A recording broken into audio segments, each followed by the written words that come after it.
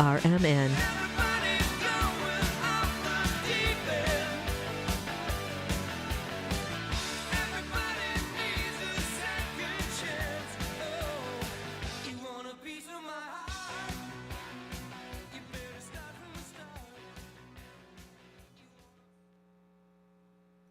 It is 6:07 here at WRMN AM 1410 and WRMN Radio on YouTube. And it is time for the first shift here on this Wednesday morning with a little bit of snow, sleet, and ice on the way late today. I'll talk about that in just a moment. It is the 5th day of February, and the first shift, of course, starts every day with our Pledge of Allegiance and with our national anthem. I pledge allegiance to the flag of the United States of America and to the republic for which it stands, one nation, under God, indivisible, with liberty and justice for all.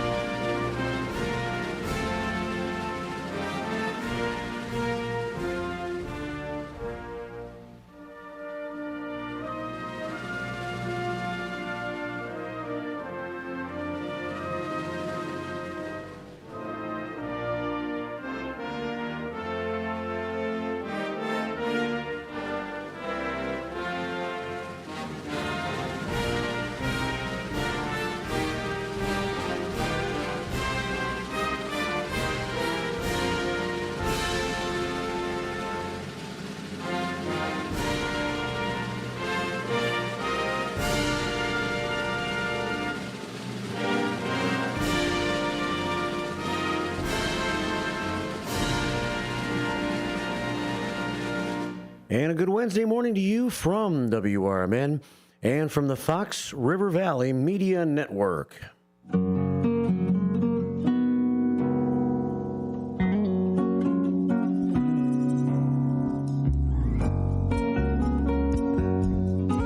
Hey, welcome to a Wednesday. Live from downtown Elgin. My name is Mark, and I'll be with you till about 10 o'clock in some form or fashion throughout the course of the morning today, as we take you into the 5th day of February, 2025, here at WRMN AM 1410, WRMN Radio on YouTube, and in our chat room. We are now activated on YouTube at WRMN Radio on YouTube this morning. Today is the 1228th show ACB, After Counting Began. It is the 25th show of 2025, 25 of 25, and we start the day with 2,400, exactly 2,400 prayers on the prayer scoreboard. So how about that? Studio 14 Naked Eye Cam was activated this morning at 5:37. Now that you have all the statistical breakdown, I can give you the statistical breakdown of the weather forecast as we get into the show today. Well, it's not going to be so bad for the next several hours. We have overcast skies this morning and 26 degrees at the start of the show. Winds are out of the east at 14 miles per hour, leaving us with a wind chill of 14 above. Pretty typical for the 5th day of February. 26 degrees this morning and overcast. And now let's sort out the rest of the day and the rest of the next few days. Today's going to be the icy and dicey one. We have 2 of these types of days, I think, in the next 5 in our forecast. A slight chance of snow in the morning, during the morning hours. Cloudy skies. We're going to reach about freezing for the high temperature today, 32. 32, the expected high. Snow and freezing rain is pretty much guaranteed this evening.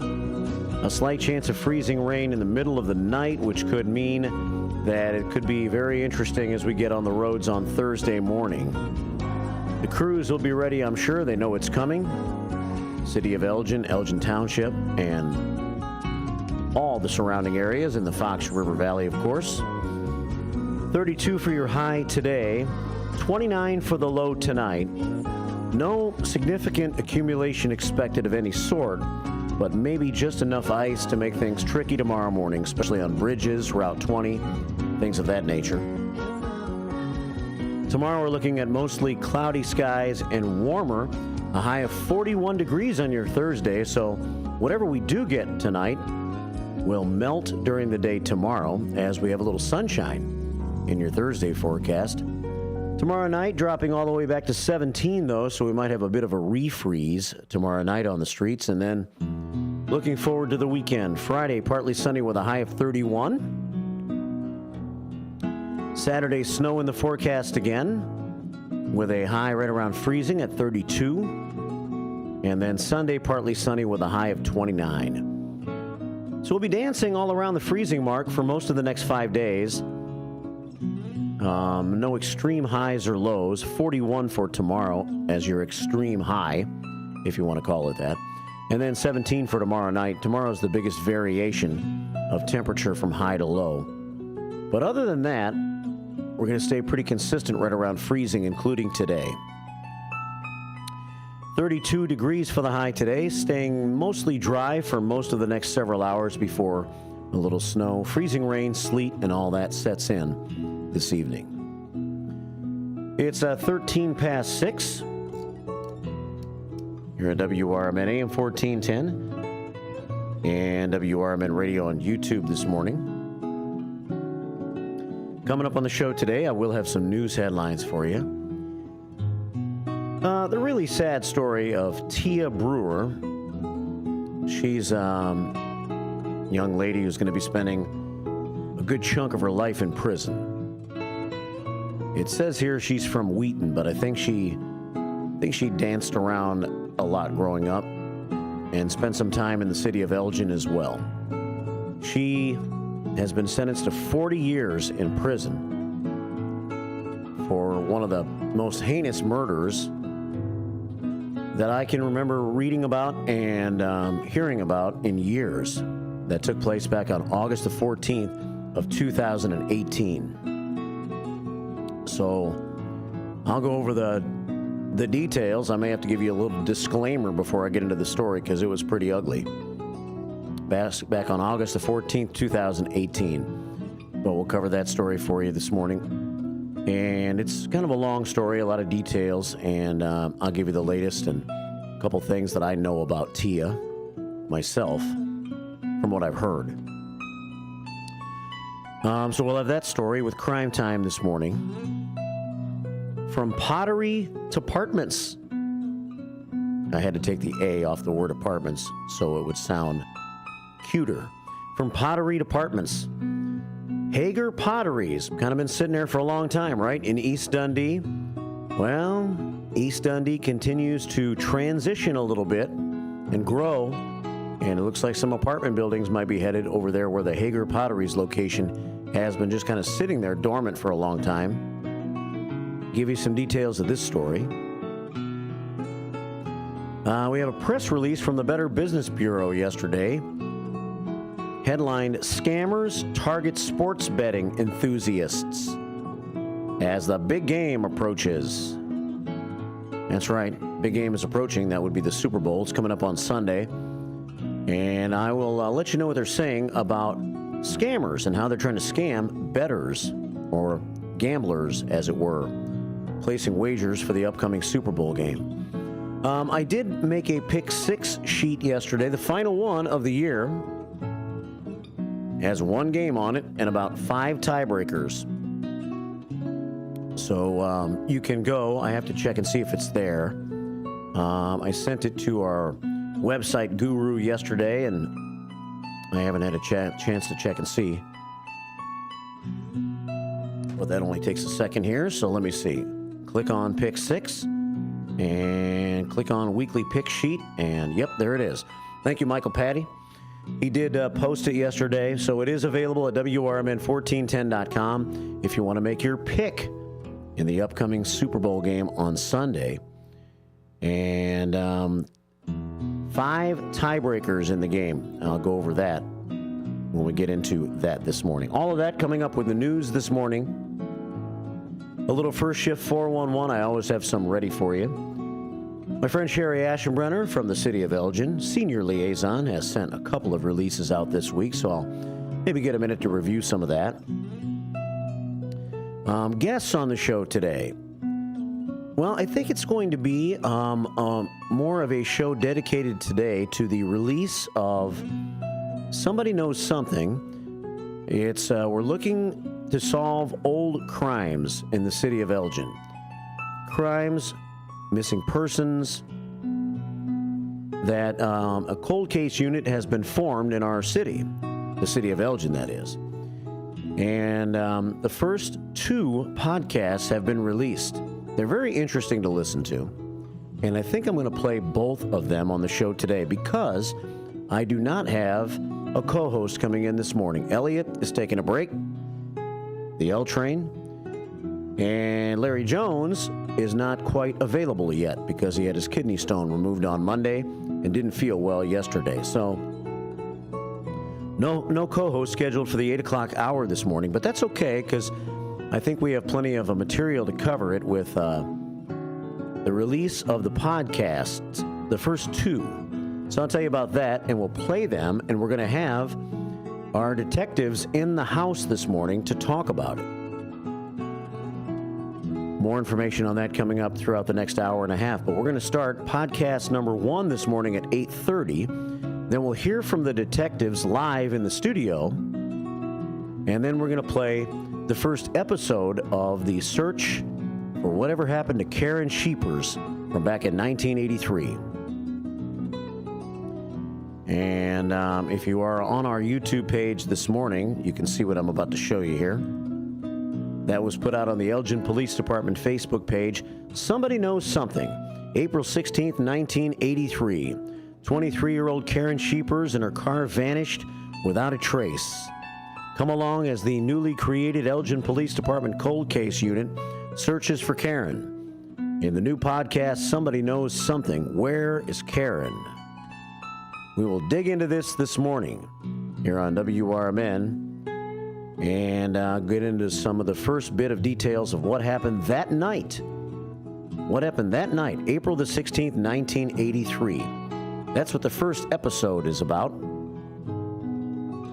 That will play at about 10 minutes after 9 this morning. At 8:30, I'm going to play you a podcast episode of how this whole series was created, featuring the detectives. So we're going to have 2 podcasts playing on the first shift this morning, and we'll dig deep into this from 1983 and get this whole series started on the show. It's all coming your way today on the first shift on WRMN AM 1410 and WRMN Radio on YouTube. Yes, the Beehive Bar and Grill is open at WRMN Radio on YouTube. You can say hey this morning if you'd like to and send pictures to our Image 360 information line at 505-926-1410. And we can take phone calls at 847-931-1410, of course. And I'll do that in just a moment. We will take it down under and catch up with Derica as we get into our staff meeting just a little bit, the 25th staff meeting of the year here on the 5th day of February. Lots of 2s and 5s in the numbers today. 2/5/2025 and show number 2025, or 25 rather. It's 6:21 on the first shift here at WRMN AM 1410 and WRMN Radio on YouTube. Good morning and welcome to your Wednesday morning here on the show. Political party poopers got you down? Shake it off and join me, Dennis Sonar Green, every weekday from 4 to 6 p.m. on WRMN for A Political Talk Show, where we cut through the doom and gloom with a focus on America first, constitutional values, and a populist perspective that puts you, the citizen, at the center of the conversation. At WRMN, the talk of the town, we're not afraid to challenge the status quo and bring you the straight talk you need. Whether you're frustrated with the political establishment or looking for a clear, some nonsense analysis, this show has you covered. Tune in. Let's take on the issues together with a fresh, unfiltered approach. Catch us every weekday from 4 to 6 p.m. on WRMN, A Political Talk Show. WRMN, the talk of the town. Does your car need a shine? At Britain's Touchless Car Wash, they make it quick, easy, and spotless every time. And they're open 24/7 for your convenience. Right now, get a free car wash just for joining their text club. Text BRITT to 30400 and enjoy a free car wash. Visit Britain's Touchless Car Wash at 1923 Larkin Avenue in Elgin or at 555 Willow in West Dundee. Britain's, caring for your car while caring for our community.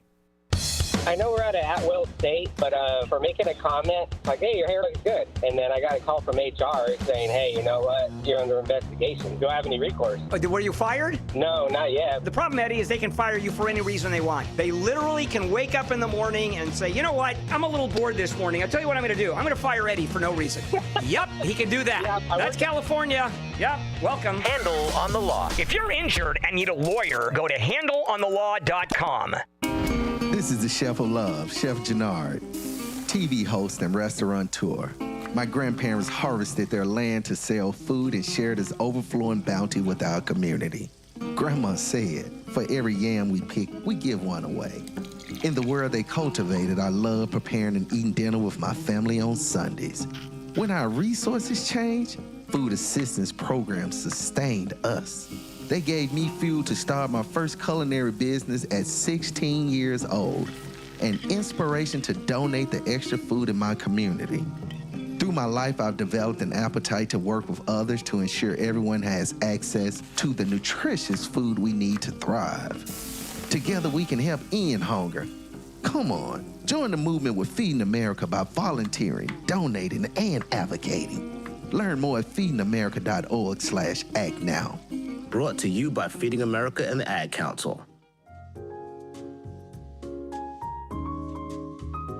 Comfort Radio is where you are. WRMN AM 1410 and WRMN Radio on YouTube. It's the first shift, 624.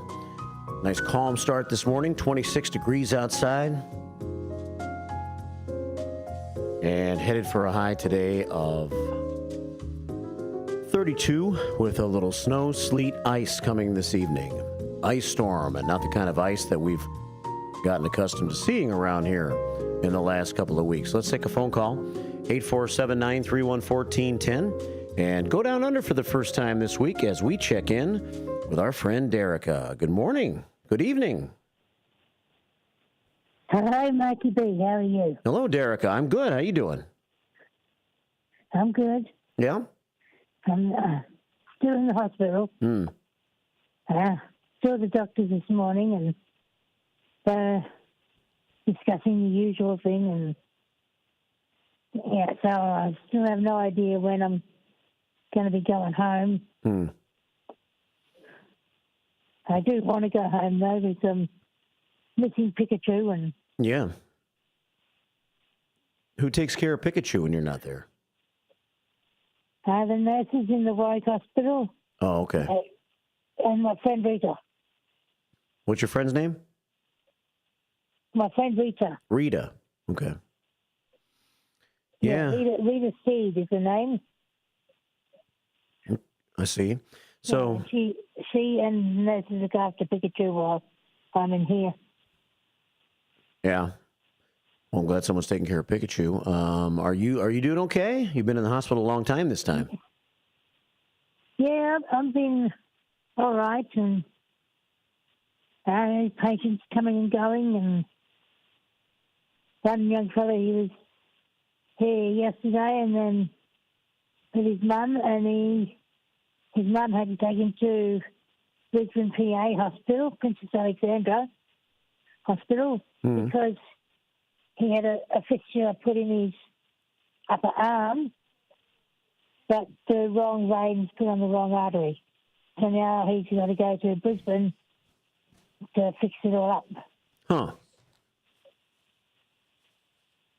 Well, thanks, Anna. Yeah, well, I'm glad you sound okay, but I hope you continue to recover. I know you've been in there for a while now. Yeah, at least a couple of weeks. Yeah, it's a long time. Well, we're praying for you over here. I get every morning people are saying hi, and they're hoping for your recovery. And Linda Carter has, and Hector has, and a lot of our first shifters have been saying that on our YouTube page. Yeah, I'd like to say hello to Hector and Minnie Rose and everyone in the family, and I'm glad Minnie Rose loves her parcel and full of goodies, and Linda Carter, hi, how are you? I'm good. And up at downtown Jose and all the other people and watching and listening to you right now. And I have another surprise. Uh-oh. All right. It's not William. William's gone home. He is? I got another. Yeah, William's gone home. That's good. Oh, do we have someone else to talk to this morning? Yeah, I'll just get over to it. All right. Well, we have about a minute and a half, so we better do it. Okay.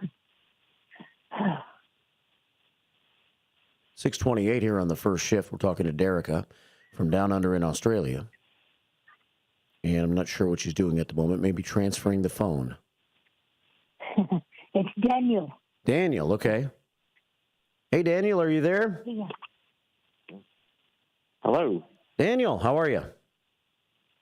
Yeah, good, thank you. How are you? I'm doing fine. You're talking to Mark. I'm here at a radio station in Elgin, Illinois, in the middle of the United States. Wow.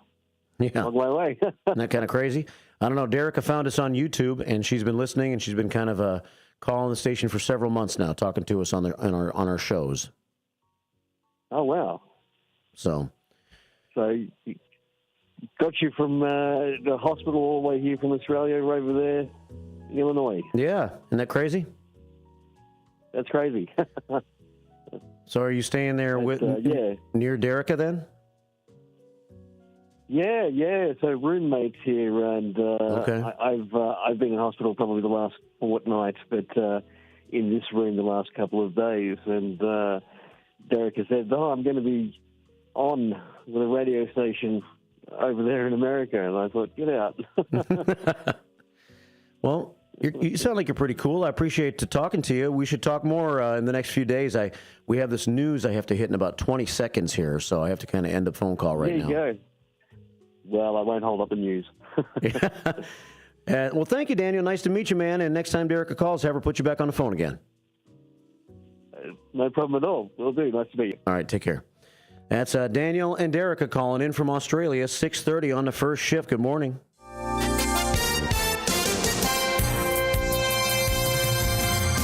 I'm Trey Westerberg, WRMN News. Batavia will get its first recreational cannabis dispensary later this year after the majority of the city council voted in its favor. Rubino Ventures will now be able to move forward with updating the storefront at 144 South Randall Street, the site of the former Arby's, to transform into Dutch's Cannabis. The fast food restaurant closed in 2022 and has remained vacant since. Construction on the dispensary is slated to begin this month, and the business would open by June 4th. One woman was hospitalized after her car rolled over and crashed Monday evening in Aurora. Aurora police and firefighters responded around 6:15 p.m. to the single car crash near Lake and Plum Streets. The car, which had been headed north on Lake Street, lost control, overturned, and struck a utility pole. Emergency responders extricated a female passenger who was trapped briefly before taking her to a local hospital. She sustained serious but non-life-threatening injuries. The male driver was uninjured. This week, a Wheaton woman was sentenced to 40 years in prison after pleading guilty to first-degree murder in the 2018 slaying of 18-year-old Luis Guerrero of West Chicago. 22-year-old Tia Brewer was one of 4 people charged with murder in which Guerrero was beaten, strangled, stabbed, kidnapped, and burned. Also charged in the murder are 24-year-old Sal Ruiz, 25-year-old Jesus Arada Correa, and 25-year-old Francisco Alvarado, all of West Chicago. The Elgin Area Chamber of Commerce will hold its annual meeting reception on Thursday, February 13th from 4:30 to 6 p.m. at the Grand Ballroom at the Grand Victoria Casino at 250 South Grove Avenue in Elgin. The event will honor outstanding member businesses and volunteers, recognize Elgin Area Chamber retiring board members, commemorate the Chamber's successful achievements of the past year, and outline this year's programs and events. Cost for the event is $30 per person, which includes hors d'oeuvres and a beverage ticket. Registration can be made at elginchamber.com. I'm Trey Westerberg on 1410 WRMN Elgin, proudly serving the Fox River Valley.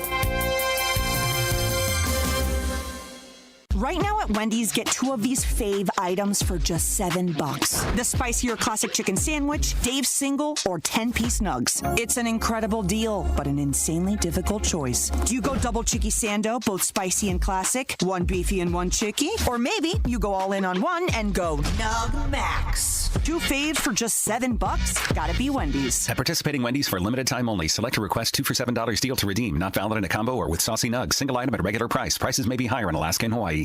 Progressive knows finding your new home was a dream come true. You wanted a walk-up with central air and a skylight, and you found it. Now, every Friday night, you get to fall asleep to the sound of your downstairs neighbors' dance parties. Progressive can't save you from your noisy neighbors, but we can save you money when you bundle your home and auto with us. Get a quote at Progressive.com. Progressive Casualty Insurance Company, affiliates, and other insurers not available in all states. Are you ready to take your brand to the next level? Image 360 South Elgin is your ultimate destination for custom signs and visual communication solutions. Looking to rebrand your office interior? Need striking vehicle wraps or decals for your fleet? Or perhaps you're in the market for a standout trade show display? At Image 360 South Elgin, they've got you covered. As your full-service custom sign and graphics partner, they deliver bold solutions and exceptional support. From outdoor signage to eye-catching store signs, indoor graphics to comprehensive branding solutions, they have the experience to elevate your brand's presence. Trust Image 360 to create a long-term partnership that gives your brand 360 degrees of exposure. Visit them at 506 Sundown Road in South Elgin. Image 360 South Elgin. Bold solutions, exceptional support.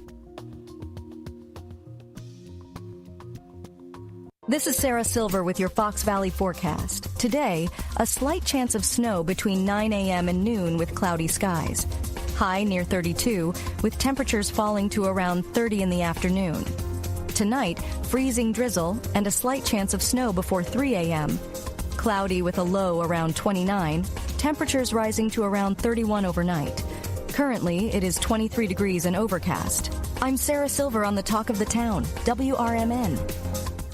Hi, welcome to Staples. Hi, I hear Staples can print it all for my business. Oh, if you can think it, Staples can print it, and will beat any print quote. Oh, great. I'm thinking new brochures and yard signs. No problem. I'm thinking calendars, t-shirts, and pens. Totally. I'm thinking Staples is the place for printing. I thought you might think that. Right now at Staples, get up to $250 off your print purchase. Ends 4/5 exclusions apply. Visit staples.com/print for offer details. Price match guarantee valid in store and staples.com/print. Visit staples.com/price match for details. From the pages of the Elgin newspapers of 100 years ago today, these are the headlines brought to you by the Elgin History Museum. I am Tricia Grosser, and this is what was happening in Elgin 100 years ago, February 5th. Edna Wallace Hopper, known as the Eternal Flapper, was an actress on stage and in silent films. She is advertising for her product. I have bobbed hair, and I believe in it. Millions of women who see it on stage and in society envy its marvelous beauty. But there is only one way I know to get that glint, that luster. It is due to a marvelous shampoo. I cannot tell you why. The great factors in this shampoo are concealed from me. The makers claim them as discoveries which they desire to control. but now I've induced them to make for you the very shampoo they make for me. It is called Edna Wallace Hopper's Fruity Shampoo. You can obtain it now for 60 cents at any drug or toilet counter. I know it to be, after worldwide search, the greatest shampoo in the world. I guarantee it. Compare it with any shampoo you know, and your dealer will return your money if you are not delighted beyond measure. Won't you do this for your own sake and in respect for me? Go learn what it means to you.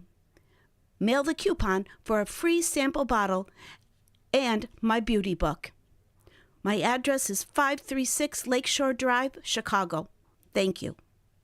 Elgin 100 Years Ago is a presentation of the Elgin History Museum. Be sure to visit the museum located at 360 Park Street in Elgin, open Wednesday through Saturdays 11 to 4. You can also listen to Elgin 100 Years Ago at www.elginhistory.org. Well, there you have it, 637. Tricia and Jerry combining with the Elgin 100 Years Ago feature, taking us way back in the news. It is the first shift. It's dark on a Wednesday morning. Hope you're feeling okay and ready to take on this day. We have 26 degrees this hour and overcast skies. Chance of a flurry or snowflake during the morning hours today, and then staying cloudy, I think, for most of the day, and then we have a little snow, sleet, freezing rain action rolling our way this evening and all through the middle of the night possible. So tomorrow morning could be interesting when we get the first shift underway. We head to YouTube this morning at WRMN Radio on YouTube and say good morning to the Commander, American Legion Post 57. Happy Wednesday, shifters. Be careful with the weather later, or the leather waiter, you decide, and stay safe. Stay safe so you're not called out. You don't want to be called out. The Commander begins our prayer scoreboard today by sending us, let's call it 10 prayers. We started the day with an even 2,400 prayers on the prayer scoreboard so far this year. Now we have 2410 thanks to the Commander. We have Captain Keith checking in on YouTube. Senior engineer, Elgin High, class of 1978. Back when life was great. I was 8 and rolling around the Colony, Texas. If I was rolling, it would be on my bicycle at the age of 8 years old. 1978, also the year that our great city councilwoman Rose Martinez graduated from Elgin High, and Jimmy Carter was in office, and who knows what else was going on this day in 1978. Captain Keith says, stay well, keep an eye on the weather, and all shifters matter in the eyes of the captain, and that's why he wants you to stay well. Big Boss Man checks in this morning on YouTube. He's in the house this morning. We have gregarious Gina on hand, along with the Big Boss Man. And Anna the Chairman, Director of Foreign Affairs. Thanks for bringing me the grapes. And the cuties, those mini oranges. Downtown Jose is also in the house. He just pulled up a few minutes ago, so we have our usual first shift crew that hangs out and supports the radio station and supports the first shift here at WRMN every day. Big Boss Man sends us about 10 prayers to our prayer scoreboard today. He and I were out canvassing Precinct 49 yesterday. We did another, I think, 48 houses yesterday afternoon. And just trying to grit and grind every day and get out there and put the word out about the upcoming election this spring. You're hearing from a couple of the candidates for Elgin City Council on the station right now. And we will cover it in depth over the next couple of months.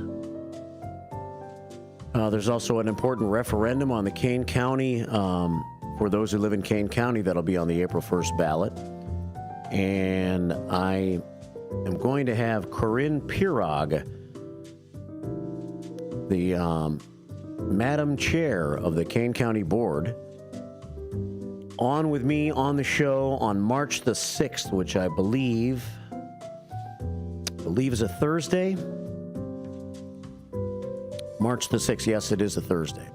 Thursday morning, March the 6th, in the 9 o'clock hour. Madam Chair wants to be on the air to talk about the referendum. So we'll be talking and hearing both sides of why some think it's important and some think no. No, new taxes. So we'll talk to her on Thursday morning, March the 6th here on the air, and I'll be telling you where some of these educational seminars will be taking place. There was the first one this week at Mott's Lounge in Burlington. And the next one is in East Dundee, I believe, so I'll get back into that with First Shift 411. 642 here at WRMN. Thanks for your help yesterday, Big Boss Man. He drove my Jeep, and I got out and ran from door to door. Met some very nice people in Precinct 49. That's the precinct in South Elgin where Anna the Chairman lives. That's where the Boys and Girls Club is. And the good people of South Elgin. 642 here at WRMN. And we say good morning to No Nickname John today. He says, good morning, First Shifters. It's World Nutella Day. So you want to know the secret ingredient in Nutella? Well, I'm not telling you. I'm not telling you the secret ingredient in Nutella. Please be quiet. This needs to stop. This needs to stop. This needs to stop. Now. Shut up! It's not bad, but it's not a 10. I shouldn't even start by saying that, right? We're not expecting a 10. See what I mean here? I would say it's a 7. Another 7 for No Nickname John this morning on the Bad Joke scoreboard. World Nutella Day. Thanks for all you do for the show, No Nickname John.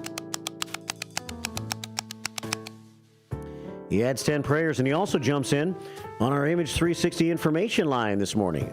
You never know which way No Nickname John's going to hit you. But the reason he jumped in on the Image 360 information line was he somehow acquired a picture of Edna Wallace, who apparently was featured today on Elgin's 100 Years Ago segment that you heard a few minutes ago. I'd like to know more. Edna Wallace Hopper from today's segment of Elgin history, and here she is, back in her glory days in 1925. If you're watching on YouTube today, looks like she has signed her autograph. The stunning Edna Wallace Hopper from 1925. Nice shoulder, Edna. 644 here at WRMN AM 1410 and WRMN Radio on YouTube. That was the way the ladies used to get sexy in pictures, right? Bare that shoulder. Look at that shoulder. Ho, ho, ho. 644. Well, if you missed it, now you know what Edna looks like. Catching it in less than an hour at about 7:34 or 7:35 right here on WRMN. Thanks for the picture, No Nickname John. I have a haiku from Blackhawks Brad I can get to here shortly. The word of the day today is rapidly. It's a good word for these times in many different ways. Rapidly. In a fast or sudden way. Rapidly. Let's win this day, says Blackhawks Brad. Oops, my phone hits the turf here. The American flag flies. The eagle flies over the fabulous Fox River. And a prayer, number 31, comes our way today from Blackhawks Brad. How's our patients? Meaning our hospital patients. Well, we have Derica in Australia. And we heard from her a short time ago. She's still in the hospital now for about 2 weeks, but I think she visits the hospital quite frequently. She sounded okay. Heard from Daniel. He sounded pretty cool. He, I guess, was Derica's roommate at hospital in Australia. But Blackhawks Brad is asking about Larry and George. Larry Jones, actually, I asked him if he wanted to come in today, and Larry said he just didn't feel quite right yet. He had his kidney stone removed on Monday. He sounded fine. He sounded like Larry Jones on the telephone yesterday, but he said, yeah, not quite sure I'm ready yet by tomorrow. So Larry said he would be around for at least another week. And so we'll definitely have Larry on the air before he goes back to Naples, Florida. And Larry should be in next week, maybe next Tuesday or Wednesday. We'll see if Larry can come in and join me on the program before he goes back to Naples. 6:47 here at WRMN. As for George, well, George might call in this morning, and so maybe we can have him give a report. I don't know that George really likes to talk about it too much. He's a fighter, and he just wants us to know that he's conquering every battle he faces and has been for a long time. 6:47 here at WRMN. All right, let's get into some news this morning. And the staff meeting continues throughout the morning show today, every day, here on Comfort Radio. Well, this next story is not going to make you too comfortable. It's sad. It's sad and nasty all at the same time. And it's about a young girl by the name of Tia Brewer. And we are getting our news guy, who's Trey Westerberg this morning again, reading a little bit about her 40-year jail sentence. And I don't know that I have a great picture of Tia to accompany this story. I don't, so we'll have to skip that. But she was a cute little girl, I hear. I've seen very, very young pictures of Tia. But she had a really bad upbringing, from what I understand. And it led her into hanging out with a bad crowd and getting involved in something that now is going to cost her 40 years of her life. And it's a story that I'm sure Tia shares with others in the past couple of generations who are not getting proper parenting. They have way too much freedom. Nobody cares.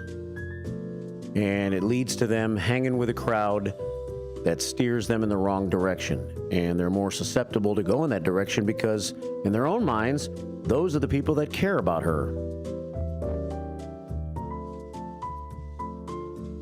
The Daily Herald story reads like this: a woman who killed a West Chicago man. The West Chicago man was stabbed, strangled, beaten, set on fire, and run over. She has been sentenced to 40 years in prison. 40 years, it could have been worse because she doesn't even have to do the full 40, I don't think. She has to do most of it. But considering the circumstances of this man's death, it looks like Tia is actually going to see the light of day again in her life, which I'm not sure she should. But here's more about the story. Tia Brewer, who's now 22 years old, it says of Wheaton, but she formerly, at one point, when she was a little girl, lived in Elgin Estates for a little while, I understand. And she was sentenced to 34 years for first-degree murder and 6 years for aggravated kidnapping. It almost looks like maybe there was a little mercy shown to Tia. Maybe they know about her past, and maybe the fact that this all happened when she was about 15 or 16 years old led the judge to have a little leniency towards Tia here. I'm not sure, but prosecutors had asked for a sentence of natural life in prison. DuPage County Judge Brian Talander pronounced the sentence on Tuesday, so yesterday. She pled guilty back in November of 2023. She's been in jail for quite some time now. So she's already knocked out a few years of her sentence. Authorities allege that about 11:30 a.m., August the 14th, 2018, this is where the story gets really gory. I'm not sure if me telling a story makes it so gory, but the details are rough. West Chicago firefighters on August 14th of 2018 saw a smoldering object in a fire pit, 1300 block of Joliet Street. And they found a fella by the name of Guerrero. I missed his first name here. But a fella by the name of Guerrero. They found his body covered by a wooden picnic table in a fire pit. Police investigators determined that Tia Brewer, along with Jesus Jurado Correa, Tia at the time was about 16 years old. Everybody that she was with was well in their 20s, which already is a red flag, bad sign, right? Jesus Jurado Correa was 25. Saul Ruiz, 24 years old. And Francisco Alvarado, who's 25 years old. And actually, that's their age now. So they might have been about 18, 19 years old at that time. So Tia arranged to meet Guerrero, who was her former boyfriend. And I don't have his first name handy, Mr. Guerrero. But I guess it was a former boyfriend of Tia's. And she arranged to meet him. He was 18 years old. She was like 15 or 16. Outside the West Chicago Public Library early on the morning of August the 14th of 2018.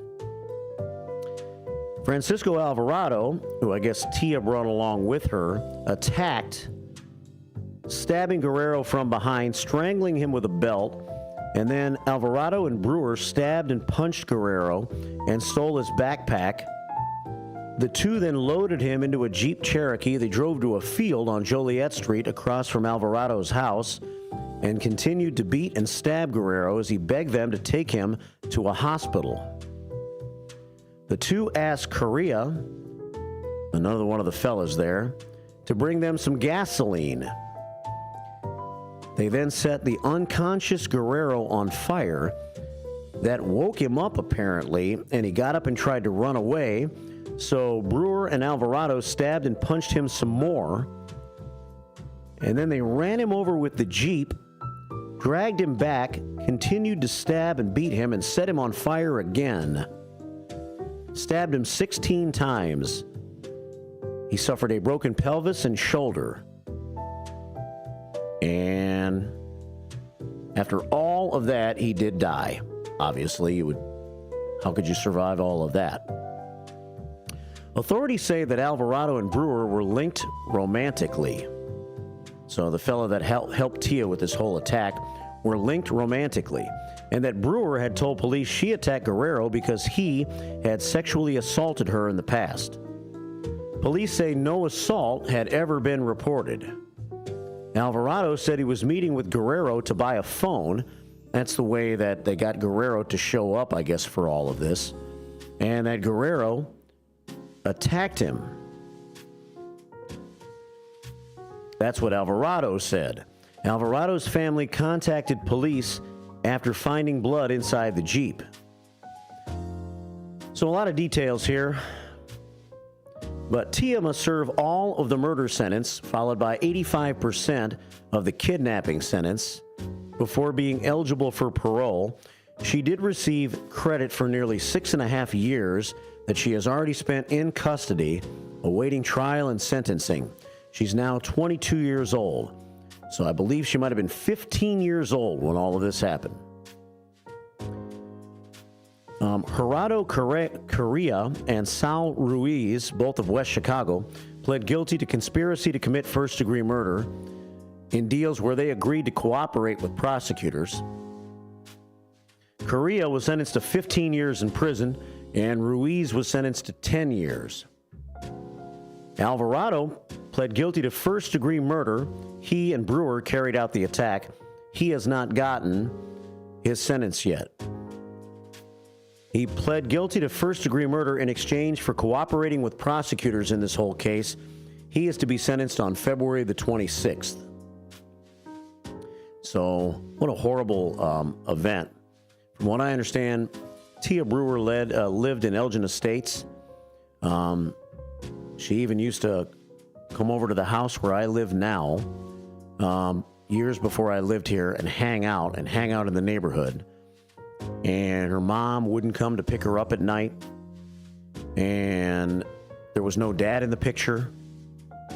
And so she was not treated well as a young girl. And eventually she made her way to Wheaton, I guess, where all of this hanging out with boys that were older than her started happening. And one thing leads to another. Very, very sad situation. Tia has already done 6.5 years. I think she has to do about 35 at least before she can get out, which means she has about 29 left, which means she'll still be about 50 or 51 years old when she's eligible for parole. Isn't that sad?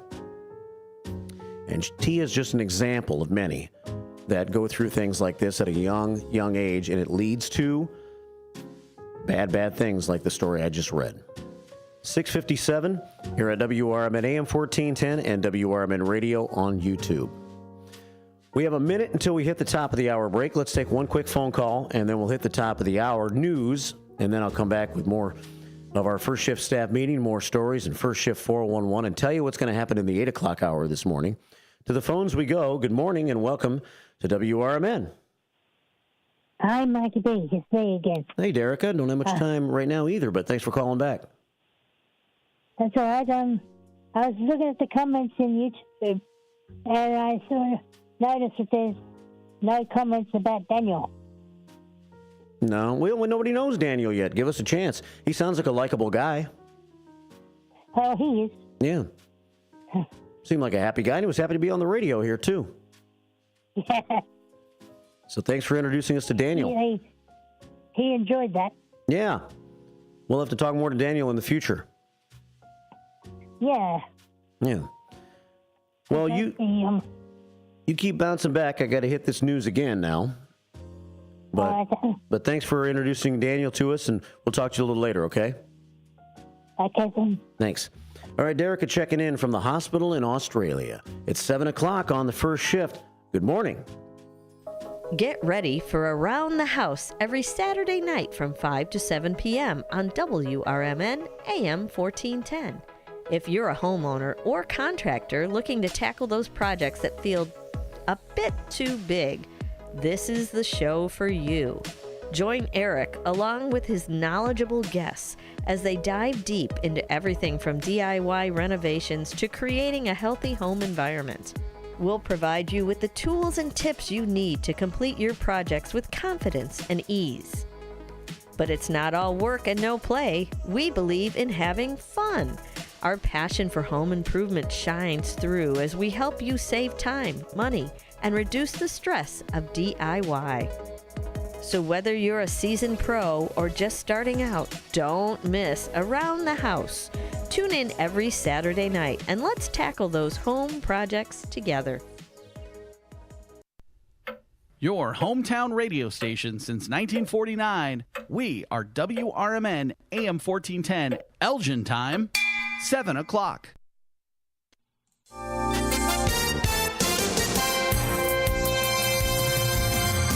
I'm Trey Westerberg, WRMN News. One woman was hospitalized after a car rolled over and crashed Monday evening in Aurora. Aurora police and firefighters responded around 6:15 p.m. to the single-car crash near Lake and Plum Streets. The car, which had been headed north on Lake Street, lost control, overturned, and struck a utility pole. Emergency responders extricated a female passenger who was trapped briefly before taking her to a local hospital. She sustained serious but non-life-threatening injuries. The male driver was uninjured. This week, a Wheaton woman was sentenced to 40 years in prison after pleading guilty to first-degree murder in the 2018 slaying of 18-year-old Luis Guerrero of West Chicago. 22-year-old Tia Brewer was one of 4 people charged with murder in which Guerrero was beaten, strangled, stabbed, kidnapped, and burned. Also charged in the murder are 24-year-old Sal Ruiz, 25-year-old Jesus Arado Correa, and 25-year-old Francisco Alvarado, all of West Chicago. The Elgin Area Chamber of Commerce will hold its annual meeting reception on Thursday, February 13th from 4:30 to 6 p.m. at the Grand Ballroom at the Grand Victoria Casino at 250 South Grove Avenue in Elgin. The event will honor outstanding member businesses and volunteers, recognize Elgin Area Chamber retiring board members, commemorate the Chamber's successful achievements of the past year, and outline this year's programs and events. Cost for the event is $30 per person, which includes hors d'oeuvres and a beverage ticket. Registration can be made at elginchamber.com. Batavia will get its first recreational cannabis dispensary later this year after the majority of the City Council voted in its favor. Rubino Ventures will now be able to move forward with updating the storefront at 144 South Randall Street, the site of the former Arby's, to transform into Duchess Cannabis. The fast food restaurant closed in 2022 and has remained vacant since. Construction on the dispensary is slated to begin this month, and the business would open by June 4th. I'm Trey Westerberg on 1410 WRMN Elgin, proudly serving the Fox River Valley. If you love designer brands and you love clearance, then you're going to love this. Macy's is having a huge designer clearance event right now with incredible new designer markdowns on cold weather styles from BCBG, Hugo Boss, Michael Kors, and more. How big are the markdowns? How about Coach boots for $200 or less? So if you're looking for the things you love all in one place, come in and shop the designer clearance event at Macy's today. Savings off already reduced prices. Exclusions apply. With Progressive's Name Your Price tool, you get coverage options based on how much you want to pay for car insurance. And then you decide how to spend the rest of your money because you're in charge. And right now, you're going to pay for groceries. But you decide what groceries. Just keep in mind you're running out of dishwashing soap. But you decide if you're going to buy that soap. Just those dishes won't clean themselves, will they? Remember, with Progressive's Name Your Price tool, we'll help you find coverage at a fair price. And then you're in charge. Progressive Casualty Insurance Company and affiliates. Not available in all states. Price and coverage match limited by state law. Progressive presents the Sports Flash on News Talk Radio 1410 WRMN. Men's college hoops last night. SIU Edwardsville beat Eastern Illinois 66-41. Tonight, the number 23 Illinois Fighting Illini visit Rutgers. The Bulls beat Miami 133-124 last night. Chicago trailed 118-114 with 5 minutes left, but finished on an 11-2 run. Nikola Vukovic finished with 12 points and 10 rebounds in what could be his final home game at the United Center. He's been the subject of trade rumors. The trade deadline is this Thursday. Josh Giddey and rookie Modest Budelis each had 24 points. Chicago's alternated wins and losses over their past 6. Right back at it tonight with a road game at Minnesota. The Blackhawks are home tonight against Edmonton. Chicago is winless in 2, just 2-5-3 in their last 10. The Oilers are the leader in the Pacific Division. Bundle auto and home, renters or condo, and save with Progressive. I'm Chuck Sanders on News Talk Radio 1410 WRMN. What was that? That is business phone bliss with the Ooma Cloud phone system. It handles all our voice, video, and messaging needs. You sound very calm. I am. Ooma has everything I need to handle the busy holiday season, like virtual receptionist, call routing, and video conferencing. And it starts at just $19.95 per month per user, plus taxes and fees. Ooma. Nice. Find your business comm at ooma.com/radio. Hey, I got you something. What's this? Just a little Galentine's gift from JTV. Do you mean jewelry television? I love their jewelry. They have the... New customers get $25 off their first purchase of $75 or more. Visit jtv.com/romance. Yeah, their artisan collections, gorgeous. Are you going to open your gift? Oh, yeah. It's the pearl bracelet. New customers receive $25 off their first purchase of $75 or more. Visit jtv.com. You never know what or who you'll hear from on the first shift with me, Marky B. Like Tim Skoning, a WRMN news reporter back in the 1960s. The jingles you all played, they were purchased by Dick Sutter. He was at some radio convention. He came back with this reel. I remember them playing that in the studio. We were so excited. We thought we were network now. And it's the same jingles today. That's great. Every time I hear them, I get excited about it. I'm sure. It's a lot of fun. Fun times on the first shift, right here on WRMN, AM 1410 and 96.7 FM. Chicago Defense defense attorney Mark Sheblow has co-authored the book titled DUI Jury Trial, which is a true story of a DUI case that he defended. The accused was an Illinois truck driver arrested for driving under the influence of alcohol. This book contains facts about the case from the date of the arrest up to the jury's verdict, and this nonfiction novel also includes the transcripts from the jury trial itself. The book DUI Jury Trial is now available on Amazon.com and BarnesandNoble.com.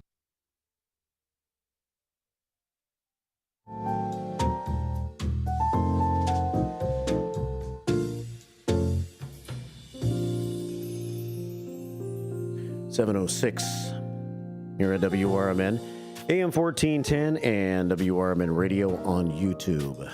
Welcome to your 7 o'clock hour on a Wednesday morning, the 5th day of February. We want to say good morning to some of those who have, some of you great first shifters who have checked in on our Image 360 information line this morning at 505-926-1410. Image 360 in South Elgin, bold solutions, exceptional support. 506 Sundown is the address for Image 360. Matt and Lisa over there do a great job. And we say good morning to Linda Carter. She checks in this morning on the information line. Linda Carter. Whoosh! Linda Carter always sends us 25 prayers when she opens up the office doors, like she did again this morning, checking in today at 12:03 a.m.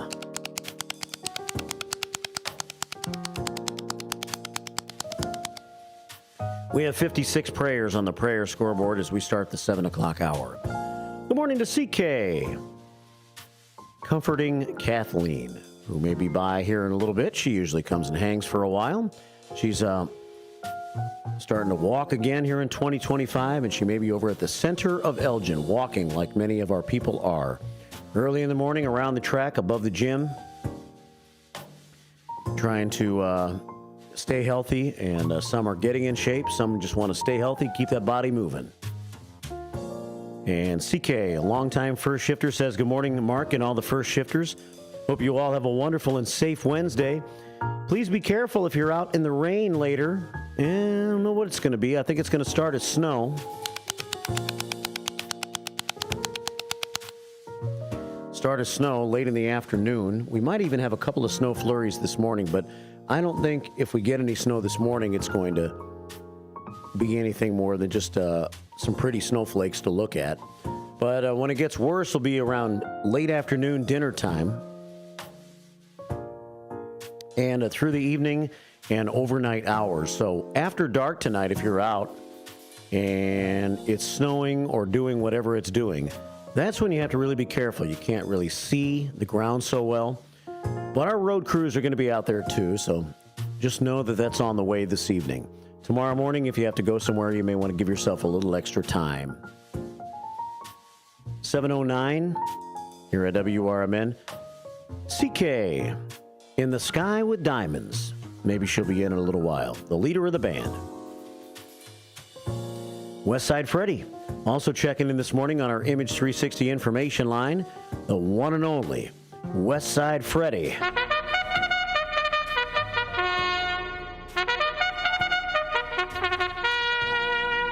Let's win these prayers, says Westside Freddy, but I think he means let's win this day. But the West Side always sends us a couple of prayers to the show in the morning as well. Westside Freddy in the house. 7:09 here at WRMN.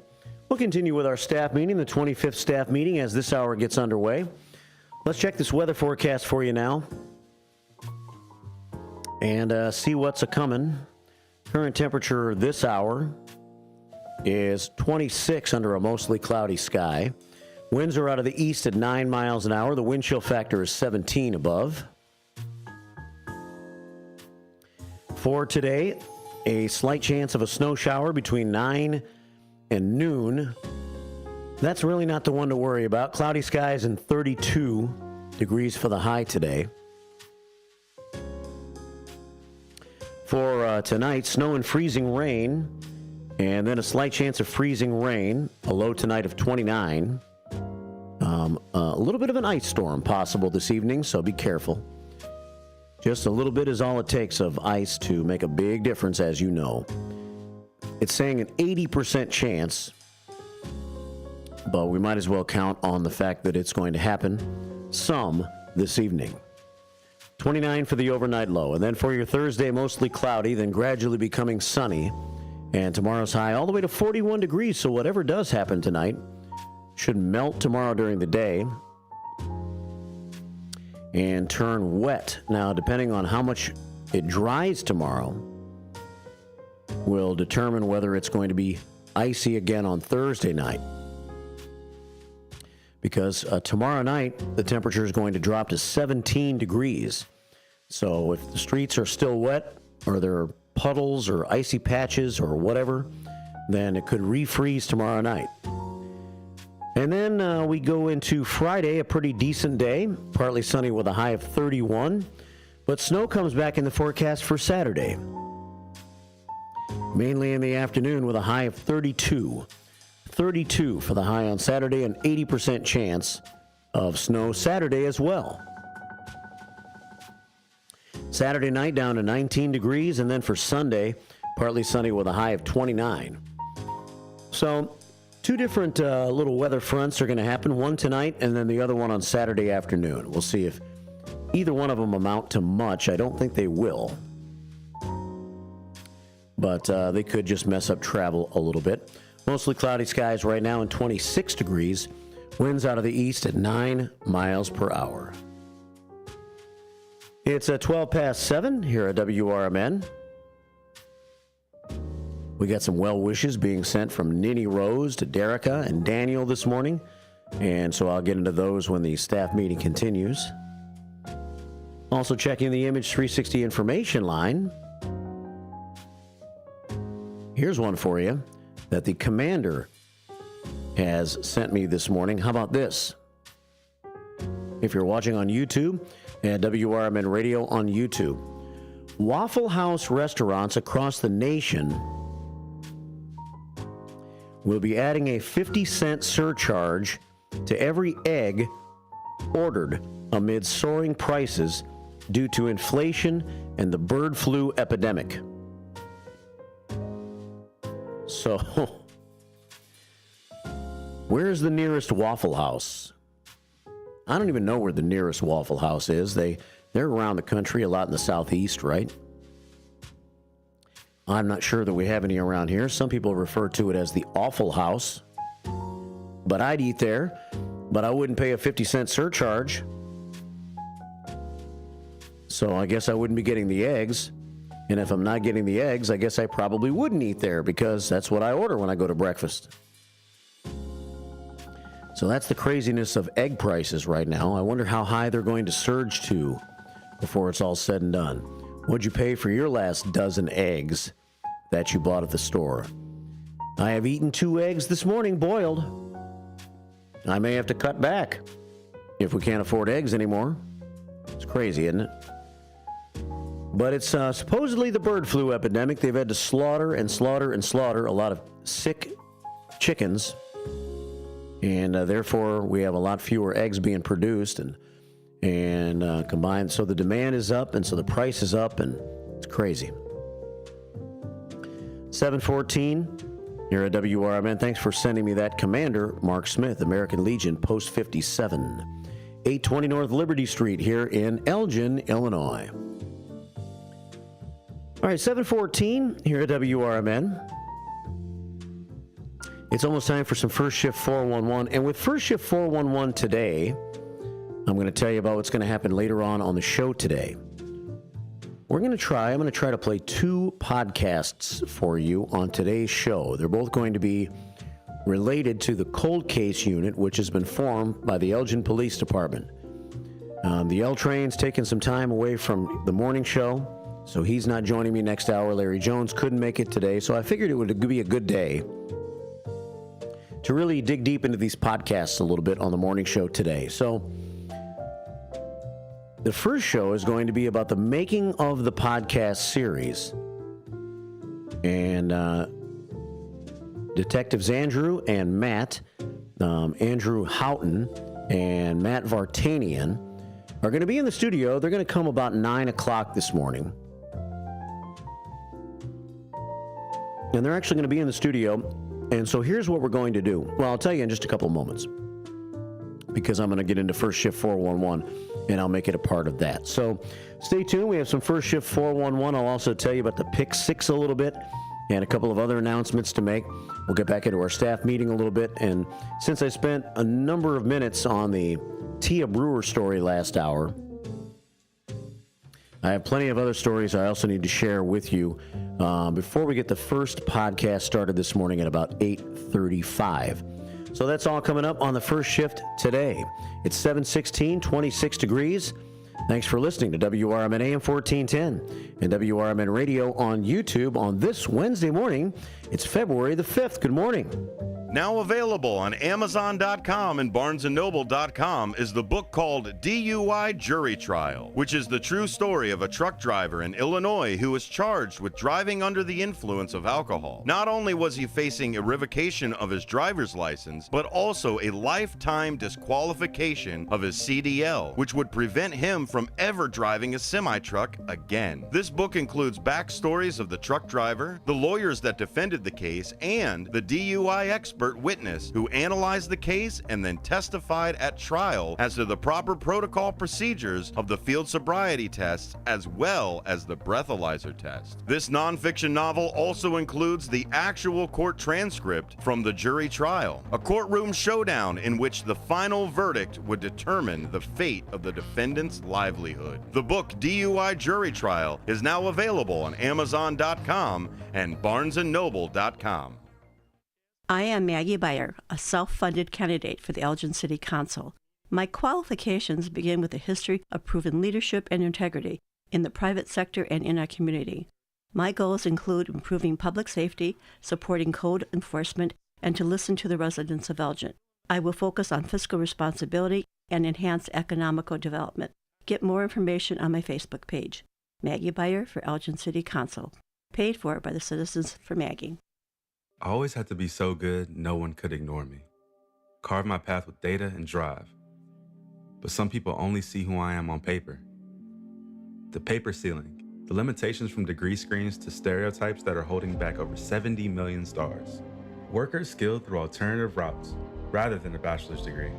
It's time for skills to speak for themselves. Find resources for breaking through barriers at tearthepaperceiling.org. Brought to you by Opportunity at Work and the Ad Council.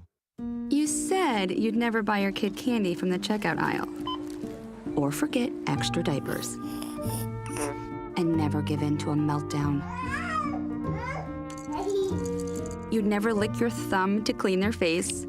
Never let them have too much screen time.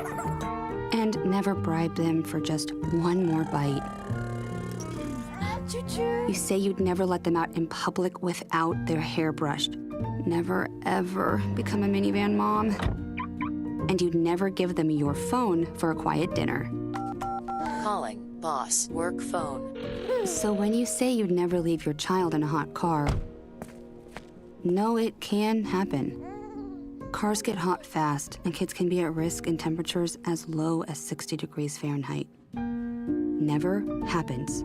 Before you leave the car, always stop, look, lock. Brought to you by NHTSA and the Ad Council.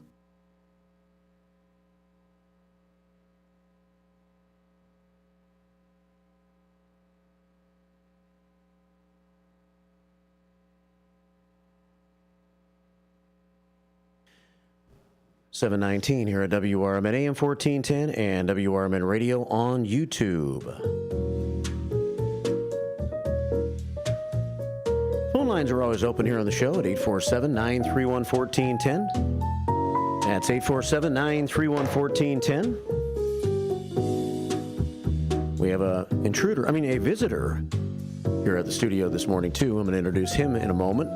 Let's see what he's up to. He is Radio's Ken Husky. We'll talk to him in just a few minutes. In the meantime, let's talk to you at 847-931-1410 here on the First Shift, and I'll share a little First Shift 411 with you.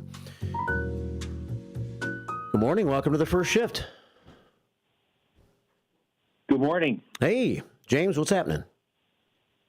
Well, a lot of things are happening. Weather's getting better here. We were at 70 degrees yesterday. That's good. A lot of sunshine, yeah. Things are starting to look real good. I heard your weather's getting good, too, 26 degrees. It's February. Yeah. You know, hasn't really been that bad. I mean, we are going to get a little snow, sleet, ice tonight, but we'll survive. Most of us will.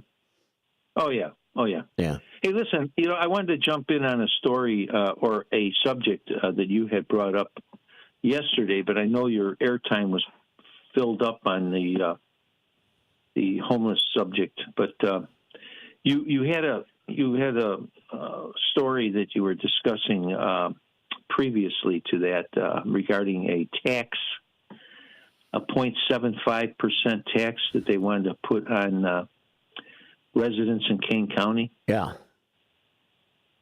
Yeah, I listened to that and I thought right away, I lived most of my life in Cook County. And to be quite honest, before I moved out of there, or after I should have moved out of there and moved into Kane County, I started to realize that all the counties, the collar counties, are nothing but an extension of Cook County. And I say this on the subject of taxes. And I think, if I'm correct, you said that this money was to be used for law enforcement? Let's see. It says here in the story that the revenue generated from this tax would be allocated to public safety initiatives, such as supporting law enforcement and emergency response services, upgrading public safety technology and infrastructure, enhancing emergency preparedness and response capabilities, expanding programs to address drug overdoses, neglect, and abuse. So it's those things are mentioned here in the story, and it's somewhat vague. It doesn't specify exactly how much money for what. Yeah. Well, it's kind of interesting, okay, based on what you just said there. It's really interesting to think that they want to add another tax on the taxpayers to do those things that you mentioned, when it actually seems to me counterproductive. Because being that they've already established the Trust Act, the Safety Act, and legalized drugs like marijuana, all those things have increased crime and criminal activity, and now they want to tax everybody to enhance programs to fight crime and first responder responses to the public. So there's an old saying. It's called throwing good money after bad, and the description of that is wasting money by spending more on something that has already proven to be unsuccessful or unproductive. And and I started to notice this, like I said before, after leaving Cook County and moving into Kane County. Taxes kept going up. Called the local assessor. And at one point in time, the local assessor actually told me, I won't mention the township in Kane County, said, well, a lot of people are moving. That was a response to me. So this tax is just another tax that's going to be placed on the taxpayers. It's not going to prove to be beneficial. And as you said, I believe you said this in a referendum, so people better pay attention to this.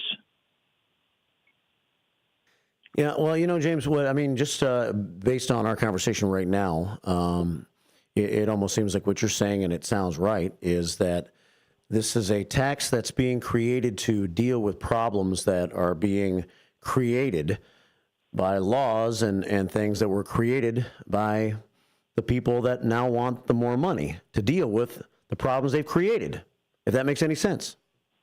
You got it. You nailed it. Yeah. To a certain degree. Yeah. So. Yeah. And yeah, it's craziness is what it is. And so they've created, as you say, they've created a problem. You create a crisis, and then you come out with a plan to save or solve the crisis. And it's always the same thing. It's throw money at it. Just throw money at it.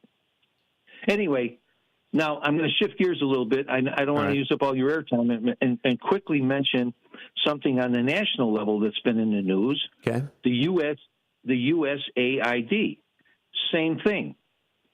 I never knew it was referred that way. It was always considered foreign aid, that the taxpayers, we all, federal taxes, goes to spending billions, maybe even more than billions of dollars all over the world for useless projects and social engineering programs. And it's all coming out now. And I don't know if you've been following in the national news, but billions and billions of taxpayers' dollars going all over the world. And I mean, and I'll just mention one, Sesame Street. It was over, I think it was something like $1.5 million, which is minuscule in the grand scheme of things, but just for a Sesame Street production in a foreign country that we're paying for. So I just wanted to bring that up. General subject: taxes, billions, trillions, who knows, of our money being thrown away and wasted. It's unbelievable. Mm-hmm. Anyway. Well, thank you for your thoughts, James. Good thoughts as always. All right, guys. All right, take care. We have a guest here in the studio. James is gone, but we have Radio's Ken Husky now, who is joining us. He has come in off the streets, and he's here. Just coming off the street. Off the street. Can you believe it, James? He left me out there at the window. I was tempting him with one of this delicious Herb's donuts. You got those from Herb's? Yeah. Herb's. Just head on over to Herb's and tell them you saw Radio's Ken Husky eating the donuts right here on the radio. Can you turn this up at all? I can in about 3 minutes. It's behind here, and I can't reach it. Hey, James, can you hear me? Well, James is gone now. Oh, he's gone? Yeah. But I got to talk to him he's about. listening. I got to talk to him about getting you into the Radio Hall of Fame. Yeah, you broke some news to me last night. And James, so if you're still listening, maybe if you can call back in about 10 minutes or so when we get past our 7:30 WRMN news break and Elgin 100 Years Ago report. Radio's Ken Husky would like to talk to you for a minute about your proposal. I didn't realize that you have to come to the station about an hour and a half ahead to get the makeup done and everything for YouTube. Yeah. Look at they cut my hair. They trim my nails. Yeah. It's all this prepping in the green room. You're just sitting there in anticipation to be on the radio. And thanks a lot for inviting me. It's wonderful to be here. And I'm so humble to be one of your guests. Great to have you here, Ken. So, yeah, but you're fortunate enough to get here late enough to where our crew is here to make you up. When I get here at 5:30 in the morning, I have to go like I am because nobody else is here yet. Well, I don't know. We're approaching the break, aren't we? Yeah, we are. All right. About a minute or so. Yeah. Can I stick around? I want to tell you a story. Yeah. All right. Yeah, so that's what we'll do. We'll take this break. It's Radio's Ken Husky. He's in the studio. I'll have to zoom in a little more on him so you can see his makeup job. And then he'll join me in the next half hour, and we'll talk about a couple things that Ken has brought to light. He says, don't get your hopes up, buddy, for making the Radio Hall of Fame. And so he'll tell us why. Maybe we'll get his thoughts on a few other things, too. So he worked here at WRMN in the past. That's why I call him Radio's Ken Husky. He's been around for a long time, as you can tell by looking at him. Folks. And so all of that coming up after the 7:30 bottom of the hour break. I got to tell you about the Pick Six, too, and we'll share some more news stories with you as well. 8:30 this morning, we're going to go into podcast land a little bit and talk about the Elgin Police Department and their cold case unit, and we'll feature it and focus on it this morning for the final hour and a half of the show today. It's all coming up on the first shift. 26 degrees right now. We're headed for a high today, about 32. Slow snow, sleet, and ice all coming this evening. So keep it right here on WRMN AM 1410 and WRMN Radio on YouTube. Good morning.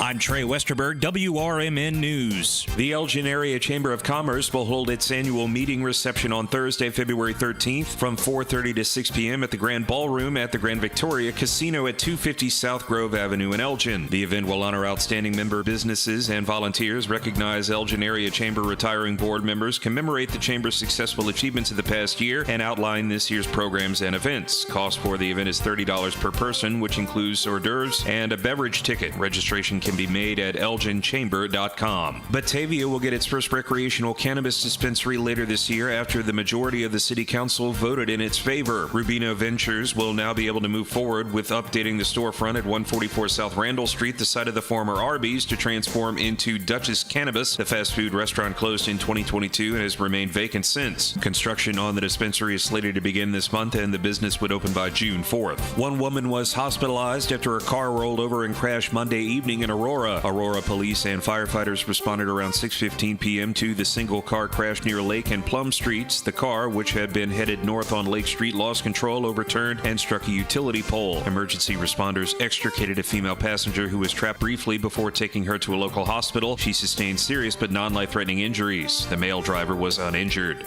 This week, a Wheaton woman was sentenced to 40 years in prison after pleading guilty to first-degree murder in the 2018 slaying of 18-year-old Luis Guerrero of West Chicago. 22-year-old Tia Brewer was one of 4 people charged with murder in which Guerrero was beaten, strangled, stabbed, kidnapped, and burned. Also charged in the murder are 24-year-old Sal Ruiz, 25-year-old Jesus Arado Correa, and 25-year-old Francisco Alvarado, all of West Chicago. I'm Trey Westerberg on 1410 WRMN Elgin, proudly serving the Fox River Valley.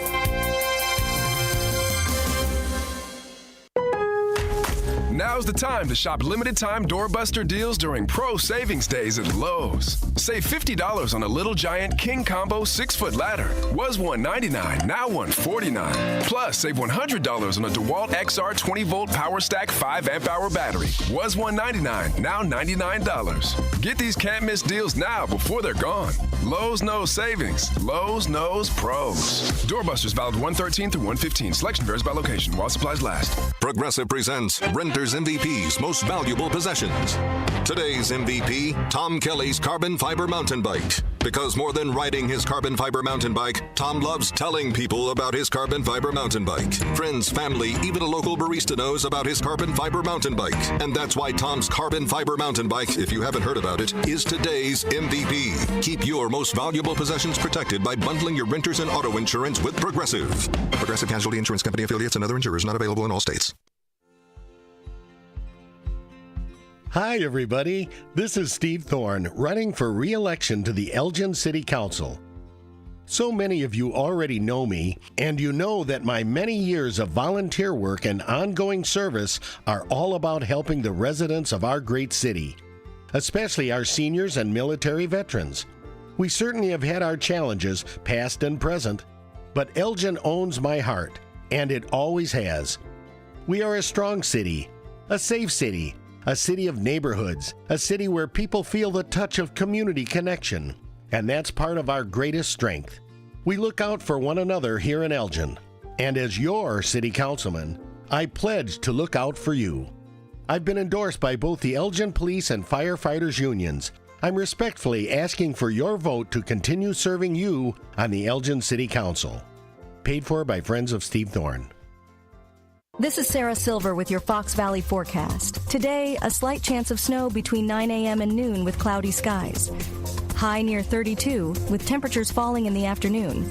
Gusty winds up to 25 miles per hour. Tonight, freezing drizzle and a slight chance of snow before 3 a.m. Cloudy with a low around 29. Currently, it is 24 degrees and overcast. I'm Sarah Silver on the Talk of the Town, WRMN. Hey, I got you something. What's this? Just a little Galentine's gift from JTV. Do you mean jewelry television? I love their jewelry. They have the... New customers get $25 off their first purchase of $75 or more. Visit jtv.com/romance. Yeah, their artisan collections? Gorgeous. Are you going to open your gift? Oh, yeah.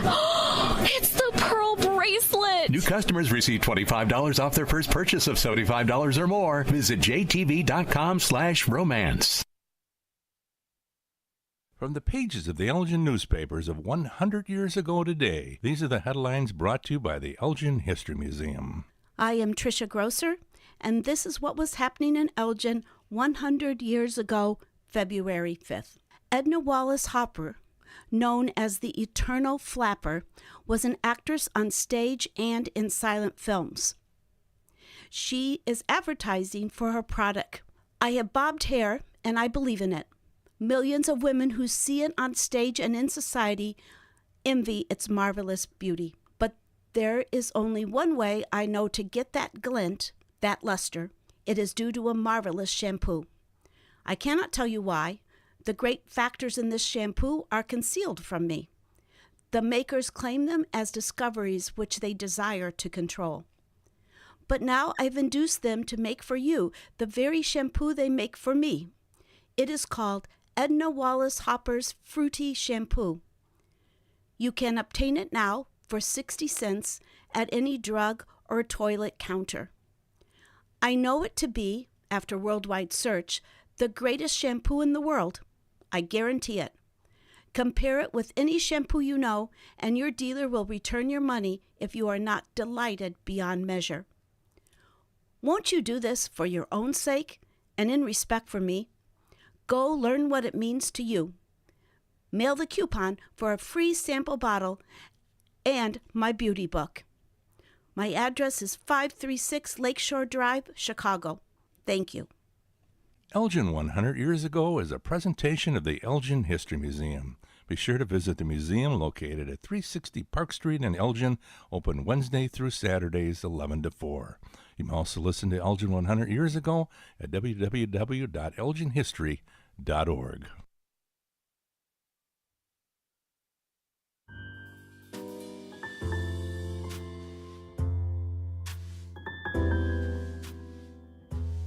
.37. Welcome back.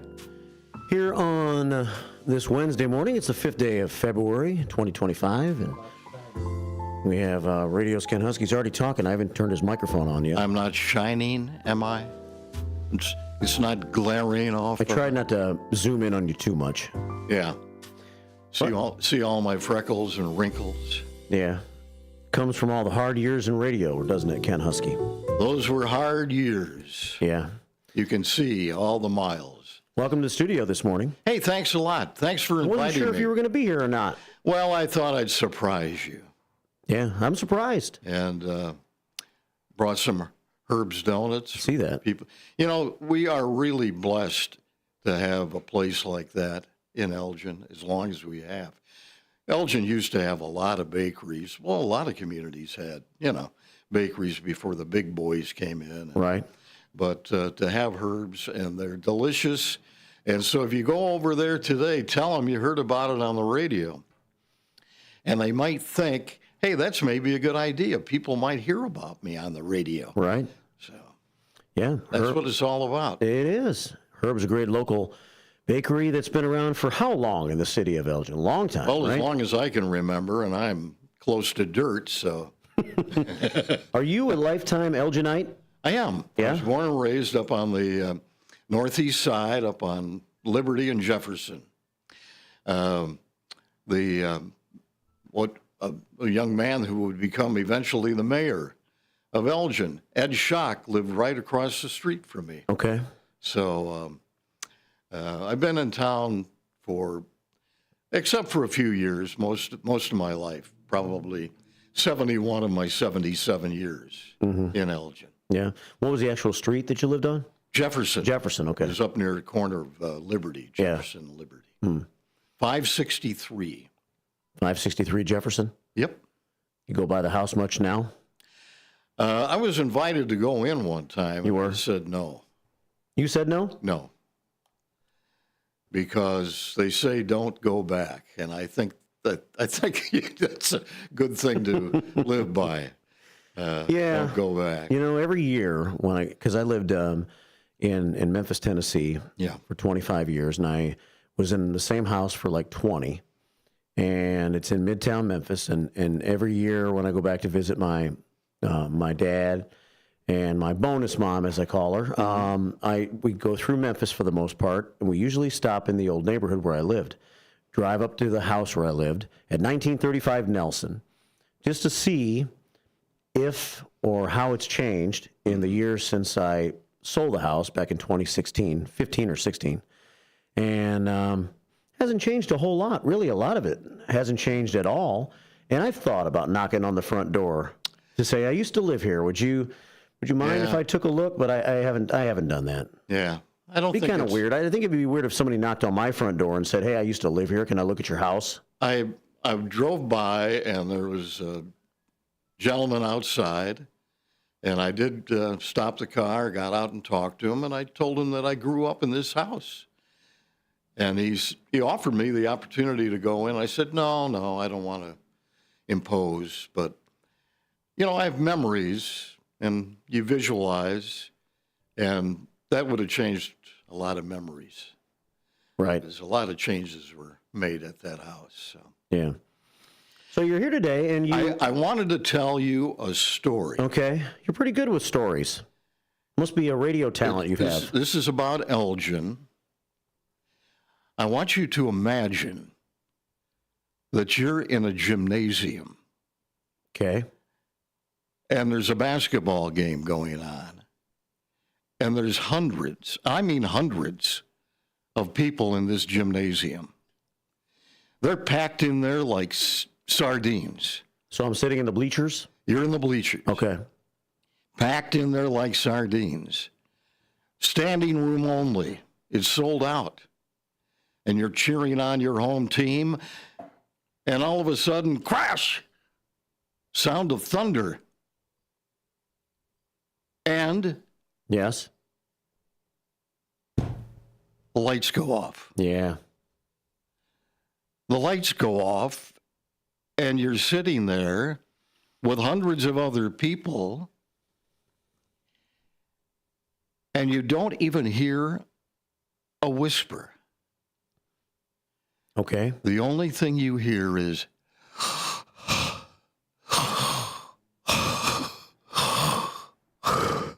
people are breathing very loud because they're all thinking the same thing. What if somebody stands up and panics, and all of a sudden you got a herd of people climbing over other people? Yeah. And so you're sitting there and hearing this breathing, and you're hearing yourself, and all of a sudden a voice comes up from down on the gym floor, and it says, listen to me. Do not stand up from your seats. Stay in your seats. Stay in your seats. We're going to get flashlights, and we're going to get you out of here. Okay. And you suddenly hear a big sigh of relief from these hundreds of people. Uh-huh. And it seemed to take an eternity, but eventually the flashlights come into the gymnasium, and they're ushering people out of the gym. Hundreds of people with flashlights coming down from the bleachers and exiting the gymnasium. Everybody safely exited. No injuries, no catastrophe. And I'm not telling you just a story. I'm telling you the truth. This actually happened. It did? It was a Friday in February in 1965. It was at the Elgin High School Gymnasium, the old gym at Old Elgin High. Yeah. The man that was down there on the floor urging people to stay in your seats was the principal of Elgin High, Chester Alexander. He was the perfect guy because he was the glue at that high school. He kept that high school going. Okay. And he had that voice of comfort and assurity that you were going to be safe. Now, I was broadcasting the basketball game. You were? For WEPS, the U40, well, what is now U46. Yeah. But the district radio station. I was there.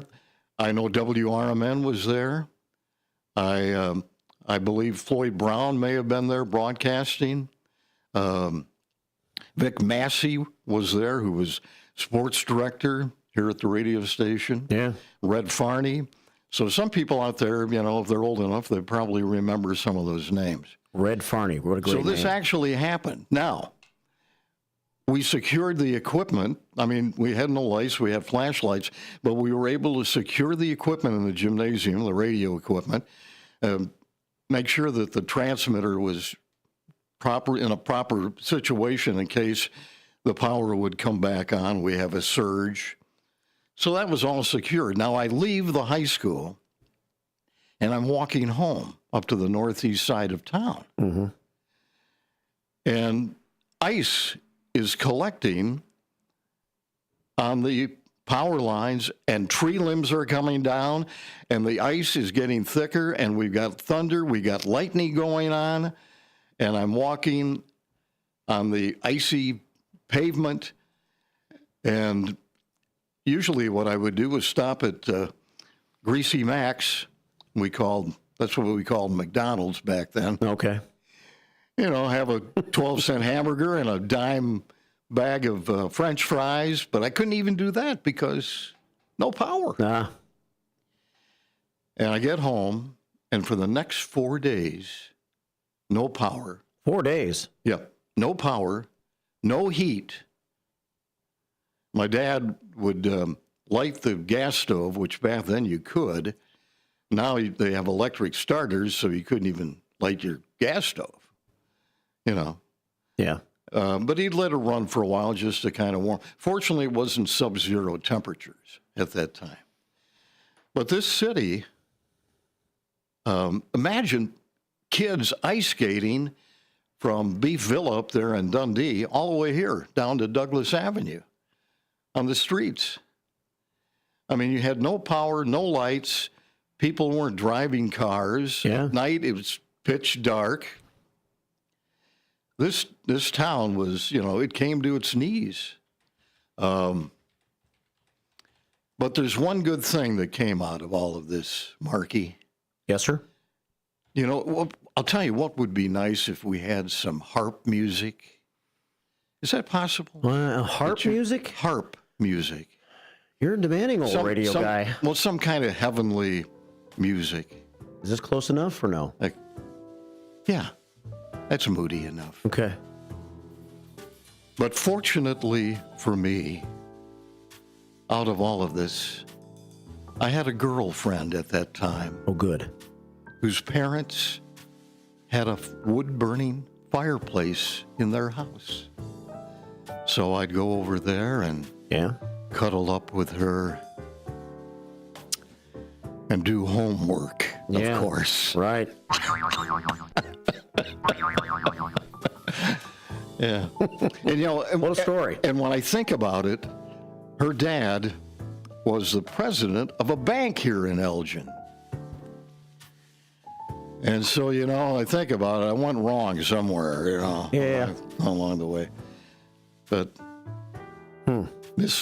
in the misled youth, you know. Well, you know. But that actually happened. Yeah. I mean, this town was really crippled, and yet we came out of it. You know, we're here. Right. And I can't remember if there were a lot of accidents. I can't remember if people fell and broke bones. Probably did. I mean, you're talking inches of ice coating everything.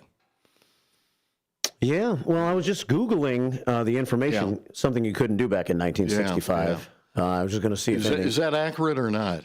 Well, it says the ice storm of 1965 in Illinois occurred January 23rd and 24th. January. Okay. Is that possible? That could have been. It was one of the worst ice storms on record in the area. The storm caused millions of dollars in damage, downed trees and power lines, and left many areas without power for days, like you just described. I remember my dad getting a blowtorch and trying to melt the ice off the car. I mean, it's not just like getting a scraper. Because you got 2 inches of ice on your car. Right. Yeah. Yeah. 750 here at WRMN. Well, that's a good story, Ken. It leads me to wonder if it was really true, as dramatic as you made it seem in the high school gym that night. It was. Where everybody got quiet. Yeah. When the power went out, everybody got quiet. I would think that everybody would get noisy. Well, they got a little more noisy once they were assured that there was going to be a safe exit. Here I'm dealing with my memory, of course, but yeah, but I'm pretty sure, at least I'm sitting there and we're off the air, obviously. It's a radio station. It's, there's no more basketball. We were hoping that maybe we could get some power, but even we weren't sure till we got outside what had caused the power outage. And that was the ice storm. Yeah. So had the ice storm even started before the game started? Did you know it was coming? It may have. I don't know. No, I don't know. Maybe back that time we weren't that worried about it, about weather forecasts. Yeah. And now, each day at a time. Now we would know days in advance. Well, and they're becoming more accurate about it. They are. Yeah. Well, we have a phone call, 847-931-1410. Maybe it's another storyteller. His stories can't quite be as good as our radio's Ken Husky stories, though, because he's only our David. Good morning, David. Hello. Hello. So, hi, David. How you doing? Hi. Good. So tell me a little more about yourself. I've heard you calling, and now you're there. Where you don't have enough time in a day, David, to hear my story. Right. No. But are you a seasoned radio professional? See, David's a curious guy. He's always asking questions when he calls the show. Now it's time for you to spill your beans. I told Marky the story that when I was a teenager, probably about 14, actually when I was in high school, it was easier to do it. But after high school, I'd come down here, downtown, because that was the meeting place for teenagers. And the radio station at that time was located upstairs, kind of above where we are right now. It was above Rauschert and Kubiak Jewelers and Chuck Hines Store for Men. Yes, sir. That was part of our station identification. But there's quite a big staircase, and I'd walk up that staircase, and I'd get in front of the glass window, and the announcer is behind that, and I'd just kind of, oh, man, I wish I could do what you're doing, because I was really a radio geek. And also, Elgin had a radio station in the Tower Building. I can't remember what floor it was. It was WELG. Eventually, they moved the studios to Dundee. But I go up the elevator and do the same thing there, stand in front of the window. And one day here at WRMN, turned out to be the manager. He came out of the office and he says, "Hey, kid, I see you around here a lot. You want to get in the radio?" Do I ever? And eventually got a job and to sit there behind the control board and start the turntable, open the microphone and say something for the first time. I was as nervous as can be, but it filled my veins, Was that Rick Jekyll? No, this is, I worked for two other gentlemen who managed the station before he did. Dick Sutter, and I think I've heard his name mentioned a number of times, yep. Dick Sutter. Tim Skoning is mentioned. Yeah, Tim Skoning. Yeah, he mentioned it. Yeah. And then I worked for a gentleman by the name of Chuck Pettit. But I was in high school. I was, 16 to 19 years old. I eventually went to Southern Illinois University, worked in Southern Illinois, graduated, went to Rockford, and then went to DeKalb and worked for WLBK, WDK for 27 years. So I've been in radio for 40 years. And now I'm retired. Okay. Yes. I guess. He's making a comeback. He's after my gig. He's after the gig here. He dresses better than me. Well, Dino, he dresses so nice. I mean, Ken's got a tie on this morning just for his brief radio appearance. Yeah. So that's my story, David. Okay. Yeah. Thank you for asking. Thank you for thanking. Yeah. Thanks for telling me, because I was curious. So you probably lost all your audience by now, Mark. Yeah, I think it's everybody's gone. Just me, you, and David, Ken. So are you gonna make some like appearances on WRMN radio waves occasionally, or? Well, I don't know. We'll we see. take things one day at a time around here, David. Right, Right. Yeah.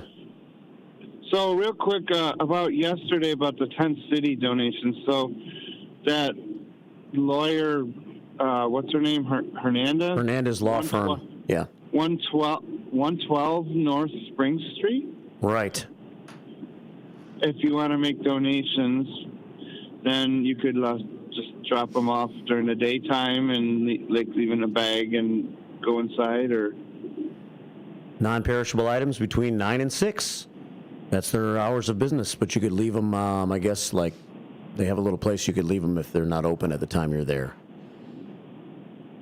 Hey, David? Yes? Don't you think Marky should be in the Radio Hall of Fame? Yeah. Yeah. He's a seasoned professional. Actually, all jokes aside, Marky B. Well, we're not joking. Yeah. No, I am. He is a seasoned. Marky's joking, but I'm not joking. I'm going to pursue this. Oh boy, you and James and George. We're going to make it happen. I think I could be in the Ask the Most Questions So People Mentally Pop Hall of Fame. There we go. Yeah. I think you're in the WRMN Caller Hall of Fame for all your years of persistence and curiosity and yeah, you've been calling for a long time. Maybe over the course of my working here for the last 8 years, David, you might have called more times than any other listener over those 8 years, which puts you in the Hall of Fame. Wow. Yeah, and I remember before you, Michael Hunziker, Michael Green, Bill Prenovo?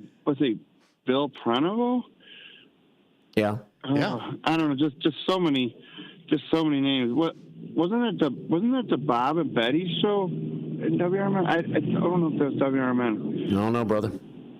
But yeah, like many radio hosts. I mean, no, I believe he has a great radio show, and local radio is so important.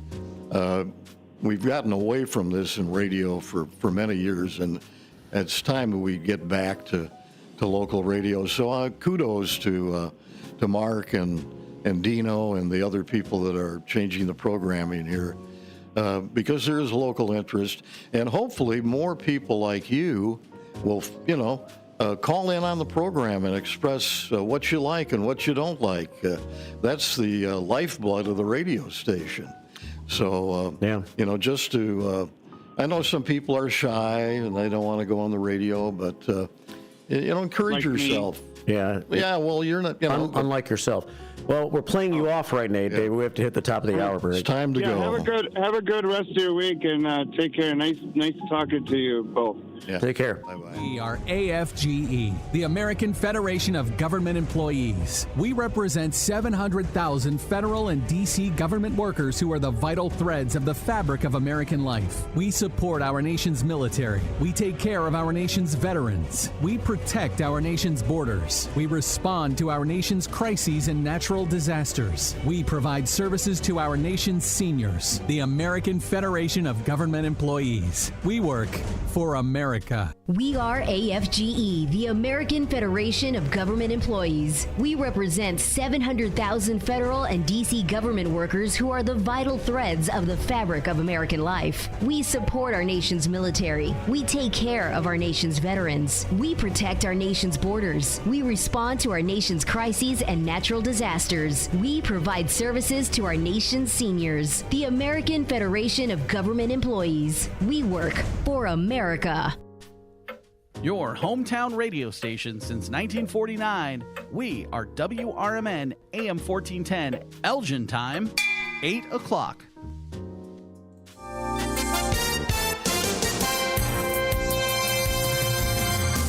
I'm Trey Westerberg, WRMN News. The Elgin Area Chamber of Commerce will hold its annual meeting reception on Thursday, February 13th from 4:30 to 6 p.m. at the Grand Ballroom at the Grand Victoria Casino at 250 South Grove Avenue in Elgin. The event will honor outstanding member businesses and volunteers, recognize Elgin Area Chamber retiring board members, commemorate the Chamber's successful achievements of the past year, and outline this year's programs and events. Cost for the event is $30 per person, which includes hors d'oeuvres and a beverage ticket. Registration can be made at elginchamber.com. Batavia will get its first recreational cannabis dispensary later this year after the majority of the city council voted in its favor. Rubino Ventures will now be able to move forward with updating the storefront at 144 South Randall Street, the site of the former Arby's, to transform into Dutch's Cannabis. The fast food restaurant closed in 2022 and has remained vacant since. Construction on the dispensary is slated to begin this month, and the business would open by June 4th. One woman was hospitalized after her car rolled over and crashed Monday evening in Aurora.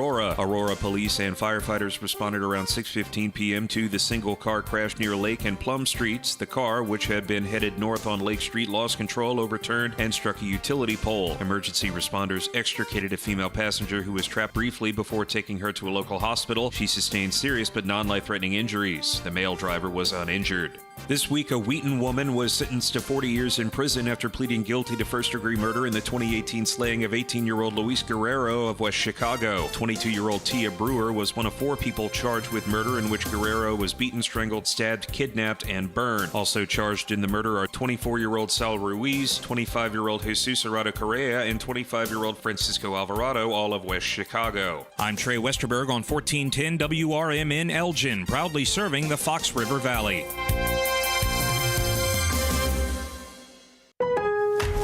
Now's the time to shop limited time doorbuster deals during Pro Savings Days at Lowe's. Save $50 on a Little Giant King Combo 6-foot ladder. Was $199, now $149. Plus, save $100 on a DeWalt XR 20-volt Power Stack 5 amp hour battery. Was $199, now $99. Get these can't miss deals now before they're gone. Lowe's knows savings. Lowe's knows pros. Doorbusters valid 1/13 through 1/15. Selection varies by location while supplies last. Progressive presents Renter's MVP's Most Valuable Possessions. Today's MVP, Tom Kelly's carbon fiber mountain bike. Because more than riding his carbon fiber mountain bike, Tom loves telling people about his carbon fiber mountain bike. Friends, family, even a local barista knows about his carbon fiber mountain bike. And that's why Tom's carbon fiber mountain bike, if you haven't heard about it, is today's MVP. Keep your most valuable possessions protected by bundling your renters and auto insurance with Progressive. Progressive Casualty Insurance Company affiliates and other insurers not available in all states. From the pages of the Elgin newspapers of 100 years ago today, these are the headlines brought to you by the Elgin History Museum.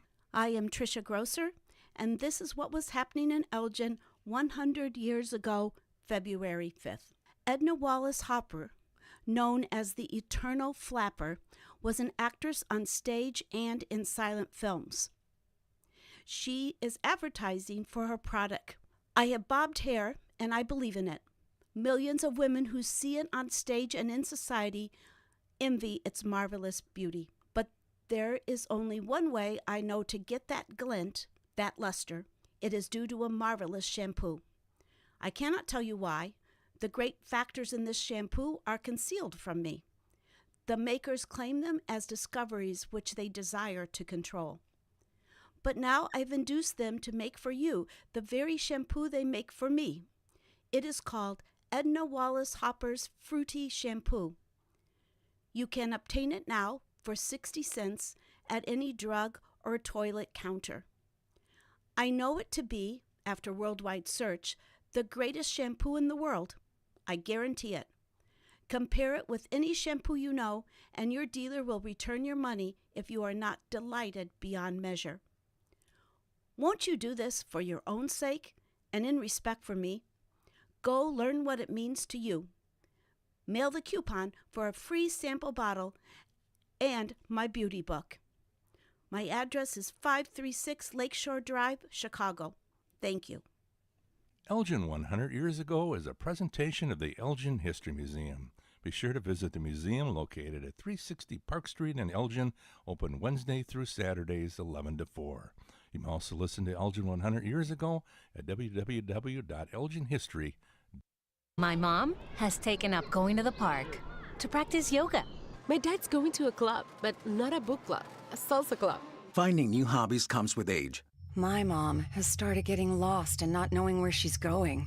Becoming lost or disoriented doesn't. Confusion with time or place may be a sign of Alzheimer's. An early diagnosis can help improve the quality of life for your loved one. Learn the warning signs of Alzheimer's at 10signs.org. Brought to you by the Alzheimer's Association and the Ad Council. When I never graduated from high school, I realized I wanted to go back to school because I didn't want to work these back-breaking jobs the rest of my life.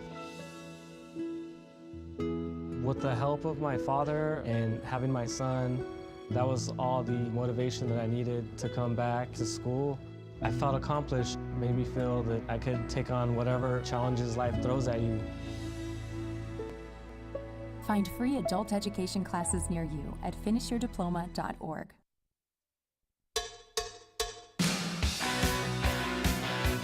Welcome to The First Shift with Marky B on WRMN, the voice of the Fox River Valley. The First Shift is community radio featuring the latest local and national news, your Fox Valley forecast, an events and entertainment calendar, music milestones and memories, lively co-hosts and timely guests, and the First Shift staff meeting featuring listener and viewer comments in the YouTube chat room via text and by phone at 847-931-1410. I know, it's awesome. Whatever. And now, from Studio 14 in downtown Elgin, it's the First Shift on the Talk of the Town, WRMN.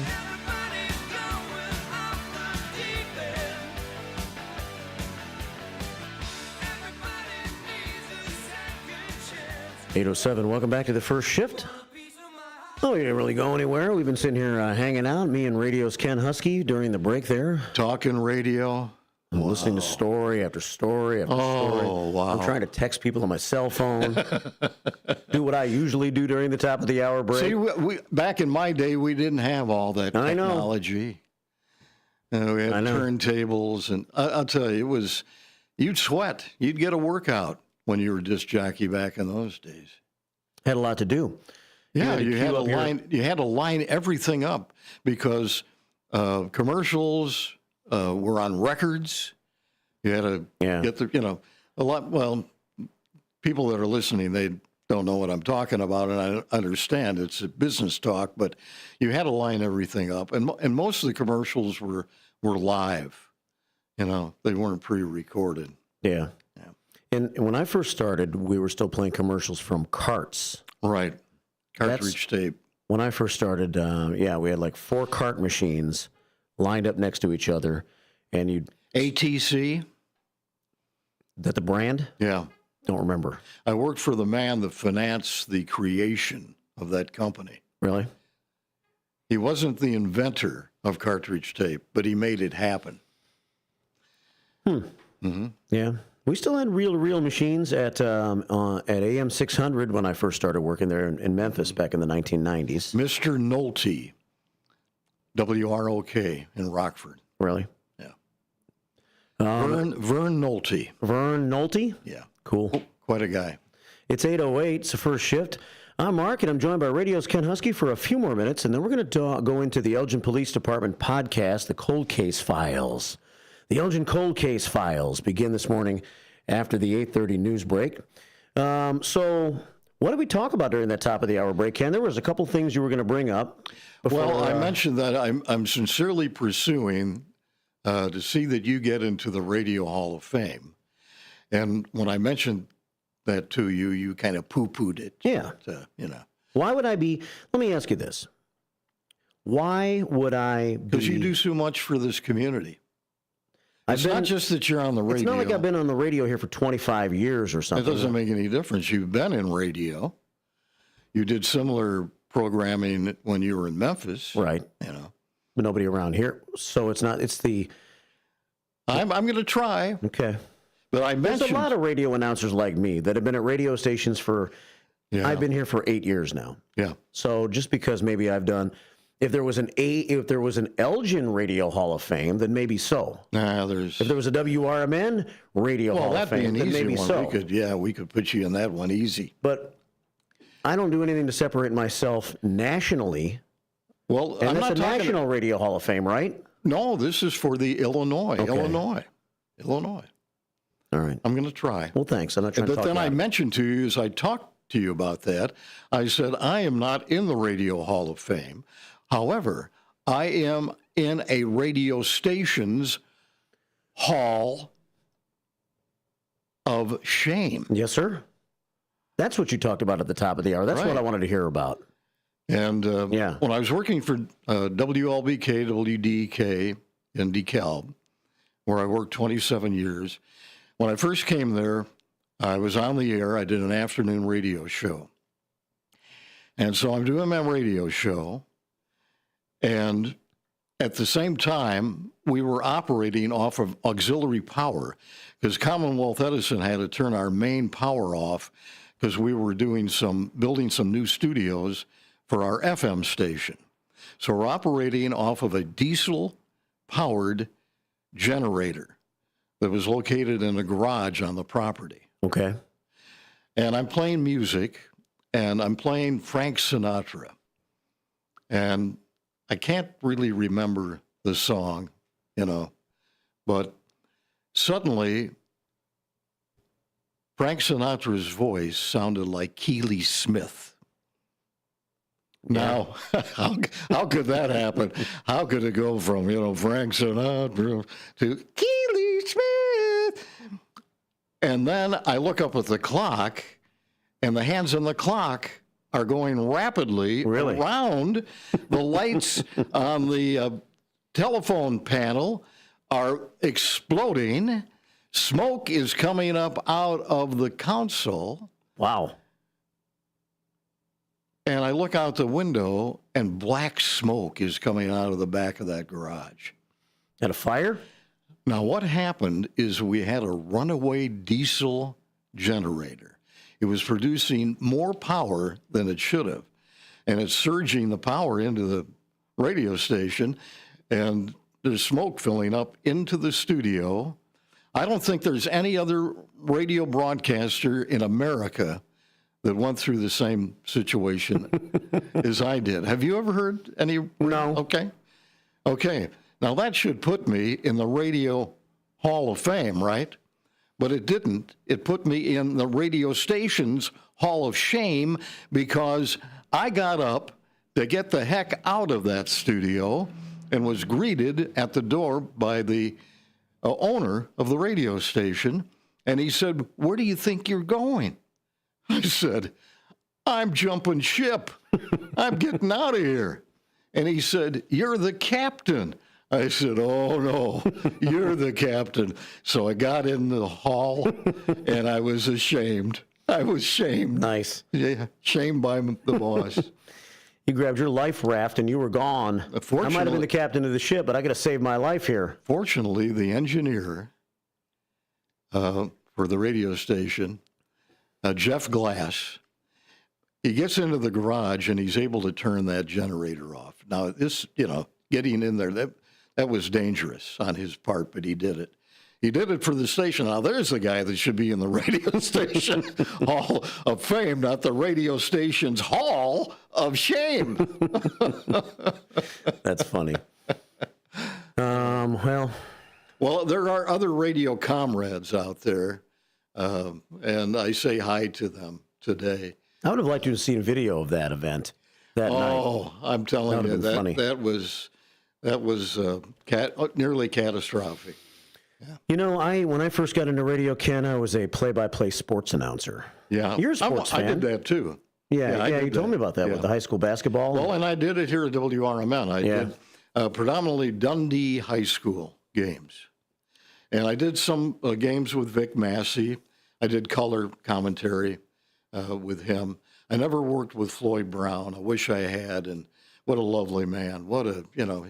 He worked for this company when the radio station was actually located in the old Douglas Hotel, just down up the street here, up north from here. Uh-huh. And he was the chief engineer for the station. And as I understand the story goes, one day the morning guy didn't show up, so be careful. Right. He ran off with a sales lady, I hear. Well, whatever. But anyway, he didn't show up for whatever reason. And Mr. Brown took the horse by the reins and went in the studio and did the job. And did it so well that the other guy wasn't to be seen again or heard again. He was the Lou Gehrig of WRMN. There you go.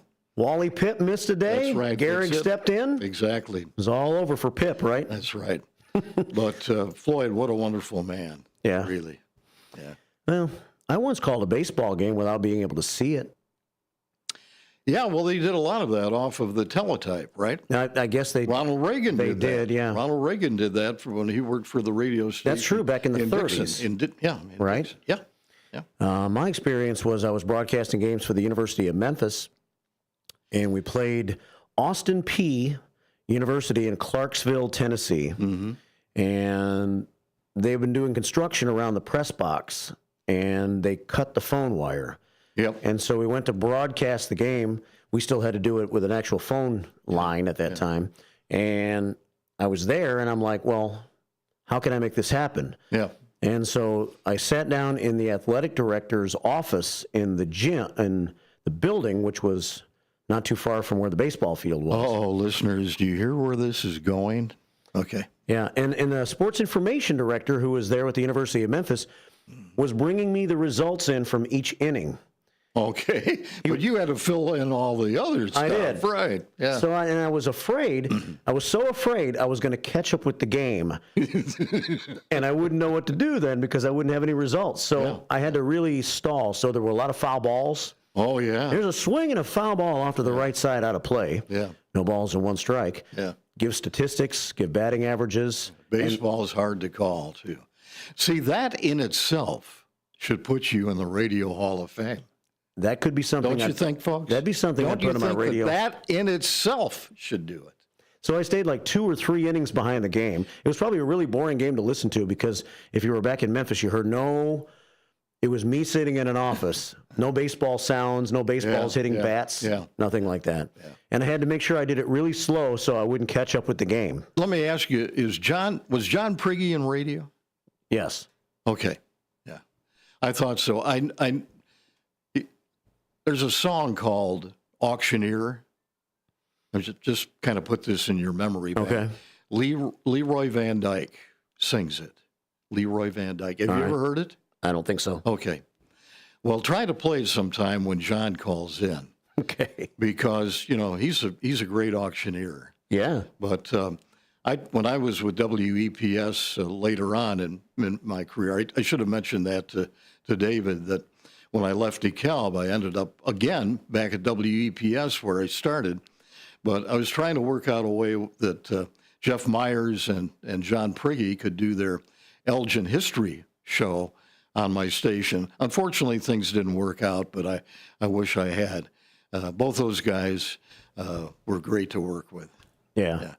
And when you get Jeff Myers on again, you need to ask him, now, what is it you say when the guy makes the shot from the 3-point, beyond the 3-point line? His call? Yeah. He had a standard call. He did. Okay. What was Jeff Myers' standard call of a 3-point shot that went in? Yeah. You know? I do not. From the land of 3. The land of the 3 or just the 3? land of 3. From the land of 3. From the land of 3. I love it. That's not bad. Yeah. It's not too bad. Yeah. Well, okay. Thanks so much, Ken. Yeah, thanks for coming in. Hey, thanks. Appreciate it, man. Thanks a lot. We'll do it more often. Okay. I think you passed your audition today. Yeah, I feel... To re-enter your radio career, revive your radio career. Oh, I don't know. You got a great voice. Thanks. So, all right, we'll talk to you soon. Okay, bye-bye. Radio's Ken Husky, stopping in, contributes regularly here on the First Shift now, usually on YouTube or calls in, but today in studio. Now they're waiting in the other room for the rest of those donuts from Herb's Bakery. Today's show is not brought to you by Herb's Bakery, but it could be. It's 8:19, and we're back, and I'll finish the First Shift staff meeting because I've got a lot to say and only a few minutes to say it before we get into our podcasting part of the show today. It's going to be interesting. Keep it right here on the First Shift. Good morning. Here on WRMN AM 1410, we like to keep you informed and in tune to what's happening here in the Fox River Valley and what's going on here on WRMN. We recognize the importance of local radio to be a part of the conversation and to be a part of the community for the community. You know, we talked about the importance of community theater, but supporting community radio is a big deal too. And, you know, for WRMN, this is a really cool thing that you guys do every day, and a really important thing. You have to have a local media outlet to talk about what's going on in your town. So you guys do a nice job. Tune in to AM 1410, WRMN. Don't forget, you can also subscribe to our YouTube channel at youtube.com/WRMN Radio. Keep in tune and informed on what's happening here in the Fox River Valley, right here on WRMN. Febreze. As a rideshare driver, I love keeping my car smelling fresh and clean. So when I'm driving, I only trust Febreze car vent clips, featuring 3 distinct intensity settings, because it's that little touch that sets me apart. I can turn the intensity down for subtle freshness, or I can turn it up for when I want lots of scent. So whether it's set to low, medium, or high, with Febreze car, I know my car's going to smell amazing. Which keeps my driver rating right where it belongs. Picking up, Oscar! Theriault Booth, a leading local law firm, is located on the beautiful Fox River in downtown St. Charles. Here's Ryan Theriault. For better or worse, there are just times people need a lawyer. Whether you are involved in a work injury, in an automobile crash, selling a home, or even planning for your estate after your passing, we're here. We're local. We're part of the community. For more information, visit them on the web at tbfirm.com or give them a call at 630-526-4242.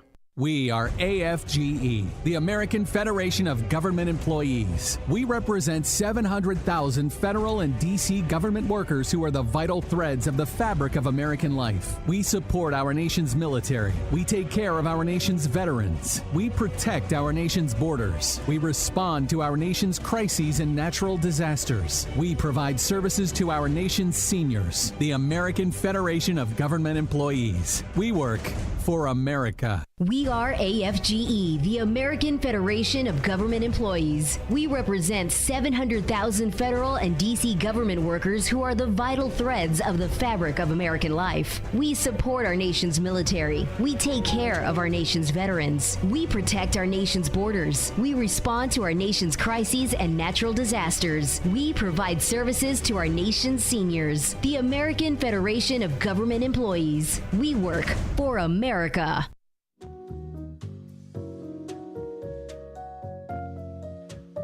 8:22 here on the first shift. I'm Marky B, and I was joined by Radio's Ken Husky, who stopped by the studio this morning to bring a little class back to radio. I am here to chase that class away. Welcome back to the show. 8:23, I introduced Ken Husky to the first shifters on the other side. Sidekick Susan's here, downtown Jose. And all of our friends. CK was here for a little while. Roger. Anna the Chairman, Director of Foreign Affairs. Gregarious Gina, all in the house this morning. It's 8:23. I got a lot to do in the next 6 minutes before we hit the 8:30 break, because I want to stick to my format today of trying to get these podcasts going and getting into the cold cases with the Elgin Police Department. I think it's going to be fascinating and interesting. So let me explain how that's going to work. But first, let's take this phone call at 847-931-1410 this morning and see who we have. Good morning. Welcome to the first shift. What if somebody stands up and panics? See? This is when I called, and there's dead silence. WRMN in Elgin. Welcome back. James, is this you? See? James must not know that he's called back. I'm hanging up on him now. Ain't got time for all that. 8:24 here at WRMN. Ken telling dramatic radio stories this morning on the first shift. Al Cox is listening in this morning. Cubs fan Cox says, I used to listen to Ken on U46 radio, WEPS, mornings, about 10 or 15 years ago. Thanks, Cubs fan Cox, for checking in. Wizzo Tom in the house. He saluted me outside a little while ago. He says, that was fun radio with Marky B and Ken this morning. Thank you, Wizzo Tom. He's getting that Bozeum going upstairs. Hope everything's going well with that. Dennis D. Not So Young checks in and sends us a pile of prayers for our prayer scoreboard, The Nightmare on Elm Street.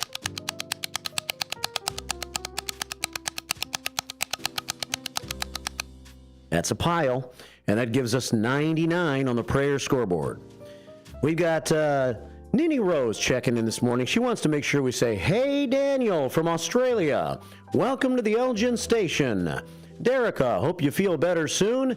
And your roommate, Daniel, feels better soon, too.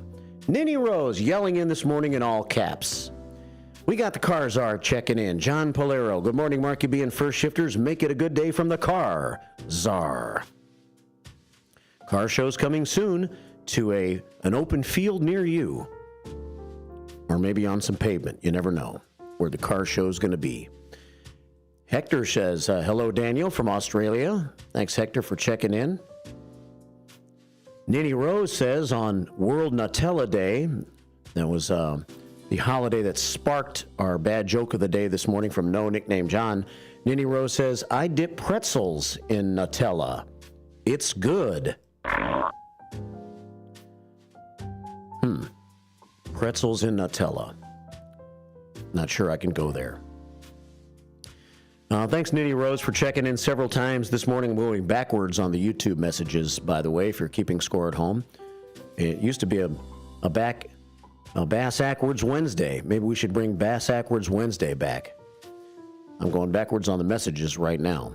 Linda Carter says, tell Derica hello, feel better. LC's in the community center. I almost forgot to acknowledge that she's hanging out with the ladies over in the community center. And you know what she asked me? She said, are the pick sheets coming out? Yes, I have to print some out. So let me do that. In fact, in about 3 minutes when we have our WRMN news break, I can go to my office and print out some sheets. They are available on our website at WRMN Radio on WRMN1410.com. That's WRMN1410.com. Let's see. We have one game. It's the Super Bowl. You may have heard of it. It's the Kansas City Chiefs and the Philadelphia Eagles. 5:30 kickoff. With one game, I believe many people will pick the game right, especially the ones who pick Kansas City, because I would imagine the majority of people are going to pick the Chiefs. If you pick the Eagles, probably fewer people will tie. But certainly we are going to have a tie. So I have 5 tiebreakers. I don't want a tie. I have 5 tiebreakers. Wow. Yeah. Tiebreaker number 1, the final score of the game. Whoever gets closest on the final score of the game. If that ends up in a tie, tiebreaker number 2, who scores first? The Kansas City Chiefs or the Philadelphia Eagles? Tiebreaker number 3. Will the first score of the game be, no matter who scores first, a touchdown or a field goal? I did not put safety as an option. A touchdown or a field goal. That's tiebreaker number 3. Tiebreaker number 4. Will Travis Kelce catch a pass for a touchdown in the game? If so, how high can Taylor Swift jump? And number 5, will Saquon Barkley rush for at least 100 yards in the game? 5 tiebreakers. We will not have a tie. So turn in your picks for a chance to win a $25 gift card to Rookie's All-American Sports Pub and Grill. You can use it at Alexander's Cafe, at the Old Republic Bar and Grill, and also you could use it at the Village Squire if you are so inclined. We thank the Karras family of restaurants also for hosting us for our live sports broadcast at Old Republic last Saturday morning. All right, so we're going to play the making of the podcast in about 5 minutes. That's going to take up the next half hour of the show. So we're going to play that. The detectives are going to stop by, and we're going to talk about the first episode with Karen Sheepers. And that's coming up all in the next hour and a half. We're going to talk to you. We're going to listen to the episode at about 10 past 9. And then for the last 20 minutes, we'll talk to the detectives.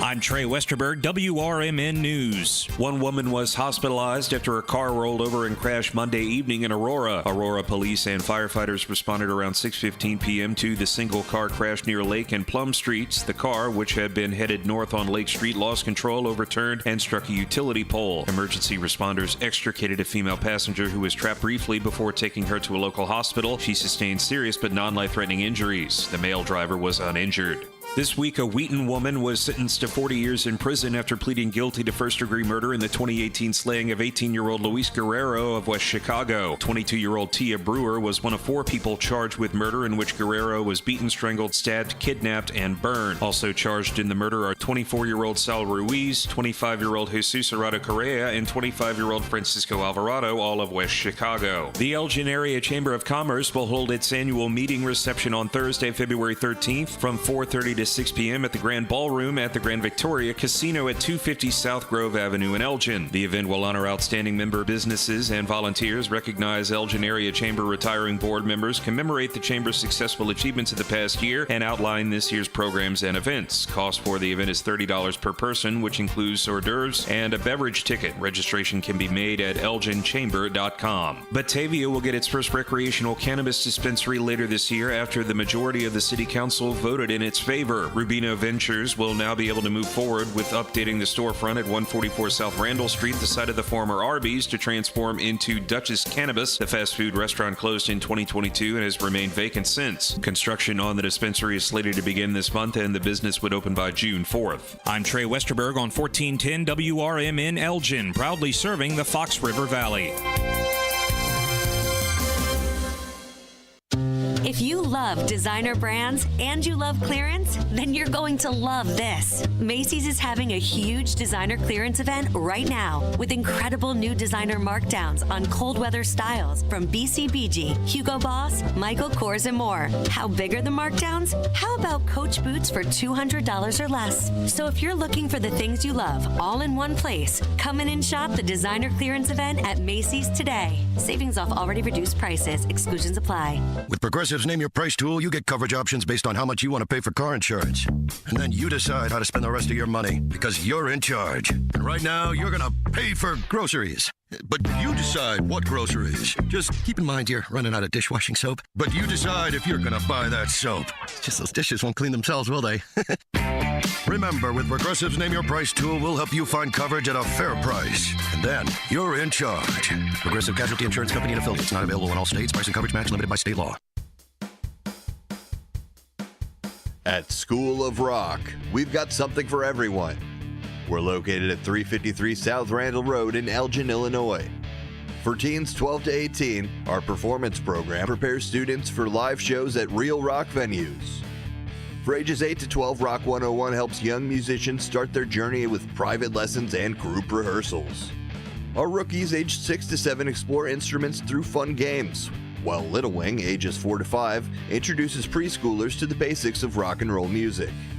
And for adults 18 plus, we've got an exciting adult performance program for all skill levels, from beginners to experienced musicians. Visit the website at elgin.schoolofrock.com to sign up for a free trial. We start pre-enrollments in January, targeting a mid-February open. Unleash your inner rock star. Join us at School of Rock and let's make some noise. This is Sarah Silver with your Fox Valley forecast. Today, a slight chance of snow between 9 a.m. and noon, then cloudy with a high near 32, falling to around 30 in the afternoon. Tonight, freezing drizzle and a slight chance of snow before 3 a.m., cloudy with a low around 29, rising to around 31 overnight. Currently, it is 25 degrees and overcast. I'm Sarah Silver on the Talk of the Town, WRMN.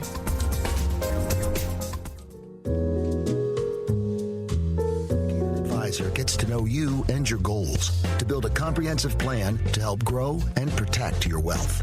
Backed by a team of specialists, they'll analyze all your accounts, even the ones they don't manage, to keep an eye on taxes and provide proactive portfolio insights that can help you unlock your Services LLC, member NYSE SIPC. Time now to start our series on the first shift of Cold Case Files. Somebody knows something. Where is Karen? Karen Sheepers disappearing in 1983. The first episode I'm going to play is the making of the podcast series. We're going to hear from detectives Andrew and Matt and maybe Police Chief Anna Lally. I'm not sure if she's in this episode or not. And we'll hear about the making of the podcast. And then we will hear the first episode of the podcast after we introduce it to you right after the top of the hour news at 9 o'clock. And then we'll talk to you about that. So let's start. Somebody knows something right now on WRMN. This is the first shift. Good morning. This podcast is based on information sourced primarily from police and media reports, but certain names and other identifying details may have been changed or altered for privacy and security reasons. While the events and cases discussed are based on real investigations, some aspects may be simplified for time and for narrative purposes. Voice actors have been used to read from statements or documents. All information presented is intended solely to inform and raise awareness. Hosts may discuss theories regarding the cases examined in this podcast, but such discussions are not intended to and should not be considered by the listener to be legal conclusions. All persons discussed are considered innocent until proven guilty in a court of law. Listener discretion is advised.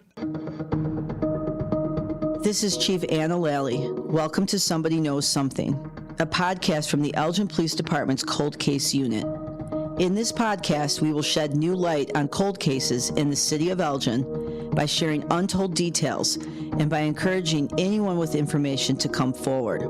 You will come along with real cold case detectives as they investigate active cold cases in real time and seek justice for the victims and closure for their families. We believe that the Elgin Police Department and our community can work together to bring closure to cold cases because we know that in these cases, somebody knows something.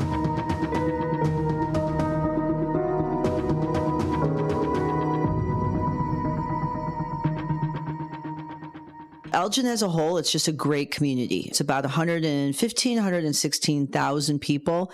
We like to call ourselves the city in the suburbs with about 50% Latin population. So it's a very diverse community. And so there's always something going on in terms of events or activities, but it's a small enough city where you still have that personal connection with people and you still get to know people and know their first names. So it's a really unique city and a great place to live. The Elgin Police Department, I will tell you, we pride ourselves on being dedicated to our community, educating our community, being engaged with our community, and most importantly, being progressive in how we police. We like to be the first, whether that's our body-worn camera program or creating our collaborative crisis services unit, pairing mental health professionals with police officers for a co-response model. We love to be the first. One of the things that we started looking at were cold cases. There have been cold cases in the past, national cold cases where somebody comes forward. It's one little piece of information that maybe they were hesitant to give. They were afraid to give. They weren't ready to give. That piece of information solved a case that was, for 20 or 30 years where people, the question is always there. It's always a question. What happened? Hopefully through this podcast, there is somebody out there who has that little piece of information to the puzzle that gives us what we need to solve that case. A lot of times the victims are the forgotten people in the criminal justice system. And then as a byproduct of that, their family. So you have family members who are still thinking about something that happened 10, 15, 20 years ago. It was important to me that at least from the perspective of the case and the police department, that we find a way to dedicate resources, time, money to ensure that our community who have suffered something very tragic, that we do everything we can to give them a sense of peace and a sense of closure. So it was time to bring it to the forefront, and it was time to, really invest some time and energy and effort. The detectives that work in our major investigations divisions are very busy. We would kind of ad hoc just look and see, can we maybe do something on this cold case? Starting this unit, this is something 10, 15 years from now that, Detective Andrew Houghton and Detective Matt Vartanian, that they are going to be the two pioneers in terms of starting this unit. It's important that you get people who are dedicated, who are enthusiastic, who are tenacious, and focused on solving a case and being able to provide that closure to a family or a loved one.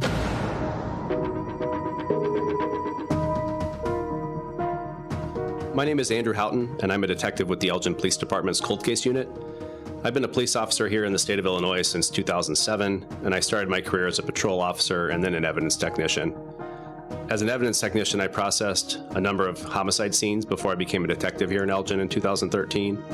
And during my time as a detective in the Major Investigations Division, I spent the majority of my time working on crimes against children cases, and I've also worked on numerous homicide investigations. I am a state-certified lead homicide investigator, and I have worked with the Kane County Major Crimes Task Force on major cases here in Kane County since 2021. My name is Matt Vartanian. I'm also a detective with the Elgin Police Department's Cold Case Unit. I was also an evidence technician and processed numerous crime scenes, including homicides as an evidence technician. I've been a police officer here in Elgin since 2008. I spent the last 12 years in our department's gang crimes unit. My first 8 years was as a TAC officer, and then the last 4 years was as a gang detective. And then during that period, I was also an operator on our SWAT team for about 6.5 years. In my time in the gang unit, I worked on numerous homicides, and I'm also a state-certified lead homicide investigator with the state of Illinois. I also have extensive training in historical cell site analysis, and currently assist our Major Investigations Division and our Special Investigations Group with digital forensic analysis for major cases, while also being assigned to the Cold Case Unit. So there are a few criteria that make a case a cold case. So first of all, it has to be at least 3 years old. Cases under 3 years old are actively investigated by a detective in our Major Investigations Division. But typically in Illinois, with some exceptions, the statute of limitations on a criminal case is 3 years. Now, there are certain cases where that statute of limitations is extended, and that is where we come in as the cold case unit. Yeah, so felonies have that 3-year statute of limitations, but we also are going to look at certain cases under a specific criteria for cold case, and there's 4 different categories. So our categories are homicide cases, long-term missing persons, sexual assaults, and any unidentified human remains. Currently, we have 41 homicides that span back from 1971 to 2021, and 5 of them are in warrant status. That means we have warrants issued and charges approved on offenders from those cases. We just don't know where they are. So that leaves us with 36 active cold cases that are unsolved and not in warrant status. So our task is to kind of go back through those different cases and potentially reinvestigate those cases. Yeah, so we're actively working to locate those wanted offenders on our warrant status cases. So we encourage anybody that's listening to check our website and provide any information that you might have regarding the location of these suspects in any of our cases, including those that are wanted on these warrants. One of the big things is we believe that several of these suspects in these cases that they've actually fled the country. So we're working with the local Kane County State's Attorney's Office and then our federal partners to kind of track down these offenders both here in the U.S. and then abroad. Yeah, and regarding long-term missing person cases, we currently have 6. They span from 1982 to 2021. The first season of this podcast is going to be specifically about one of those cases. It's going to be a missing person case from 1983. Yeah, and then on top of that, we have 26 cold case sex assaults that actually have sex assault kits with some sort of potential leads that are associated with them. And then these cases go back to 1996. So we are working to kind of review these cases in addition to the missing persons and the homicide cases too. That last category, the unidentified human remains, luckily we don't have any of those right now, but certainly there's a possibility that we could have a case like that. So if some human remains were recovered at some point and we didn't identify that person for 3 years, those cases would come onto our caseload. Having a background in evidence is something that the majority of our different detectives have, and looking at these cases from that other perspective is really useful. It also helps us look back at these cases with a fresh set of eyes and see things that we can see in retrospect were maybe not necessarily missed, but could be investigated differently now. Yeah, and as the time passes, the hope is that in some of these cases, there's somebody that knows something and is willing to come forward now, even after all this time. With any cold case, missing person or a homicide, it's not just the victim or the missing person that's affected. There are families, there's friends, there's coworkers, and even kids who are victimized as well when they lose a loved one. Reviewing these cases kind of gives us, the opportunity to really kind of focus our resources on these certain subset of cases, to just try to bring some justice and closure for the victims and the families. There are definitely some unique challenges with cold cases. For instance, obviously, the big thing people are going to think about is technology. It's certainly changed over the decades. While we have blood or physical evidence from some of these cases going back 20, 30, even 40, 50 years, we have to determine what state it's in. Is it viable? Is their DNA still viable? What's the status of that evidence? Things like that. So there have been a number of technological advances over the past few decades, especially with DNA. DNA was not something that police were really aware of before the 1990s. So in a lot of these cases, we have items of evidence that were never tested for the presence of DNA. Yeah, so Andrew and I were both evidence technicians, so we have a background in the collection and processing of physical evidence like blood spatter, fingerprints, DNA, and ballistics. I think that looking into these cases with that perspective is very useful. If we have to spend a lot of time going case by case, so we can kind of see like where the evidence takes us. Some of these cases were investigated by multiple agencies back then. So nowadays, for example, we basically handle all of our cases here in town. But if you look back like in the 1970s, for example, the Illinois State Police, the Kane County Sheriff's Office, the Cook County Sheriff's Office, and other local, federal, county, state agencies were all involved more than they would be today. That means that some of the evidence that might have been collected back then could actually be held by like one agency. A suspect may have been interviewed by a different agency, and then Elgin might have taken the kind of like the overarching approach for everything. So you kind of have stuff that's kind of pieced out everywhere. So we are kind of like looking for physical items of evidence that might be housed elsewhere instead of here in our, evidence collection area or a housing area. And also like reports too. It's trying to find out where all these reports have gone. Yeah, the thing that people have to think about with these reports, nowadays, all of our things are digital. All of our reports are digitized. These reports we're talking about, oftentimes handwritten paper reports, carbon paper, things like that. And we have been able to digitize a lot of those physical paper files. But even reviewing them is really difficult, and it can be really time consuming because the quality isn't great. The clarity isn't great. It's hard to read different handwriting, things like that. So, I think Matt would remember we started this unit. We took probably 4 dozen boxes of different records up to an office and kind of went through those and categorized everything, separate our cases out. We have to go through every scrap of that paper for a case. Yep. So we have some cases that have hundreds or thousands of handwritten paper files associated with it that we have to digitize.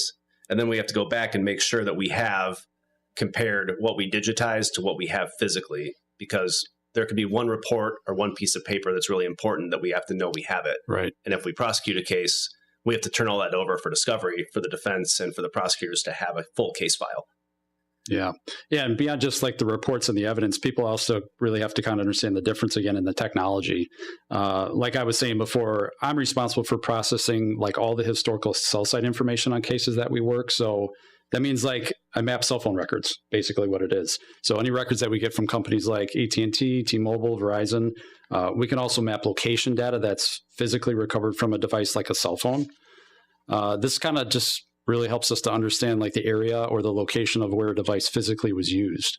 So nowadays, for example, like if we have a missing person, we can work in conjunction with a cell phone provider like an AT&T or a T-Mobile to receive like that location data, whether it's historical or real-time data, in order to basically locate a person that's missing.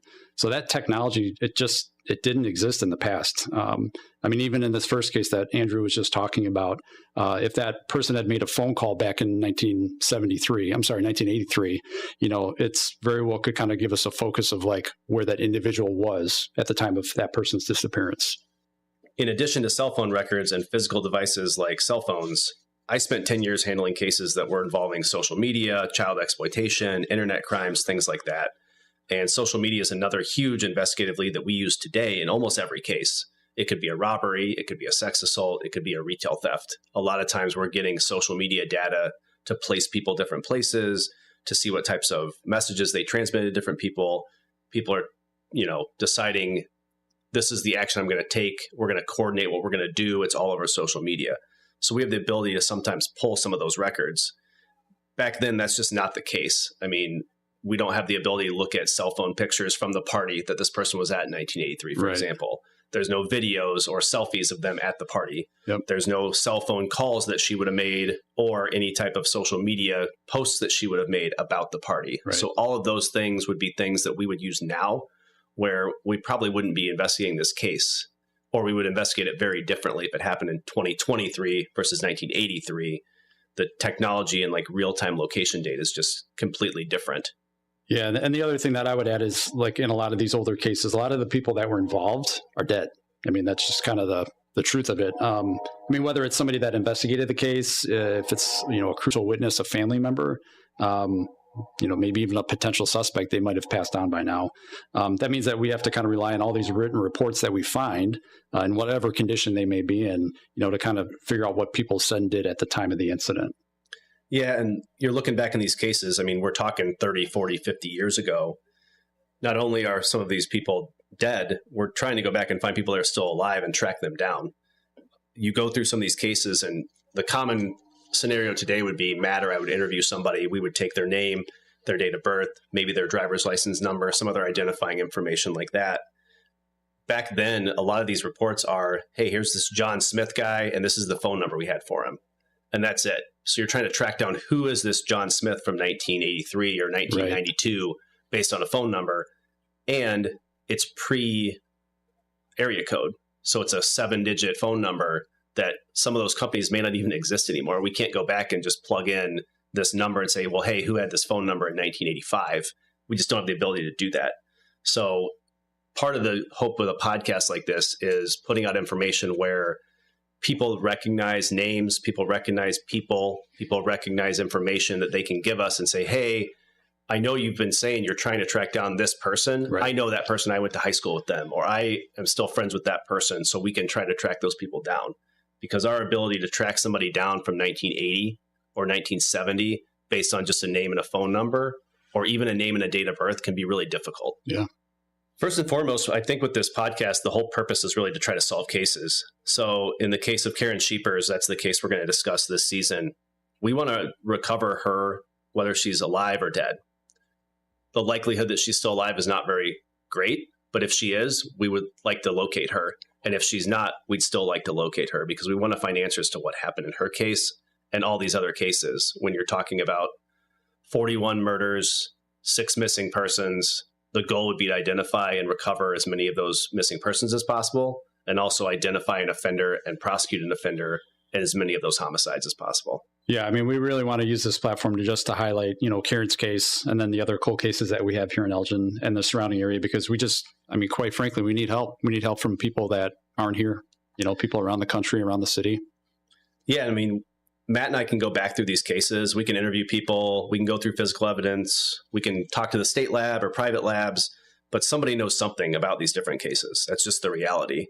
Someone told someone something, someone saw something, or in some of these cases, someone did something. And maybe those people now, as time passes, are willing to talk to us. No information is too little. Like, we would take any information people have on any of these cases, and we need people to come forward so we can keep these cases kind of in the limelight. Cases like Karen's case, so that people are interested in giving us information and helping us track down people. A lot of these cases are going to be solved more by the public than they are by Matt or I. It's going to be people coming forward and talking to us. Yeah, I mean, podcasts, as a medium, they're just huge. I mean, we're kind of hoping that we reach obviously just outside the city of Elgin, because as time goes on, I mean, people move, right? They go outside of Elgin, outside of the state of Illinois, outside of the U.S. even sometimes. Our hope is that maybe there's somebody out there in New York or Colorado that, is hearing us talk about this case, and that triggers something in their mind where 41 years later, they decide to come forward and say, oh, I remember this. And that's a tip that could break open a case. Yeah, and we've talked to people out of state on some of these cases, but trying to track those people down has been sometimes difficult. Yeah. So if we can get someone that maybe we don't even know about, that somehow hears about this podcast or hears that we're doing this and listen to it, say, oh, you know what? I live in Florida now, but in 1992, I did live in Elgin and I have this information. Right. That's sort of our hope, to try to go as broadly as we can to try to pull those people in. Yeah. This podcast, I think, will be unique in the fact that, you know, Matt and I both listen to a lot of podcasts, just like millions of other people do every day. But I know there's different agencies that will put out an episode here, an episode there about one case and ask for information. We're going to do it a little bit differently. So for us, we're going to dive into this case extensively and just one case at a time. And we're going to do multiple episodes about a single case. And we're also going to do it as we're actively investigating the case. So our hope is to kind of, in some regard, take the listeners along with us while we're actively investigating a case and trying to resolve it sort of in real time. And I think that that's kind of a unique thing that you don't see or hear on other podcasts. So we're starting with a missing persons case from 1983. It's about a 23-year-old woman named Karen Sheepers from Elgin who disappeared on April 16th of 1983. She was at a local area bar, and neither her or her vehicle have ever been seen or heard from again since that date. During the investigation, both the Illinois State Police and the Elgin Police Department have over time periodically reviewed this case, but we wanted to take a fresh look at it. And Karen's case is a good case for us to start with, we think, because a lot of the people that are associated with that case, they're still local. They're still in the area. Yeah. A lot of people are still alive. And not only that, family members, friends, coworkers have been really open to the idea of being interviewed on a podcast, whereas some other cases, witnesses in a homicide or victims of family members of a homicide might not be interested in doing that. They really are, which helps us kind of put this information out there. You know, even 42 years later, we have people that are more than happy to pick up the phone and meet with us and talk about this case. Yeah, there's been, I mean, really, truly, like a lot of great support from people in the community about this case. I think that there's a lot of local people that still remember this case. And, you know, one of our hopes here is just kind of reviewing, you know, this to kind of start off this podcast will kind of not only highlight the fact that this unit exists, you know, we're here, we have a cold case unit, but also kind of drive people to check out, you know, our website and think, hey, maybe I know something about this case or another case. You know, it goes right to our Elgin Police Department transparency page. And there's going to be links on there where you can actually click to, you know, add a tip if you want to. You know, we have an email set up. We'll have a phone number as well. So really, like Andrew said earlier, it's any tip. I mean, we're going to run with it. I mean, there's nothing that's too small, you know, that we can kind of focus on. And it's just a way to just kind of get more people involved. And I think that this is just a great way to do it. People can give us information a couple different ways. One of them is going to be an email that we set up. It's called coldcasetips@elginil.gov. Or you can also call a dedicated tip line we have that is 847-289-COLD, COLD, which is 847-289-2653.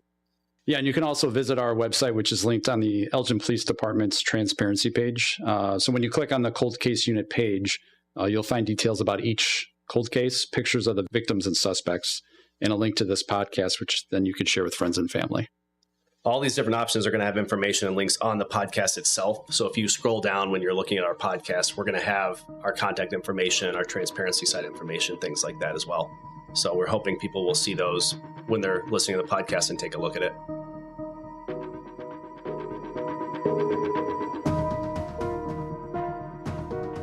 Well, now that we've introduced ourselves to our listeners, we hope you will come along with us as we investigate the disappearance of Karen Sheepers.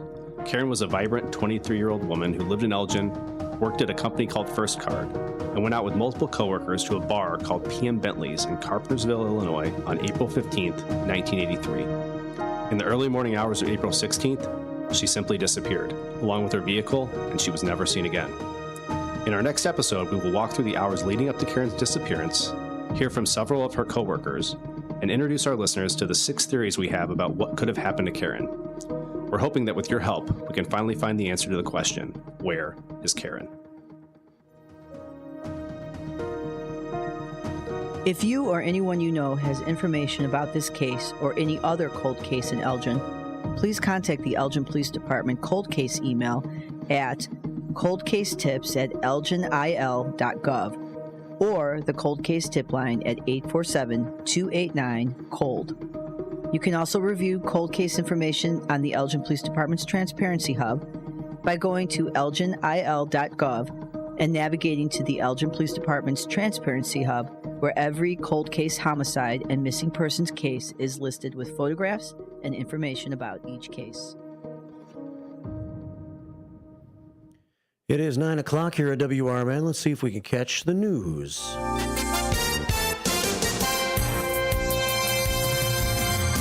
I'm Trey Westerberg, WRMN News. Batavia will get its first recreational cannabis dispensary later this year after the majority of the city council voted in its favor. Rubino Ventures will now be able to move forward with updating the storefront at 144 South Randall Street, the site of the former Arby's, to transform into Dutch's Cannabis. The fast food restaurant closed in 2022 and has remained vacant since. Construction on the dispensary is slated to begin this month, and the business would open by June 4th. One woman was hospitalized after her car rolled over and crashed Monday evening in Aurora. Aurora police and firefighters responded around 6:15 p.m. to the single-car crash near Lake and Plum Streets. The car, which had been headed north on Lake Street, lost control, overturned, and struck a utility pole. Emergency responders extricated a female passenger who was trapped briefly before taking her to a local hospital. She sustained serious but non-life-threatening injuries. The male driver was uninjured. This week, a Wheaton woman was sentenced to 40 years in prison after pleading guilty to first-degree murder in the 2018 slaying of 18-year-old Luis Guerrero of West Chicago. 22-year-old Tia Brewer was one of 4 people charged with murder, in which Guerrero was beaten, strangled, stabbed, kidnapped, and burned. Also charged in the murder are 24-year-old Sal Ruiz, 25-year-old Jesus Arado Correa, and 25-year-old Francisco Alvarado, all of West Chicago. The Elgin Area Chamber of Commerce will hold its annual meeting reception on Thursday, February 13th from 4:30 to 6 p.m. at the Grand Ballroom at the Grand Victoria Casino at 250 South Grove Avenue in Elgin. The event will honor outstanding member businesses and volunteers, recognize Elgin Area Chamber retiring board members, commemorate the Chamber's successful achievements of the past year, and outline this year's programs and events. Cost for the event is $30 per person, which includes hors d'oeuvres and a beverage ticket. Registration can be made at elginchamber.com. I'm Trey Westerberg on 1410 WRMN Elgin, proudly serving the Fox River Valley. Right now at Wendy's, get 2 of these fave items for just $7. The spicier classic chicken sandwich, Dave's single, or 10-piece nugs. It's an incredible deal, but an insanely difficult choice. Do you go double chicky sando, both spicy and classic, 1 beefy and 1 chicky? Or maybe you go all in on one and go Nug Max. 2 faves for just $7? Gotta be Wendy's. At participating Wendy's for a limited time only. Select a request 2 for $7 deal to redeem. Not valid in a combo or with saucy nugs. Single item at a regular price. Prices may be higher in Alaska and Hawaii.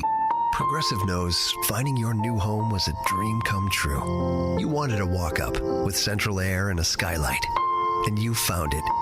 Now, every Friday night, you get to fall asleep to the sound of your downstairs neighbors' dance parties. Progressive can't save you from your noisy neighbors, but we can save you money when you bundle your home and auto with us. Get a quote at Progressive.com. Progressive Casualty Insurance Company, affiliates, and other insurers not available in all states. Progressive presents the Sports Flash on News Talk Radio 1410 WRMN. The Bulls beat Miami 133-124 last night. Chicago trailed 118-114 with 5 minutes left, but finished on an 11-2 run. Nikola Vukovic finished with 12 points and 10 rebounds in what could be his final home game at the United Center. He's been the subject of trade rumors. The trade deadline is this Thursday. Josh Giddey and rookie Modest Budelis each had 24 points. Chicago has alternated wins and losses over their past 6. Right back at it tonight with a road game at Minnesota. The Blackhawks are home tonight against Edmonton. Chicago is winless in 2, just 2-5-3 in their last 10. The Oilers are the leader in the Pacific Division. Men's college hoops last night. SIU Edwardsville beat Eastern Illinois 66-41. Tonight, the number 23 Illinois Fighting Illini visit Rutgers. Bundle auto and home, renters or condo, and save with Progressive. I'm Chuck Sanders on News Talk Radio 1410 WRMN. Ooh, ma. What was that? That is business phone bliss with the Ooma Cloud Phone System. It handles all our voice, video, and messaging needs. You sound very... Calm? I am. Ooma has everything I need to handle the busy holiday season, like virtual receptionist, call routing, and video conferencing. And it starts at just $19.95 per month per user, plus taxes and fees. Ooma. Nice. Find your business comm at ooma.com/radio. Hey, I got you something. What's this? Just a little Galentine's gift from JTV. Do you mean jewelry television? I love their jewelry. They have the... New customers get $25 off their first purchase of $75 or more. Visit jtv.com/romance. And their artisan collections? Gorgeous. Are you going to open your gift? Oh, yeah. It's the pearl bracelet. New customers receive $25 off their first purchase of $75 or more. Visit jtv.com/romance. What's the best way to get rid of a timeshare that you don't want? Call the Timeshare Exit Hotline. We're a group of attorneys that help customers legally exit their timeshares. It's an easy process. We guarantee results or you pay nothing. Exit your timeshare today. Call now. 800-890-5957. 800-890-5957. That's 800-890-5957. Want to know what the shepherds did after they visited the Christ child? Read the short novel, The Good Shepherds, Christmas combat story by Michael Tooman. Available on Amazon in hardcover, paperback, and Kindle editions. Check out Michael Tooman's webpage at Scilink.net. That is PSYLINK.net. Papa Sierra Yankee, Lima India November Kilo, November Echo Tango.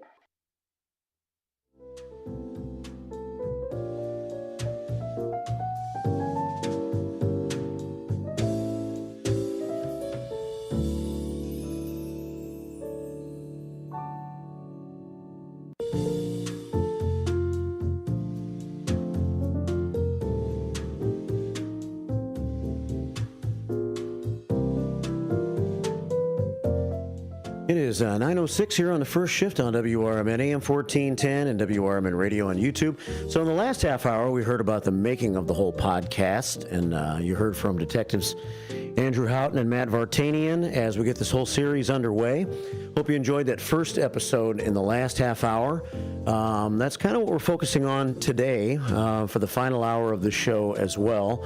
As we get into the Elgin cold cases, somebody knows something, and the two guys that I just mentioned are here with me in the studio now, and we're here to have our podcast aired. So what we're going to do is talk for a little bit here, then play the first podcast of Where is Karen Sheepers, and then we're going to talk again with the detectives to close the show here today. Matt's got his show Out to Lunch in the next hour. And just a quick weather forecast. It's still in the 20s out there. We're going to hit 32 for the high today, and then we're going to have a little snow, sleet, freezing rain, possibly ice all mixed together tonight. So beware of that. But you'll hear about that throughout the day here on WRMN. All right. Hey, fellas. How are you? It's Detective Andrew Houghton, right? Is that how you say it? Houghton. Houghton, yeah. I always get confused when it says Hough. It always throws me off a little bit. Like, I get Houghton, Houghton, sorts of stuff. Yeah. Well, welcome to the show. Welcome back. Thanks for having us back. And Detective Vartanian's here with us too. How you doing? Great. Yeah. So we got this whole series starting, and you guys released it for the first podcast on Monday. Yep. So what's your the response you've gotten so far? How are things going with it? Good. Yeah, we're getting some good feedback from people. We've had some tips. Already got some tips? On this case, but then also tips for some other cases where people have called in and provided information about other cold cases or asked us about other cold cases. So I think we've maybe 10 different tips in the last couple of weeks on various cases throughout the cold case unit. So it's been kind of nice. Yeah. So we're going to talk about Karen Sheepers. I watched the podcast or listened to it last night. And that's the one we're going to hear. And then if you are listening to it today and you want to comment, you have any tips, thoughts, whatever, we have our YouTube feed still going at WRMN Radio on YouTube, so I'll pay attention to the comments there. We have our Image 360 information line at 505-926-1410. And we have our phone lines that you can call in the final 20 minutes or so once we get finished with the podcast at 847-931-1410 if you want to call and be a part of it. But as far as like actually officially leaving a tip, because you might know something about where is Karen, here it is. It is cold case tips at elginil.gov. Cold case tips at elginil.gov. And the tip line is 847-289-COLD. 847-289-COLD. Now, the podcast that we're about to hear, when did you guys actually record this? A couple of weeks ago? Or? Yeah, just a couple of weeks ago. Episode 0 was what you played, I think, in the 8:30 hour. Yeah. It was kind of just an introduction, kind of almost like a bonus episode for the podcast to kind of introduce the chief, the unit, Matt, and myself. And then this first episode actually talks about Karen's case, and we kind of talk about what we're going to do throughout the season. Yeah. So that was recorded a couple of weeks ago, and since then, there's actually been kind of an interesting development that we were talking about off the air, where even Ben Demonia Boquist, as we called him, who's been handling the production for this whole thing, went along with you guys out to Carpentersville last Friday. Yep. And what was the purpose of that trip, and what did you discover? Yeah, so we had received some information from the King County Forest Preserve about a vehicle that was recovered in the river. There's a group out there, a Facebook group called Friends of the Fox River, that had discovered it, posted it. That information had gotten sent to the King County Forest Preserve. And then they knew about our case with Karen Sheepers and the podcast, and they alerted us on that. So Andrew and I went out there on Friday, checked out the vehicle. We don't think it's the vehicle, just based on kind of the general shape of the vehicle, the window sizes, things like that.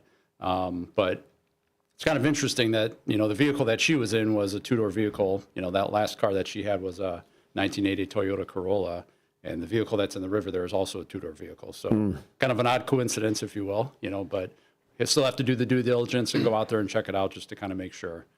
Yeah, we had a tip shortly before we started the podcast as well regarding a vehicle up in that same area. So a tipster had called in, emailed us, and emailed the Forest Preserve Police Department about the remains of a vehicle that they saw on Google Earth that was in like a marshy area up off of kind of like Lake Marion Road. So we had gone out there several months ago and looked at that. And so we had some contacts with DNR and the Forest Preserve Police and stuff like that from that tip. That vehicle also was not Karen's vehicle. It looked like it was a pickup truck. But it kind of just goes to show that it's one of those cases that people in the local area, even before we started this podcast, were really interested in. People were still giving us tips even before we started publicizing that we're kind of doing this again. So yeah, what also is interesting is that was the area where the Carpentersville Dam was removed late last year. So where this last car was recovered. Yeah. So when we went out there and looked at it, I mean, there's some very large voids in where the river used to be, and you could see debris and garbage and things like that in the river. So just, kind of makes you wonder what else is in there. Yeah. So the car is not 100% ruled out yet, right? But you guys don't have a feeling that it's the right car. Yeah, the windows, there's some different windows on the vehicle that look different from what a Toyota Corolla would be. I'm sorry, Toyota Celica would be. So we don't believe it's the same car. Obviously, we'll wait until DNR pulls the car and we can confirm, a VIN number or something like that and 100% rule it out. But I'd say we're about 99% sure that it's not her vehicle. So what's the schedule of them trying to pull that car out? It sounds like that would be up to DNR to take it out of the water, and we're just waiting on a couple of phone calls back, but it sounds like they would wait maybe till there's less ice or snow in the river to actually physically remove it out. Yeah. And so could be a couple I think months. there's safety concerns about getting into the river and getting it out, so they want to make sure it's in a time frame that they can, safely get down there and do the removal. And then once they remove the car, then you'll be able to either determine it's the car, if it's the car or not, but even if you're not 100% sure, it will give you the opportunity to look through the car and see if there's any skeletal remains in the car or whatever, right? Yeah, that's correct. Well, and see if it's related to some other case that maybe it isn't an Elgin case, but a car in the middle of the river is not normal. I mean, it could be something where it's just there's some reasonable explanation, but you just don't know until they get the car out and we identify the car. Well, this is all new territory, I know, because this cold case unit wasn't formed. When was the cold case unit actually formed? About a year ago then? Yeah, so May of 2024 last year is when our chief made it and, kind of brought us along, together, and created it. So that was kind of like the start of it. Yeah. And that was her idea to kind of go with the podcast, to kind of get this exposure out there of these cases, just so people didn't feel like they, relatives or anybody, that were a part of these cases, that their cases weren't just forgotten about. It needed attention, needed people that were going to do it full time. Yeah. Yeah. So I guess my point was, though, let's say it is the car. Let's say it's Karen Sheeper's car. Yeah. It changes all these podcasts. Doesn't it? Sure It'd be a good thing. It'd be a good, be a good thing. But there are a few podcasts in this series that have already been recorded, and if suddenly that becomes Karen's car, then you got to go at it in a whole new direction, don't you? Yes, sir. Yeah, I mean, I think we would still have content to obviously talk about. Yeah. I think even in this episode that people are going to hear, we talk about kind of our 6 different theories, and one of those could be that her car's in the river. But when we get to that point in our episodes, I'm sure Matt and I will talk about if we were to find Karen's vehicle in the river, it doesn't mean the investigation's over. We have to figure out how did they get there? Why is it there? Was it accidental? Was it intentional? It opens a whole host of new questions, right? Was the car found, I know we have to get to this, but was the car found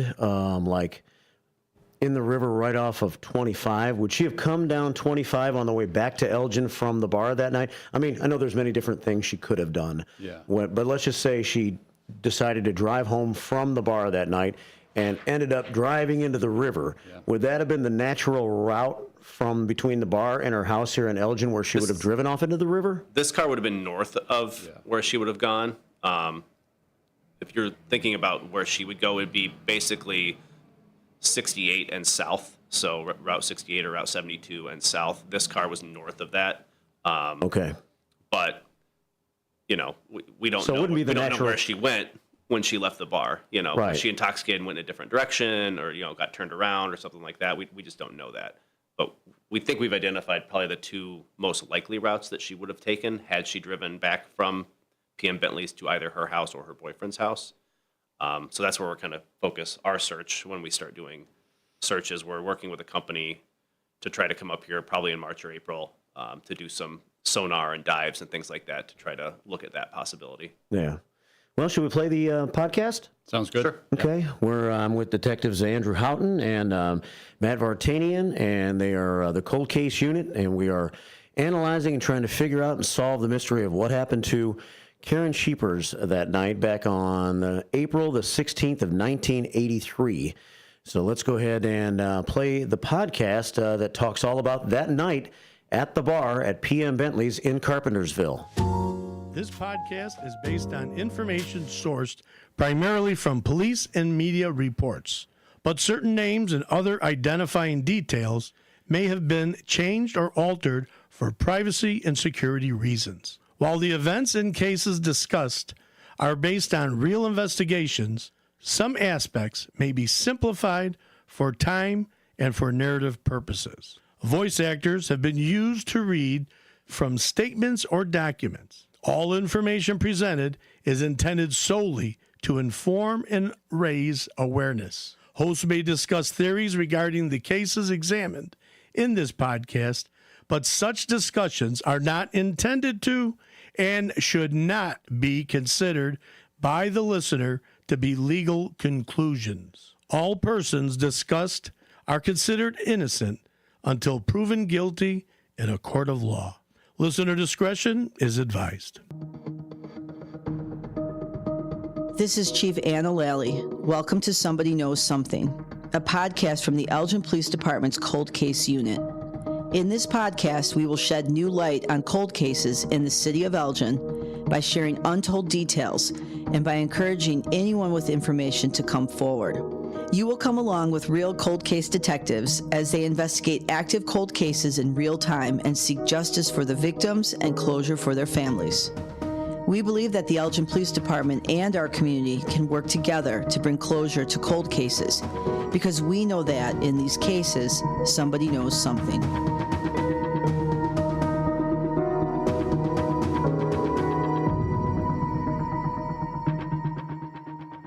My name is Detective Andrew Houghton. And I'm Detective Matt Vartanian. This season, we are investigating the case of Karen Sheepers, who disappeared on April 16th of 1983. In this episode, we walk through what we know about the hours leading up to Karen's disappearance to give our listeners a structure of what happened and led to this investigation. We will also talk with several of Karen's coworkers who were at the party the night she disappeared. Throughout this season, you will go with us to sites that were related to Karen's disappearance, and you'll hear us talk directly with people who knew Karen and to people involved in her case. And you will hear from new witnesses who were never spoken to until now. You know, Matt, like you said, in this episode, we are going to have some actual people we talk to. We're going to play portions of 2 actual police interviews that we recently conducted as part of this investigation. And throughout this season, we're going to use real audio from police interviews and from actual people involved in this case as we investigate it in real time. Unfortunately, because some of the people in this case are dead, we're also going to use voice actors and statements. We're going to have people read actual documents and statements from our case, and we're going to make those statements kind of try to come to life. We're going to release some of those documents and some of these different reports for the first time publicly in this podcast. And our goal is to recreate that information to kind of help Karen's case come home to people and be something that is interesting to listen to, but also brings the case to life. Yeah, so with that, I think it might be helpful for us to start with a physical description of Karen. Yeah, that's a great idea. So Karen was 23 years old on April 15th in 1983. She's about 5'7", weighed about 125 pounds, and had long brown hair and brown eyes. She was kind of described by everybody we spoke to as very pretty, very friendly, someone who really made friends easily, things like that. And there's some photographs of Karen on our website, so we encourage people to go and check that out. I think visualizing Karen and other people in our cold case homicides and victims and missing persons is helpful as well, because it really humanizes who those people are and shows that they're not just some random person, they're actual people. Yeah, I mean, they're people, right? The victims and the missing people from these cases, they aren't, statistics. They had lives, they had friends, families, in some cases they had children. They had their own goals and ambitions. We really want people to understand that this case and other cases are not just some case that's sitting on a shelf. These represent real people and their families who deserve justice and answers. We're going to start with Karen's morning. So April 15th, we kind of looked into the weather for that time period. And on that day, it was pretty windy. It was a little below freezing in April, kind of what you would expect in Chicago in April, that, late winter, early spring kind of weather that we get. It was just above freezing, and around 7 a.m., she would have probably been getting up to go to work because she got to work around 8 o'clock-ish, somewhere in that time frame. And the weather is going to be kind of important as we get into this later on. Yeah, and April 15th was tax day. So Karen had just gotten her tax return that week and deposited about a little over $1,000 into her bank account. And her bank account is also something that becomes kind of important later in the case. Yeah, it definitely does. So we know Karen lived at a house. She lived in an apartment actually inside of a house that was located at 311 Lovell Street in Elgin, which is on the east side of Elgin. The house was separated into an upstairs and downstairs apartment, and she lived alone in that apartment on the second floor of the building. Yeah, we're going to visit that location in a future episode. Yeah, that episode should be an interesting one for all the listeners to hear. We know she goes to work that morning. We should probably talk about how she got there. So she lived at 311 Lovell, which again is on Elgin's east side, and Elgin's separated by the Fox River. So she worked at the First Chicago Bank Card, which was on the west side of Elgin in a single-story office building off of Davis Road. So she had to drive to work. She didn't live close enough to walk. She didn't carpool with anybody else. So she drove across the river on April 15th in her vehicle, which was a canary yellow 1980 Toyota Celica. It had distinctive accent stripes, these red stripes along the side, and it had an Illinois license plate of XP8918. And that vehicle was a manual transmission vehicle, right? Yeah, it was a stick shift. You're right. Okay. So that's kind of an important detail, I think. I know that some people can drive stick shift, but it's not like every person knows how to do that. And not a lot of cars nowadays have that. Most of them are automatics. I think it's a skill that someone would have had to have learned, from somebody. And since we know that her car also went missing, it's important for us to kind of remember that. It's not just her that went missing. It's also the vehicle as well. Yeah, the car is a big part of this case. Yeah, and in the 1980s, it was a lot more common, like I was just saying, for there to be a manual transmission than kind of what we see today. Mm-hmm.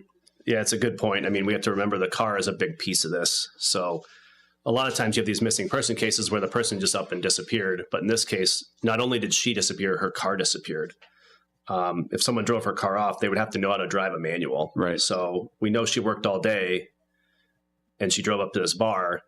But if she didn't drive her car, someone else did. They have to be able to drive that car. Yeah. So I'm looking at her bank record right here. So she was paid $344.88 that day. So she had gotten her tax return and her paycheck. That total amount would have been somewhere around like $1,500. Is that right? Yeah, that's right. So it was her payday. So like you said, she got paid that Friday. She got paid that day. Okay. So she would have had money if she needed it for something. So we know that she had already paid off her car. So she owned it outright. She had her rent, but there were not a lot of other bills. I mean, she was attending classes at Elgin Community College, and she would have been paying for things like that and gas, groceries, or other normal like day-to-day things. But she was making pretty good money in 1983 as a single woman who was living alone. Yeah, so she was making somewhere around $25,000 a year, which is pretty good money for her at that time.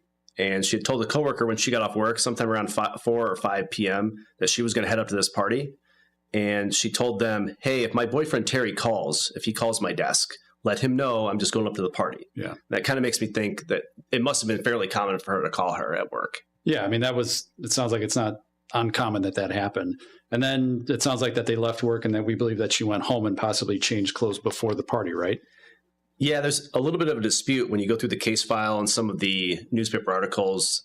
We're not 100% sure if she went home and changed and then went up to the bar, but she definitely went to the bar. Yeah. So she may have made a stop and changed clothing and then gone up there, but that's something we don't know. It may be important. We're still trying to track that information down. So one thing we've never given out was her full clothing description. I know in missing person cases now, that's something we typically do give out. That was never given out publicly before. So we are giving that out publicly now for the first time. There was some information about her clothing, wearing a tan corduroy coat with a hood. But we know that she attended this party and she was wearing a black and white striped blouse and blue jeans along with that jacket. Yeah. And so we're also, kind of going through and updating all of the missing person websites and things like that to reflect this information. So it's out there for the public. She was also wearing a fairly distinguishable watch. I mean, that information was released before, but in case people didn't know, it was a Wittenauer brand wristwatch. Yeah. So she potentially went home and changed clothes, or maybe she wore what she wore to work to the party. But we know she goes from Elgin to Carpentersville because this bar is not located in Elgin. That becomes kind of an issue too. Yeah. P.M. Bentley's is a bar up in Carpentersville. She lives in Elgin. She works in Elgin. The bar was located in the Meadowdale Shopping Center, which was a place it was kind of known for live music at the time. It's just north of Route 68 on Route 25 in Carpentersville. And she drove there again in her yellow Toyota Celica. Yes. So she drives the Celica either to her house and then up to the bar or directly to the bar from Elgin. Okay. So she parked at the bar, headed inside, started to hang out with coworkers and have a few drinks with them. And it sounds like by all accounts, everyone was having a great time. They were listening to the band, having some drinks. Didn't really seem like there was any issues. Yeah. The coworkers said that she parked somewhere in the first few rows from the bar in the parking lot. And it's kind of a shopping center, so it's a big parking lot that runs along the bar there. We know that at least 16 different coworkers come to this party at some point throughout the night. Now, they leave at various times. Some leave pretty early. Others stayed until about 1:30 or 2 a.m., and the bar closed at 2 a.m. And at this point, no one really remembers or kind of knows when or if Karen left specifically. Yeah, they know some key things throughout the night, but no one remembers the exact time that she would have left or recalls seeing her leave. And I mean, from what we know, one of those events involved her coworker, Marianne, right? Yes. So originally the coworkers had kind of limited information about their interactions that night, which, in going back and talking with them, it sort of makes sense. This party was not Karen's party. It wasn't her birthday, right? So it's not a situation where people are keying in on what she's doing throughout the night. Right. It was a party for this program that they had completed. They were doing a new project as well. So it was a celebration just for the company kind of overall and her group overall. And so no one's really paying specific attention to everything that Karen's doing. Right. But we know that talking to Marianne, she recalls now, since we've re-interviewed her, that she did have an interaction with Karen in the parking lot around 9:30, and that was not reported back in 1983. Right. Okay, so Marianne saw Karen get out of her car around 9:30 p.m., and that interaction then happened in the parking lot. I remember yelling across the parking lot, "Karen, don't forget we have the meeting at 9 a.m. tomorrow." Okay. Do you remember around what time you left? Probably around 9-ish, maybe. Okay, because I know she stayed. So did you maybe see her in the parking lot, like going to her car or something? But you remember seeing her in the parking lot and having that interaction with her at some point? Yeah, some people just stayed for a drink, but okay. I had, along with some other folks, had something to eat as well as I was drinking iced tea. Yeah, iced tea, I believe. Okay. So I'm not a big drinker. So around 9:30, you walked out, and Karen also had walked out and gone to her car. About several of us went out at the same time. Okay. And then you're saying you yelled across the parking lot to her, like, "Hey, don't forget we have a meeting on Monday," or something? Okay. And then you left? Then I went home, yeah. I mean, Marianne also said that she was not drinking, so her account holds, I would think, more weight than others, right? Yeah, for sure. I mean, she's not drinking, so she seems a little bit more reliable. Yeah. She said she was having some iced teas and hanging out, and then she leaves around 9:30, and she's pretty confident that's around the time that she left. So she sees Karen out there in the parking lot.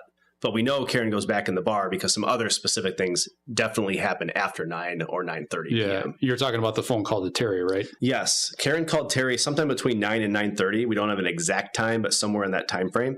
And she called from a payphone at the bar. So we do know that they talked because we talked to some of her coworkers and some of the police interviewed Terry. So we know the phone call happened and we know he answered it, and we can corroborate some of that telephone call and that we know that it connected. You know, in fact, one of Karen's coworkers, Eloise, actually saw Karen on the phone with Terry, and she described the call to us.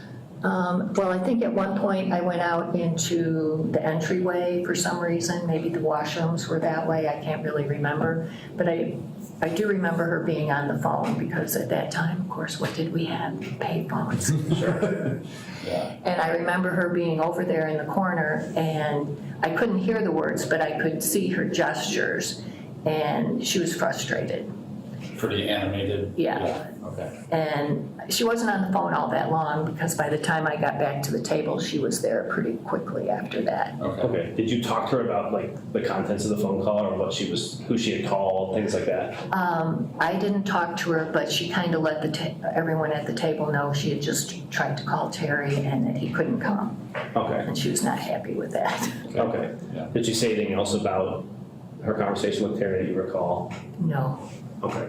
And just to kind of clarify, Terry never showed up at the bar that night? No. Okay, just a phone call? Yeah. Okay. And actually, once Karen relayed that information from the phone call, it was like she did put, she tried to go on in a positive way. Not that she was devastated by it, but it's just like, I'm not going to let that. I'm not going to be dragged down by this. Yes. She's kind of annoyed, but whatever. Whatever, I'm going to have fun tonight. Yeah, so she was apparently kind of annoyed that he didn't come up to the party, and he later claimed that he had a reason why he didn't want to be out too late. I mean, he had to work the next morning pretty early because he had some morning preparations to cater a dinner for his job, so he declined to come to the bar and meet her. Yeah, and so he said, he told Karen, well, hey, you can stop by the bar after you get out if you want to. And according to different people in the investigation, it was probably common for her to go down there on the weekends maybe and stay at his house because they did live separately. Right. So Terry, he lived in Elgin too. So he lived in the 500 block of Barrett Street, which is in the downtown area of Elgin here on the east side, kind of the near east side, if you will. That's the same side of the river as Karen's house and the same side of the river as PM Bentley's as well. Yes. So it's also important we remember that all three of these locations are on the east side of the Fox River. Right. Again, that might be something that is important here. Absolutely. I mean, when we talk about the different theories of what could happen, that plays a role in some of the things that we look at. Yeah.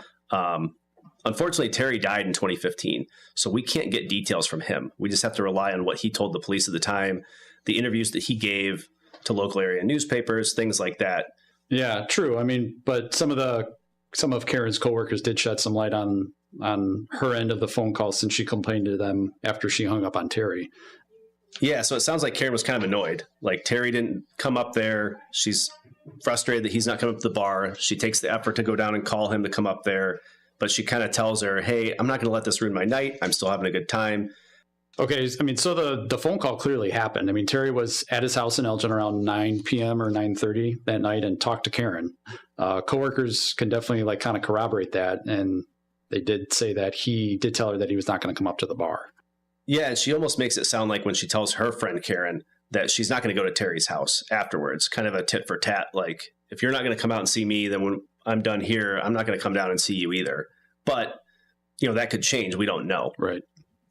Yeah, and then, that kind of really comes down to the final thing that people really remember about Karen that night, and that's the hula hoop contest.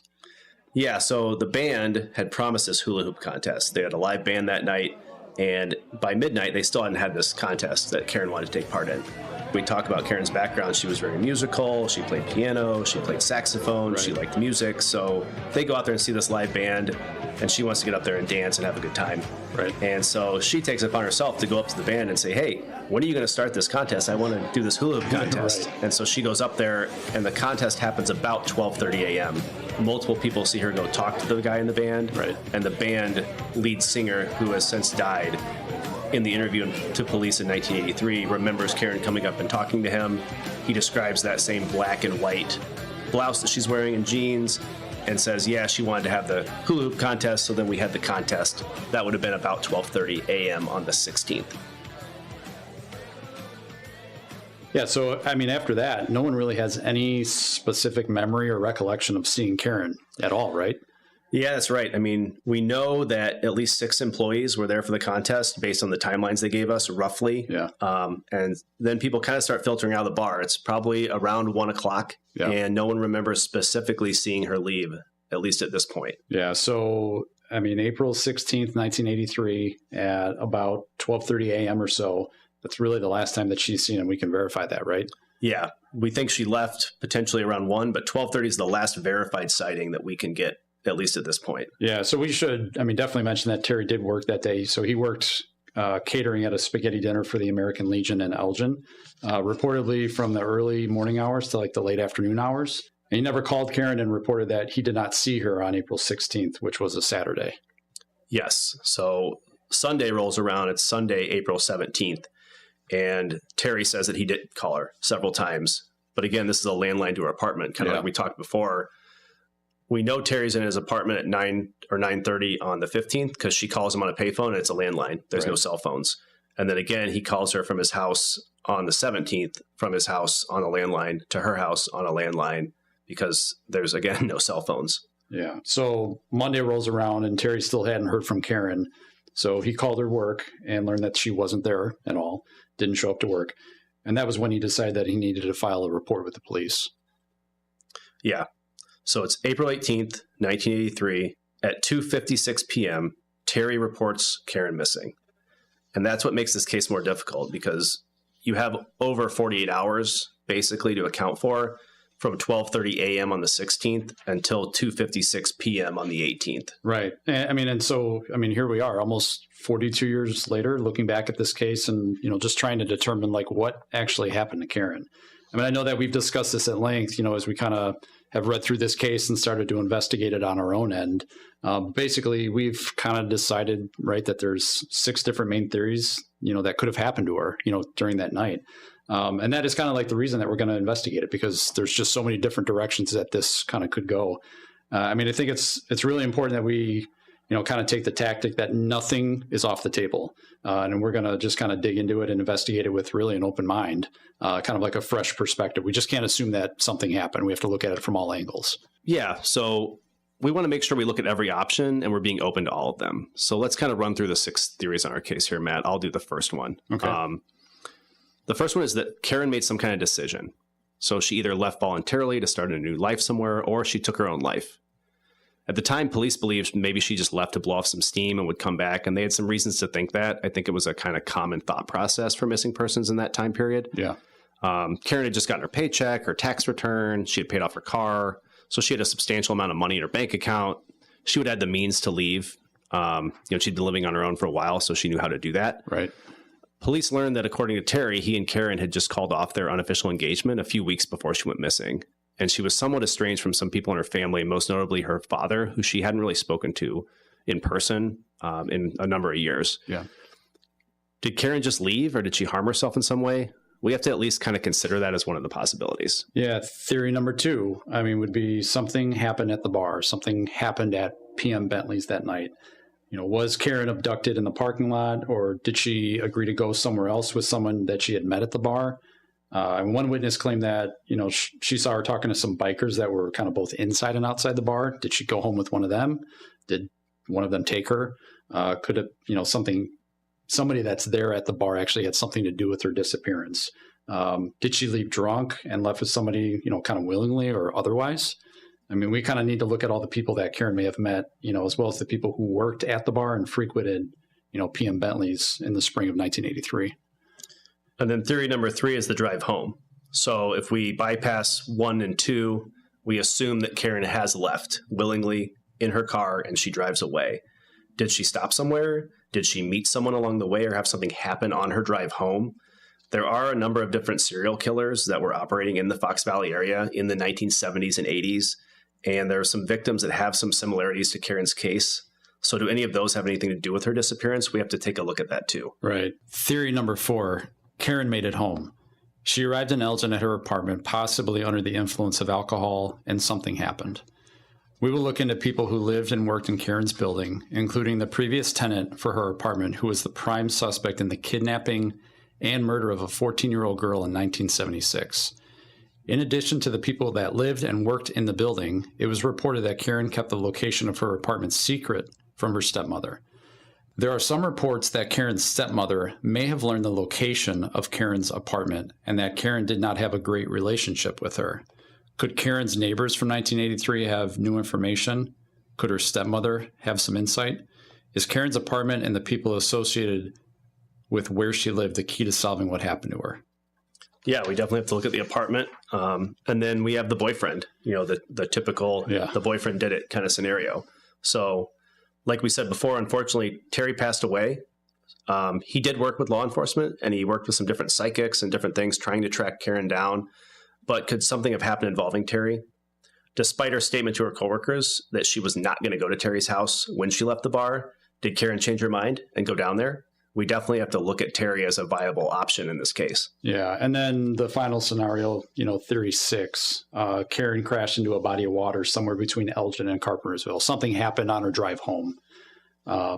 Did she run off the roadway, and go into the Fox River or, other, bodies of water that was along her route, like a lake or a pond? We really have to kind of explore the different routes that she may have likely taken home that night from PM Bentley's. Really both to her home or to Terry's house. Yeah, because she could have gone to Terry's. Right. And just kind of really have to dig into that theory and kind of see, like, what do we have? And with that, we kind of plan to bring some, updated technology to kind of help us in that search. Next episode, we're going to look into the possibility that Karen left willingly. This would be our theory number 1 that we just talked about. So did she decide to start a new life somewhere, or did she take her own life? We're going to talk a little bit more with some of the people that knew Karen best to kind of evaluate those different possibilities about her character, what she was doing, things along those lines. And then in the coming episodes, we're going to look at each of these 6 theories kind of in depth. We're going to conduct interviews with people, past witnesses we're going to search for, and we are going to interview new witnesses. We're even going to interview some potential suspects in this case and review the case without us assuming anything about any of those 6 options. This season on Somebody Knows Something, we will dive into all 6 of these theories regarding what could have happened to Karen Scheepers. In our next episode, we will begin our investigation as we talk to Karen's family and introduce Karen's backstory to our listeners. Hopefully learning more about her background will help us evaluate each of these different theories and lead to some new information to answer the question, where is Karen?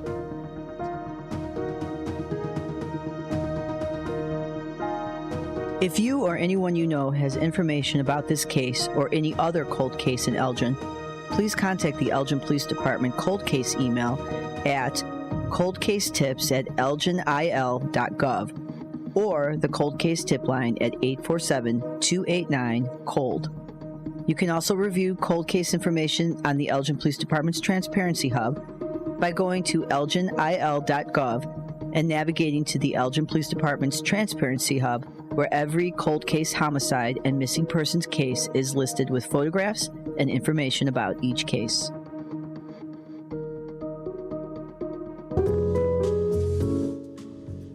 Well, there you have it, the podcast of what occurred on that night, April 16th, 1983. What do you think? I was talking to the detectives. They've been sitting here with me, and you can see them on the camera on YouTube at WRMN Radio on YouTube. Detective Houghton and Detective Vartanian. And they've been going over all of this. We talked quite a bit during the podcast that you listened to. And I wrote down some things that I thought about as I was listening to it and talking to them. Did you have any thoughts based on what you just heard? Questions that you would ask if you were a detective, or things that you would pursue next? Let us know. Give us a call for the next 10, 15 minutes of the show. We're going to have them here with me. We'll talk about it. 847-931-1410. That's 847-931-1410. We're on YouTube at WRMN Radio on YouTube if you want to chat with us, or send a message on the information line, 505-926-1410. We're back with the detectives to finish this episode of Elgin Cold Case Files. And Somebody Knows Something next on WRMN.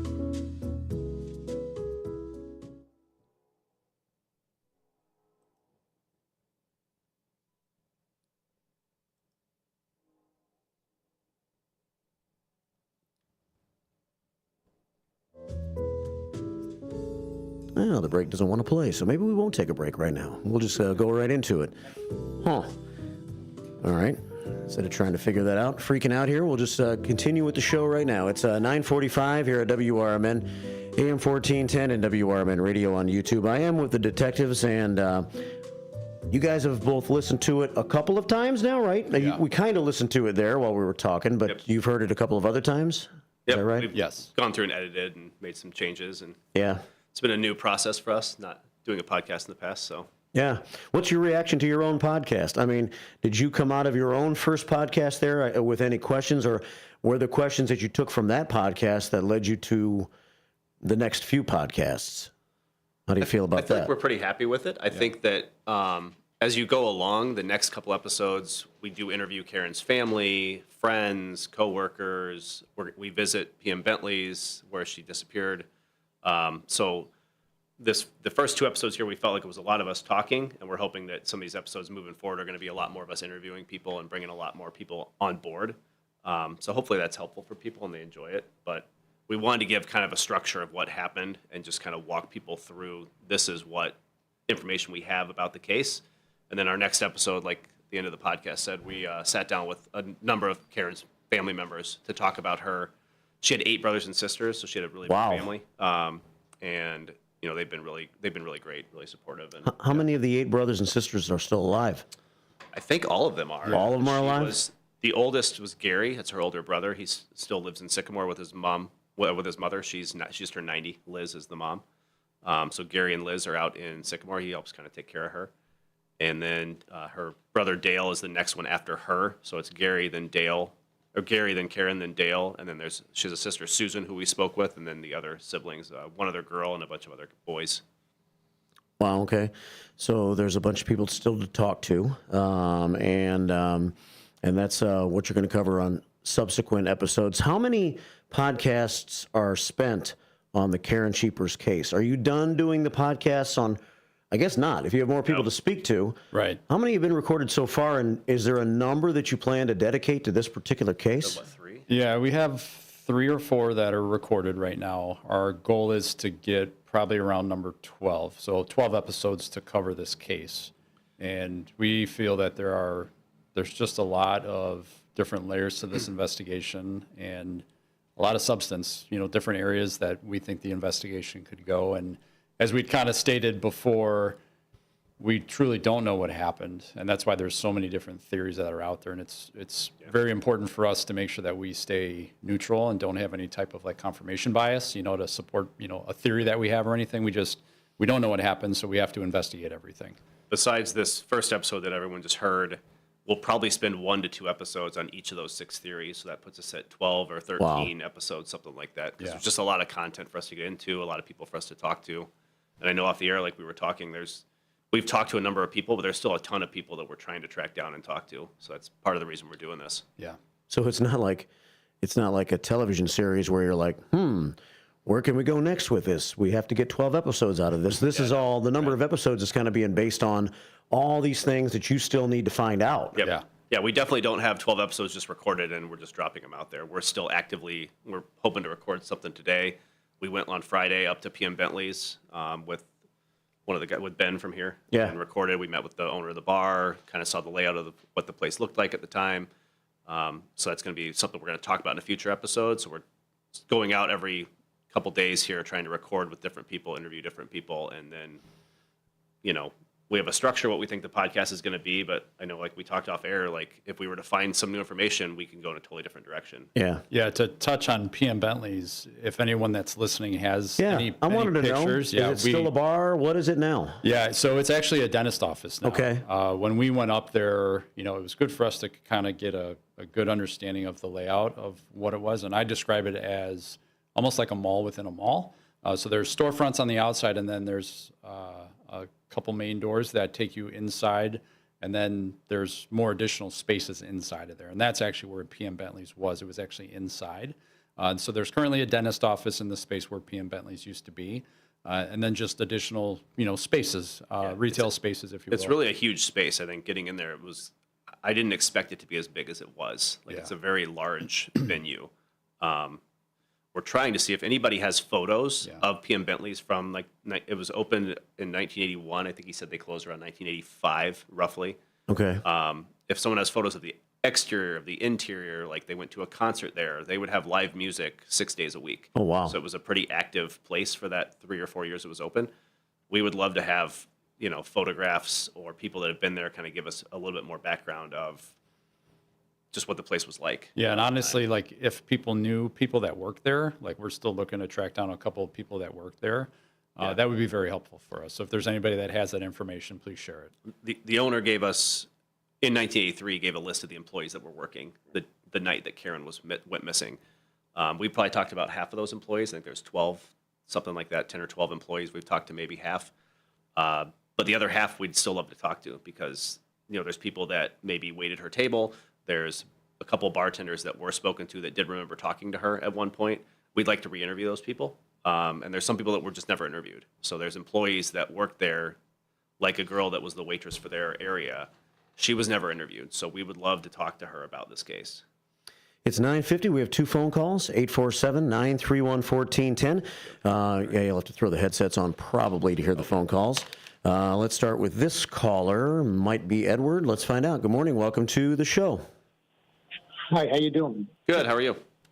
Good.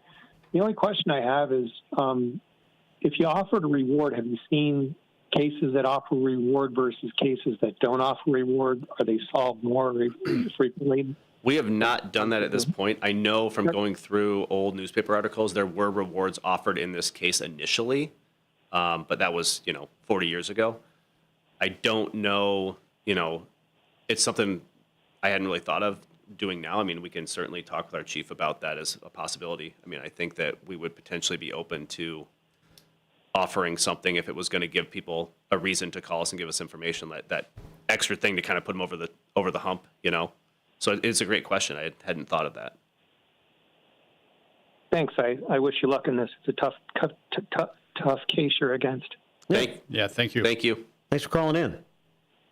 Interesting thought there. Offering a reward, does that bring more callers out, more tips out?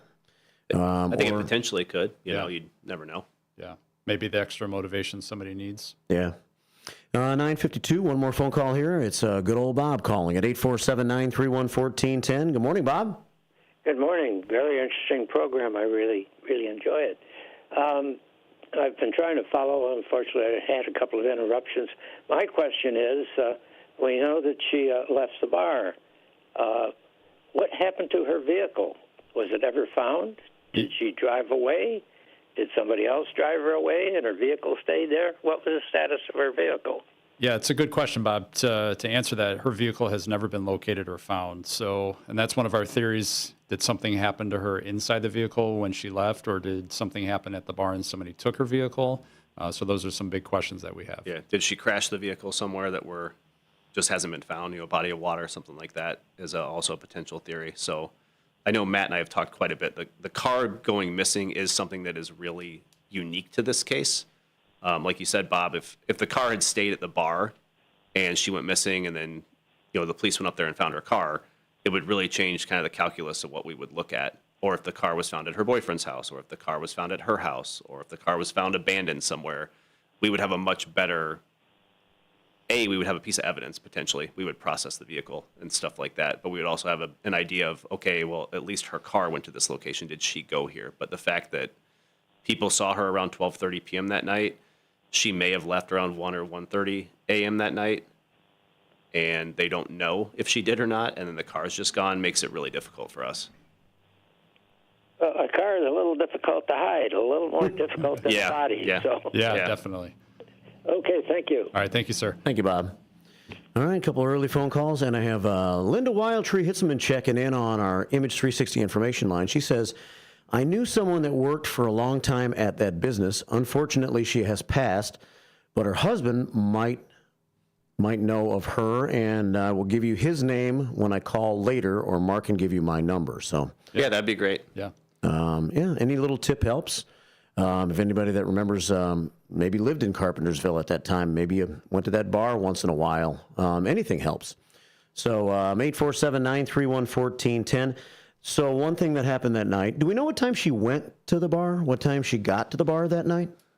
Probably around 5:30, 6 o'clock. The bar opened at 4 p.m., I believe Frank told us. Yeah. And wow. the first coworker that got there was somewhere around 4:30, 5 o'clock. And then we should kind of clarify, it was not necessarily like a company-sponsored party. It was basically a group of her coworkers in her division that decided on their own to go out and have this function because they were celebrating. They were celebrating some people had graduated from the program. They were celebrating about a new project they were working on.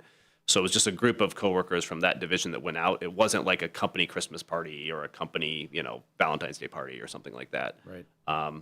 We kind of talk about, too, that also makes it more difficult for us because it's not like it was Karen's birthday party. People aren't really keyed in on exactly what she's doing the entire time she's there. It's just a bunch of people. Imagine that you and your coworkers are like, hey, let's go get some drinks after work. And you go out, that's basically what happened is they went out, a group of them. Yeah. Well, we got 3 minutes and 2 calls. So let's try to squeeze these last 2 callers in. We start with Cleveland Dennis. Good morning, Dennis. Yeah, I'm intrigued. What about the VIN number? How many times they run that VIN number for that car? How about if they checked all the junkyards? Anybody ever tried to do anything with that car and they junked it in the end years later if they've been using it? Yeah, so we know that there was a substantial amount of search that was done after this happened, where that vehicle was sent out to all different states to try to see if anybody had come across any remnants of that vehicle, to track it, to see if that car was sold anywhere. So there was pretty extensive workup that was done on it at the time, and nothing came back at all on it.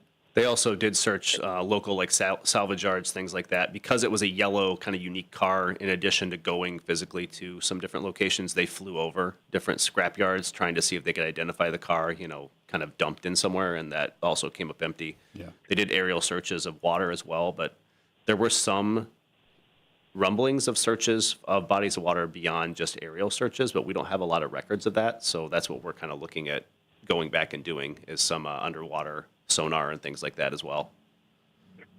Very interesting. Thank you. Thank you for your call. Thanks for the call. Take care. Yep.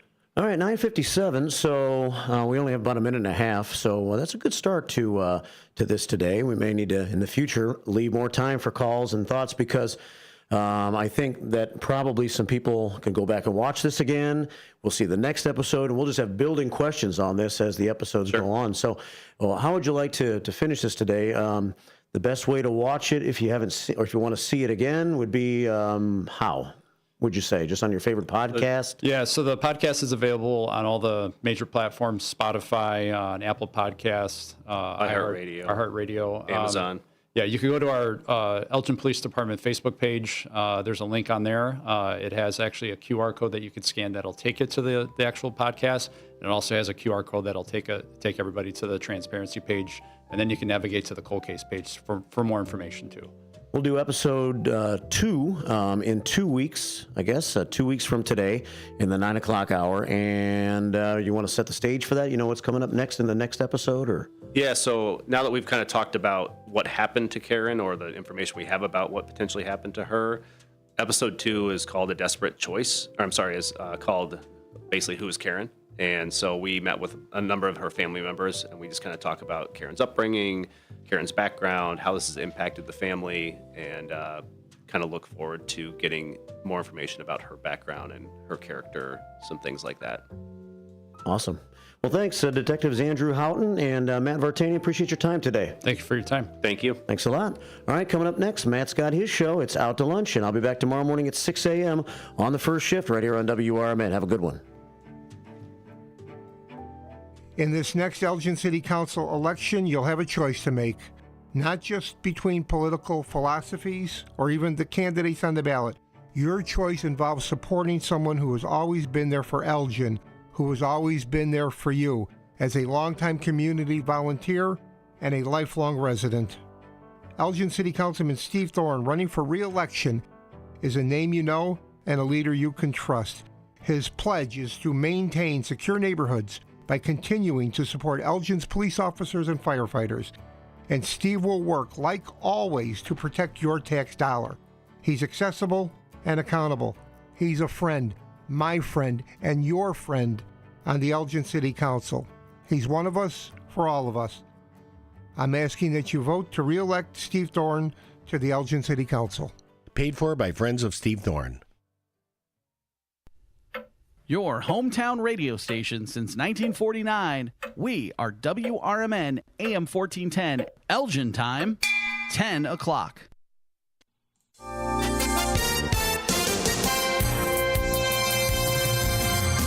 I'm Trey Westerberg, WRMN News. One woman was hospitalized after a car rolled over and crashed Monday evening in Aurora. Aurora police and firefighters responded around 6:15 p.m. to the single car crash near Lake and Plum Streets. The car, which had been headed north on Lake Street, lost control, overturned, and struck a utility pole. Emergency responders extricated a female passenger who was trapped briefly before taking her to a local hospital. She sustained serious but non-life-threatening injuries. The male driver was uninjured. This week, a Wheaton woman was sentenced to 40 years in prison after pleading guilty to first-degree murder in the 2018 slaying of 18-year-old Luis Guerrero of West Chicago. 22-year-old Tia Brewer was one of 4 people charged with murder in which Guerrero was beaten, strangled, stabbed, kidnapped, and burned. Also charged in the murder are 24-year-old Sal Ruiz, 25-year-old Jesus Arado Correa, and 25-year-old Francisco Alvarado, all of West Chicago. The Elgin Area Chamber of Commerce will hold its annual meeting reception on Thursday, February 13th from 4:30 to 6 p.m. at the Grand Ballroom at the Grand Victoria Casino at 250 South Grove Avenue in Elgin. The event will honor outstanding member businesses and volunteers, recognize Elgin Area Chamber retiring board members, commemorate the Chamber's successful achievements of the past year, and outline this year's programs and events. Cost for the event is $30 per person, which includes hors d'oeuvres and a beverage ticket. Registration can be made at elginchamber.com. Batavia will get its first recreational cannabis dispensary later this year after the majority of the City Council voted in its favor. Rubino Ventures will now be able to move forward with updating the storefront at 144 South Randall Street, the site of the former Arby's, to transform into Dutch's Cannabis. The fast food restaurant closed in 2022 and has remained vacant since. Construction on the dispensary is slated to begin this month, and the business would open by June 4th. I'm Trey Westerberg on 1410 WRMN Elgin, proudly serving the Fox River Valley.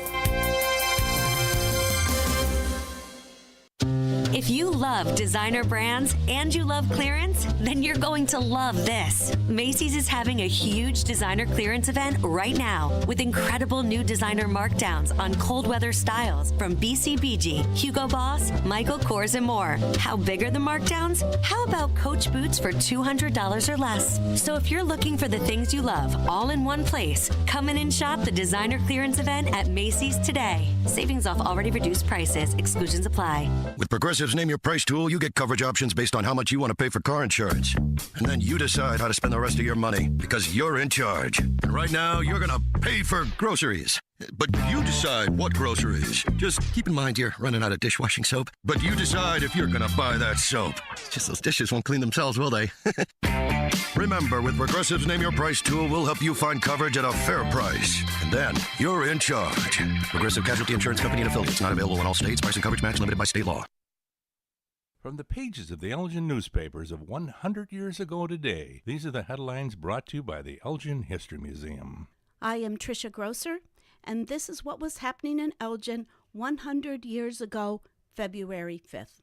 Edna Wallace Hopper, known as the Eternal Flapper, was an actress on stage and in silent films. She is advertising for her product. I have bobbed hair, and I believe in it. Millions of women who see it on stage and in society envy its marvelous beauty. But there is only one way I know to get that glint, that luster. It is due to a marvelous shampoo. I cannot tell you why. The great factors in this shampoo are concealed from me. The makers claim them as discoveries which they desire to control. But now I've induced them to make for you the very shampoo they make for me. It is called Edna Wallace Hopper's Fruity Shampoo.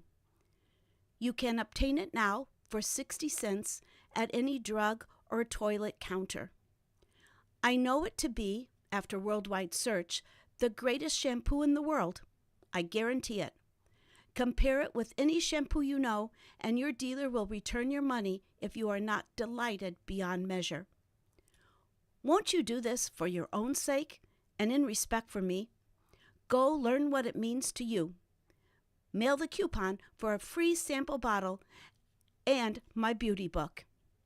My address is 536 Lakeshore Drive, Chicago. Thank you.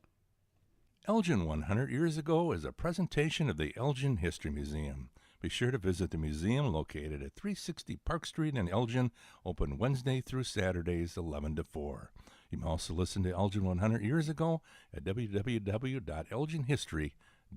Tune in to Around the House every Saturday night from 5 to 7 p.m. on WRMN. Join Eric and his expert guests for a fun and informative journey into the home improvement and healthy living lifestyle. Whether you're tackling a DIY project or thinking about your home's wellness, we've got you covered. Say goodbye to stress and hello to solutions that save you time and money. Around the House every Saturday night from 5 to 7 p.m. Listen this Sunday afternoon to Handle on the Law. I know we're at an at-will date, but for making a comment, like, hey, your hair looks good. And then I got a call from HR saying, hey, you know what, you're under investigation. Do I have any recourse? Were you fired? No, not yet. The problem, Eddie, is they can fire you for any reason they want. They literally can wake up in the morning and say, you know what, I'm a little bored this morning. I'll tell you what I'm going to do. I'm going to fire Eddie for no reason. Yep, he can do that. Yeah, that's California. Yep, welcome. It's Handle on the Law this Sunday afternoon from 4 to 7 right here on WRMN.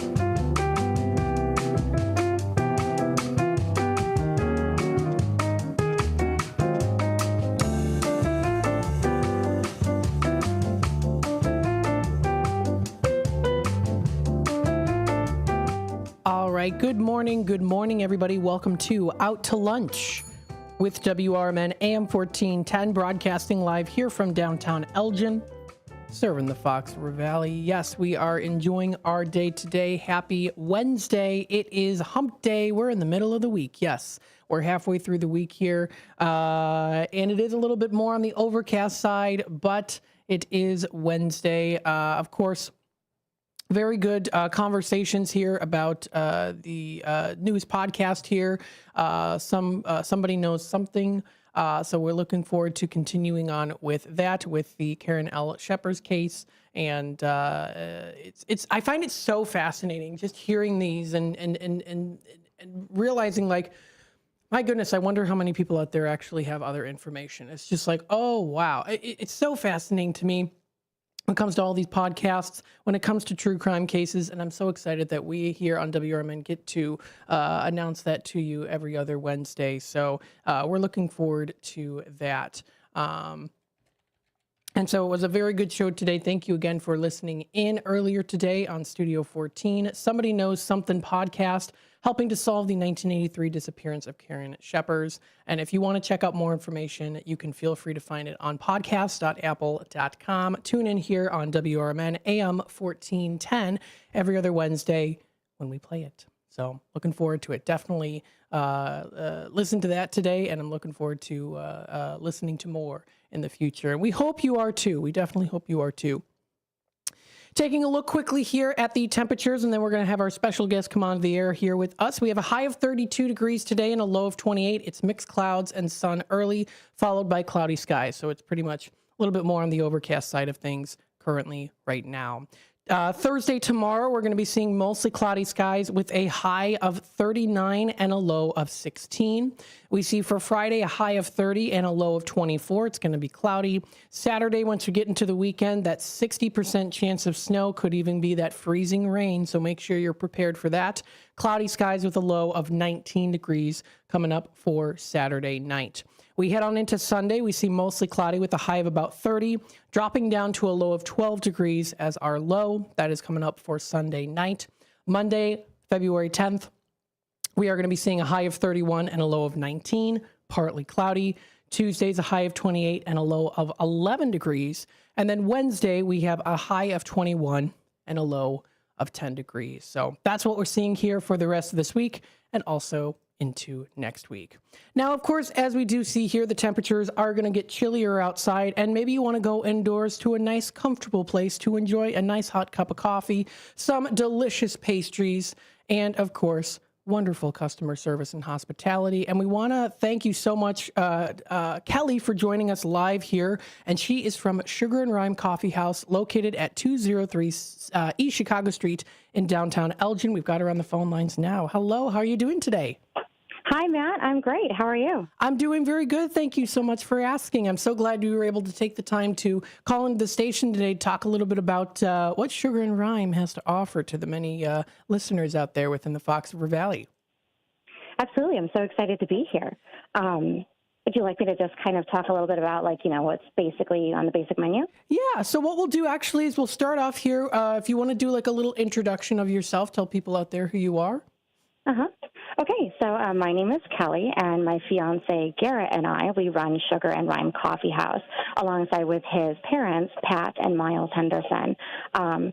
So we established in November of 2022, so we're just over 2 years old now, and we've always been pretty committed to, our values being we would like to serve good quality food for reasonable prices, and we hope to take care of our team, our employees, because we feel that those three things are kind of like the core of what we stand for.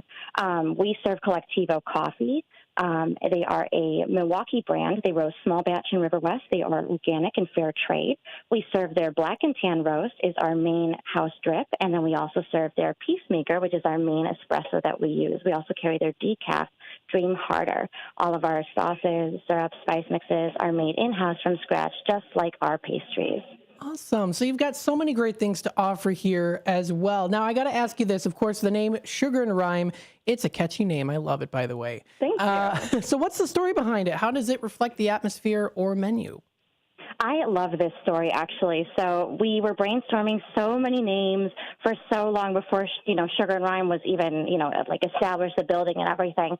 There were so many good ones, but really Sugar and Rhyme hit the best. It just rolls right off the tongue. And actually it was my best friend, Talin, who came up with the name. And she thought, well, Pat, who is my future mother-in-law, she's very much a theater person. She absolutely loves all the arts. She loves Shakespeare. She is a director. She's been a producer. She's lighting design is one of her main fortes that she does.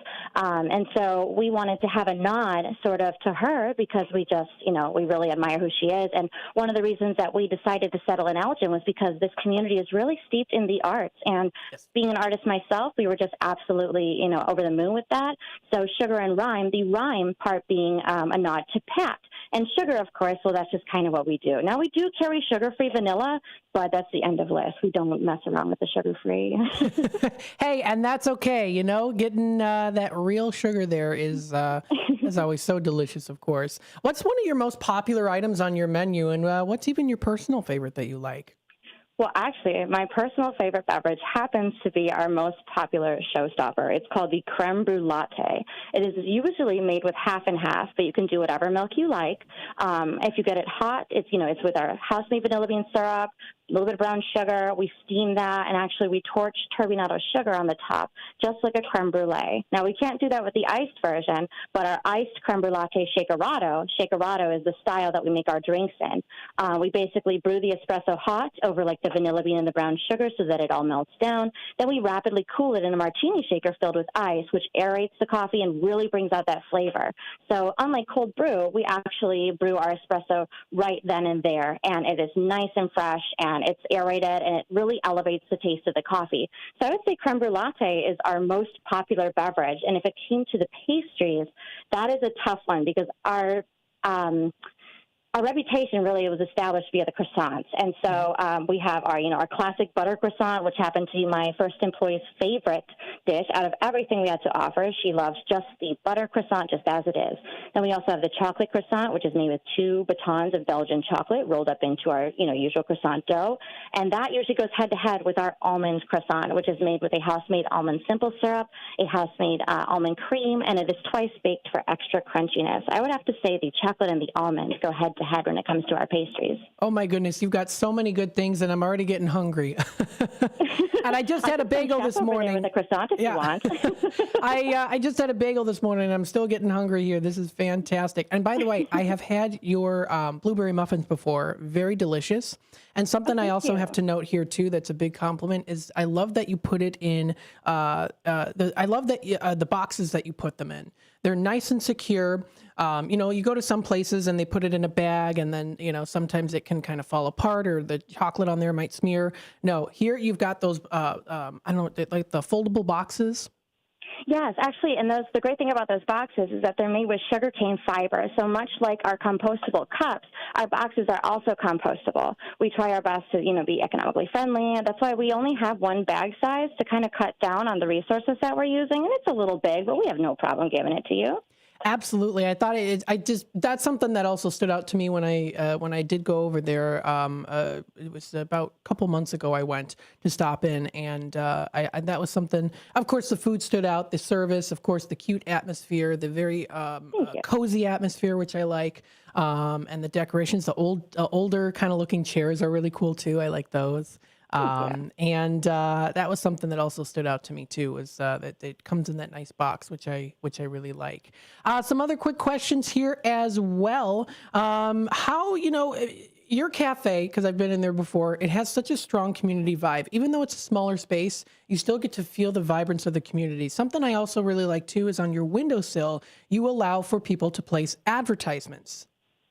Actually, yeah, and most recently we actually allocated those advertisements to a community board, which because it was getting a little bit cluttered on the sill, and we wanted to make sure that there was maximum visibility for everybody we're trying to kind of give a voice to.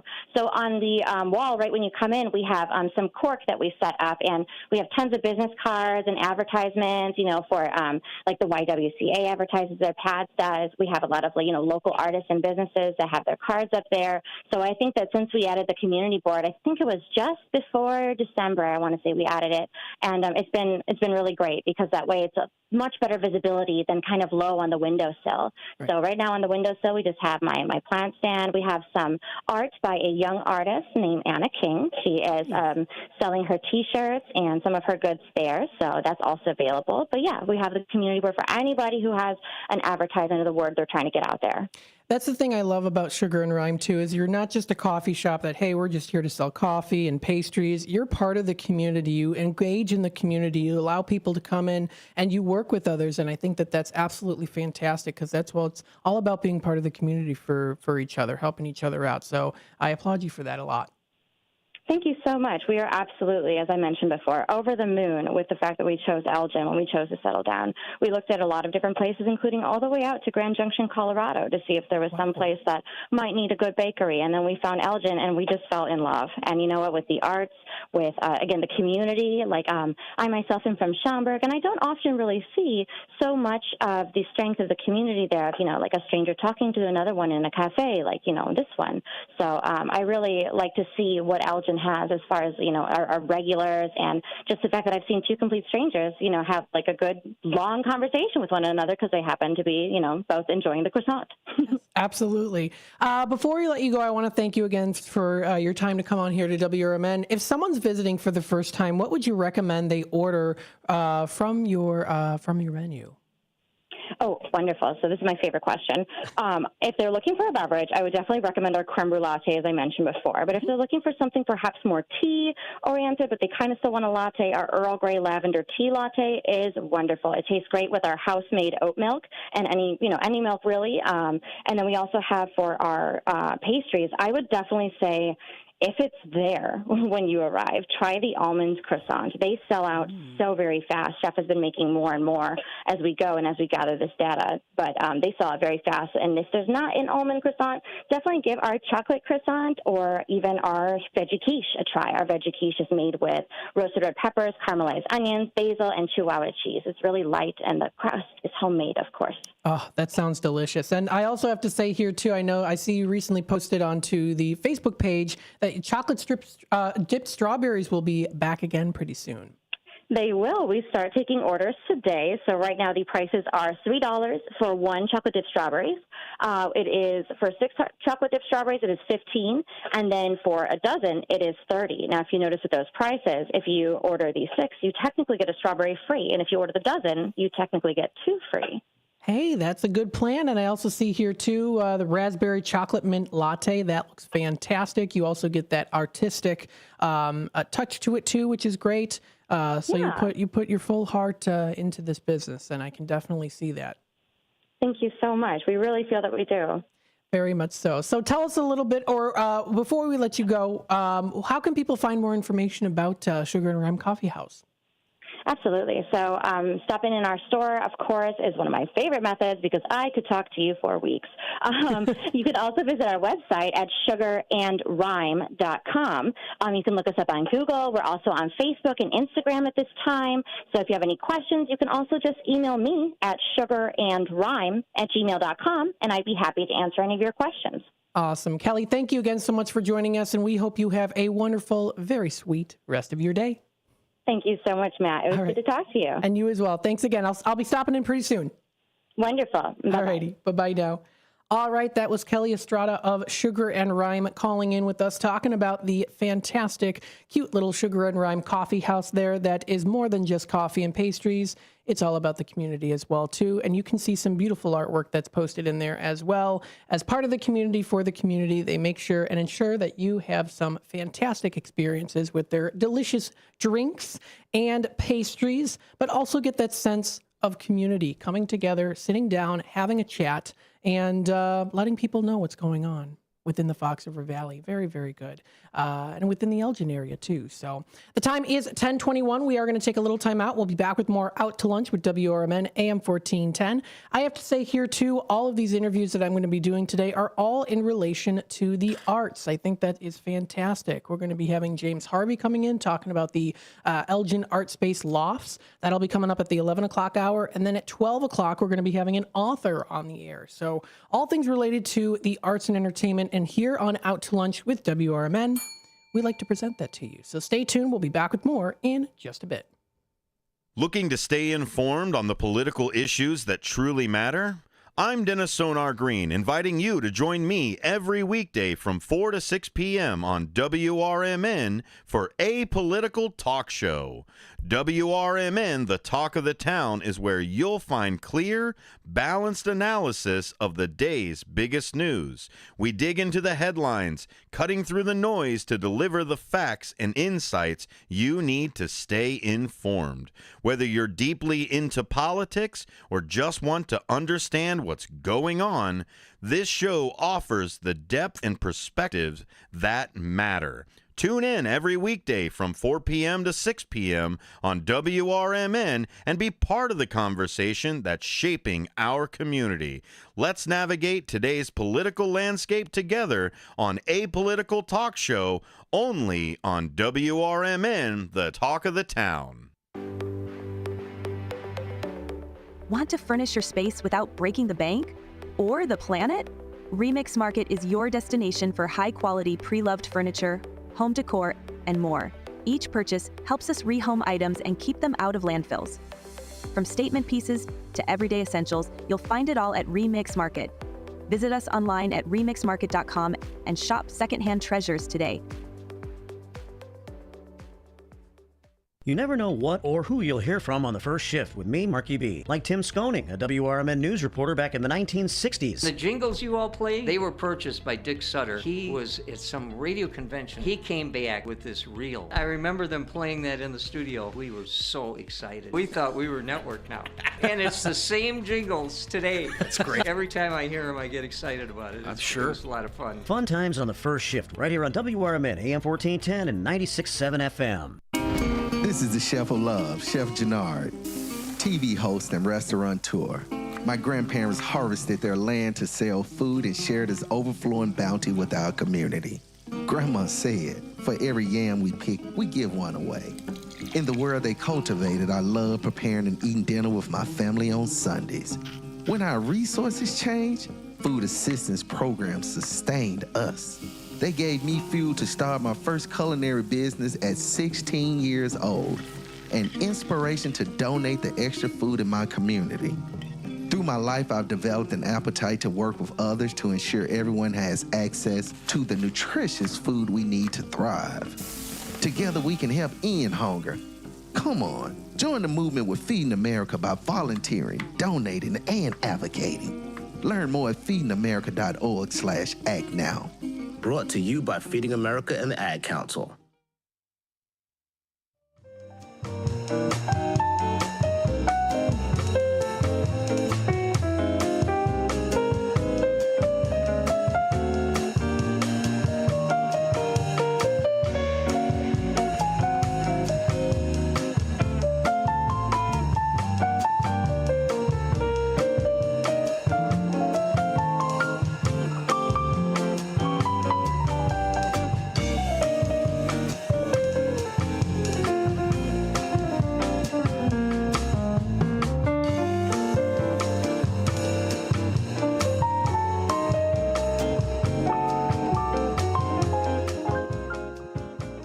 Welcome back, folks, to Out to Lunch with WRMN AM 1410. We're broadcasting live here from downtown Elgin, serving the Fox River Valley. We hope that you are enjoying your morning today. It is definitely a little bit chillier right now. We do have a high of 32 degrees. That's coming up for the high for today. Current temperatures as of right now are at 28 degrees. So we're getting closer to our high. It definitely does feel a little bit chillier out, but still, we are going to be seeing a little bit of some snow showers tonight. Snow accumulations less than 1 inch, but we could get a little bit more of the freezing rain. So just make sure, of course, that you are careful with that and aware of your surroundings when it comes to the freezing rain. Taking a look here, let's see a nice little story here posted by sunnyskies.com. This is sunnyskies.com. I like to, of course, bring up fun and amazing stories, inspirational stories, and more. So let's go through and talk about some of them here, or at least one of them. This is a nice one here that was talked about. So this was posted today.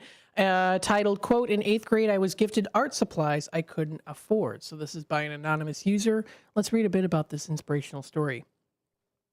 I grew up in poverty, and I feel like it was pretty obvious to all my teachers growing up. In 8th grade, I won a contest for designing the yearbook cover, cementing my place as, quote, that one art kid in my graduating class. I made the design with random pens and pencils and Crayola markers in the classroom because I didn't have any of my own. My teachers noticed I really enjoyed making art because there would always be doodles in the margins of my assignments and notes, and any assignment that required drawing, everyone wanted to pair with me. Well, the day before Christmas break, I was told to go see the guidance counselor. I remember thinking, oh crap, what did I do? But when I get there, there's a huge wrapped box on the table. The guidance counselor said it's for me and tells me to open it. It's full of art supplies, Prismacolor colored pencils, a sketchbook, colored pencil case pencils, pens, etc. I remember breaking down and crying. I asked who got it for me, and the counselor told me Santa.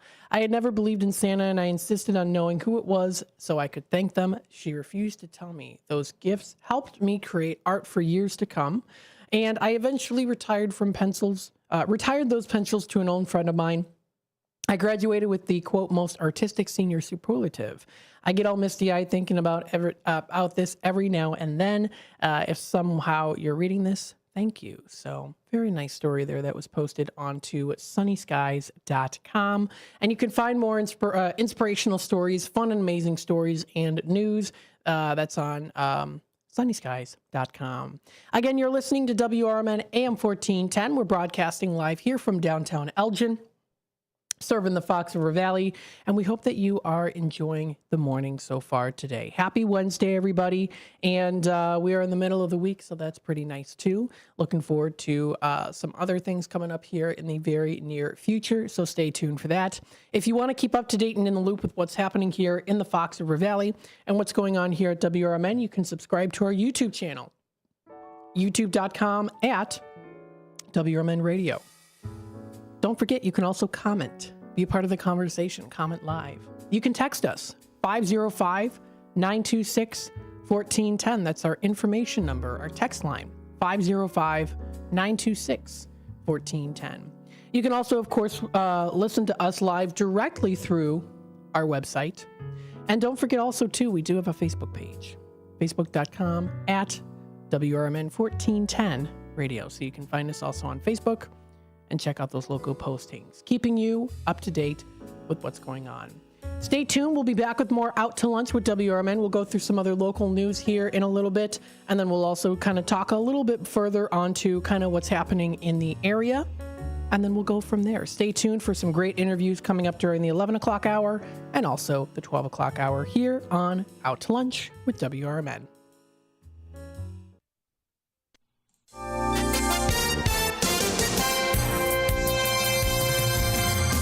I'm Trey Westerberg, WRMN News. Batavia will get its first recreational cannabis dispensary later this year after the majority of the city council voted in its favor. Rubino Ventures will now be able to move forward with updating the storefront at 144 South Randall Street, the site of the former Arby's, to transform into Dutch's Cannabis. The fast food restaurant closed in 2022 and has remained vacant since. Construction on the dispensary is slated to begin this month, and the business would open by June 4th. One woman was hospitalized after her car rolled over and crashed Monday evening in Aurora. Aurora police and firefighters responded around 6:15 p.m. to the single car crash near Lake and Plum Streets. The car, which had been headed north on Lake Street, lost control, overturned, and struck a utility pole. Emergency responders extricated a female passenger who was trapped briefly before taking her to a local hospital. She sustained serious but non-life-threatening injuries. The male driver was uninjured.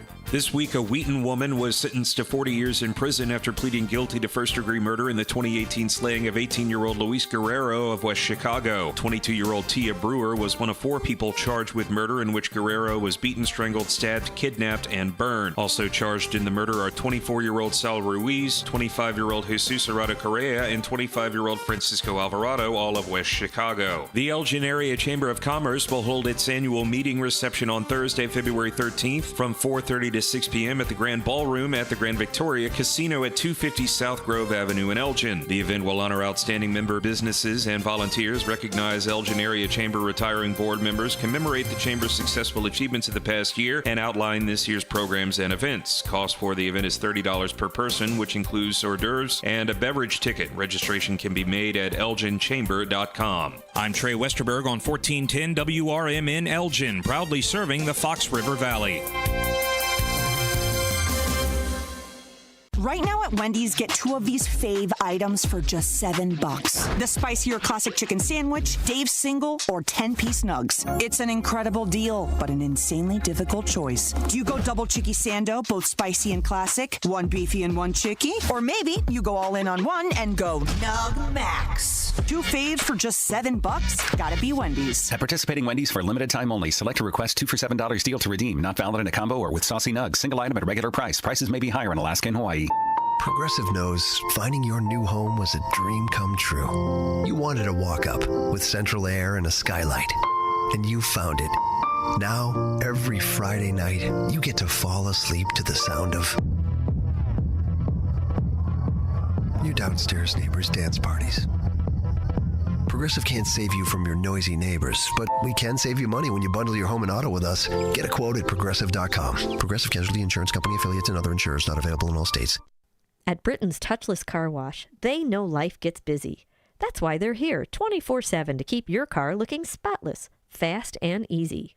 Their advanced brush-free wash technology delivers a sparkling clean without a single scratch, because they treat your car like it's their own. Here's the best part. Right now, you can get a free car wash just for joining their text club. It's simple. Just text BRITT to 30400, and your first wash is on them. Britain's Touchless Car Wash has 2 convenient locations, 1923 Larkin Avenue in Elgin and 555 Willow in West Dundee. They're proud to keep your car clean while giving back to our community. Text BRITT to 30400. That's BRITT to 30400. Now for your free car wash, and see why Britain's Touchless Car Wash is the fast, gentle, and reliable choice. This is Sarah Silver with your Fox Valley forecast. Freezing rain and freezing drizzle expected from 6 p.m. this evening to 6 a.m. Thursday in the listening area. Today, cloudy with a high near 32. Tonight, freezing drizzle and a slight chance of snow before 3 a.m. Cloudy with a low around 29. Strong chance of precipitation. Currently, it is 27 degrees and overcast. I'm Sarah Silver on the Talk of the Town, WRMN. Hey, I got you something. What's this? Just a little Galentine's gift from JTV. Do you mean jewelry television? I love their jewelry. They have the... New customers get $25 off their first purchase of $75 or more. Visit jtv.com/romance. Yeah, their artisan collections? Gorgeous. Are you going to open your gift? Oh, yeah. It's the pearl bracelet. New customers receive $25 off their first purchase of $75 or more. Visit jtv.com/romance.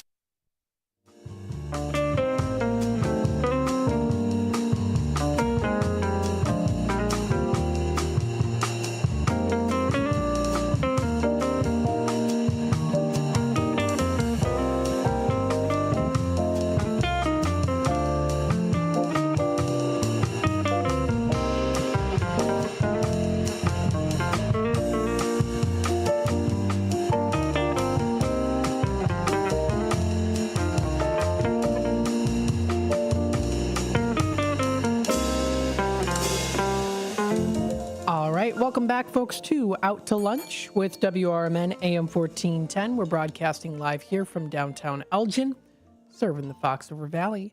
We hope that you are enjoying the day so far today. You're listening to WRMN AM 1410. Tune in through that AM 1410 dial. You can also, of course, find us on the app. We have the app available on the App Store and also Google Play for Samsung users. Those links are available directly through our website at WRMN1410.com. You can also text us to the 505-926-1410 number. That's 505-926-1410. That's our text line. That's our information number. Feel free to send over pictures, information. Let us know what's happening.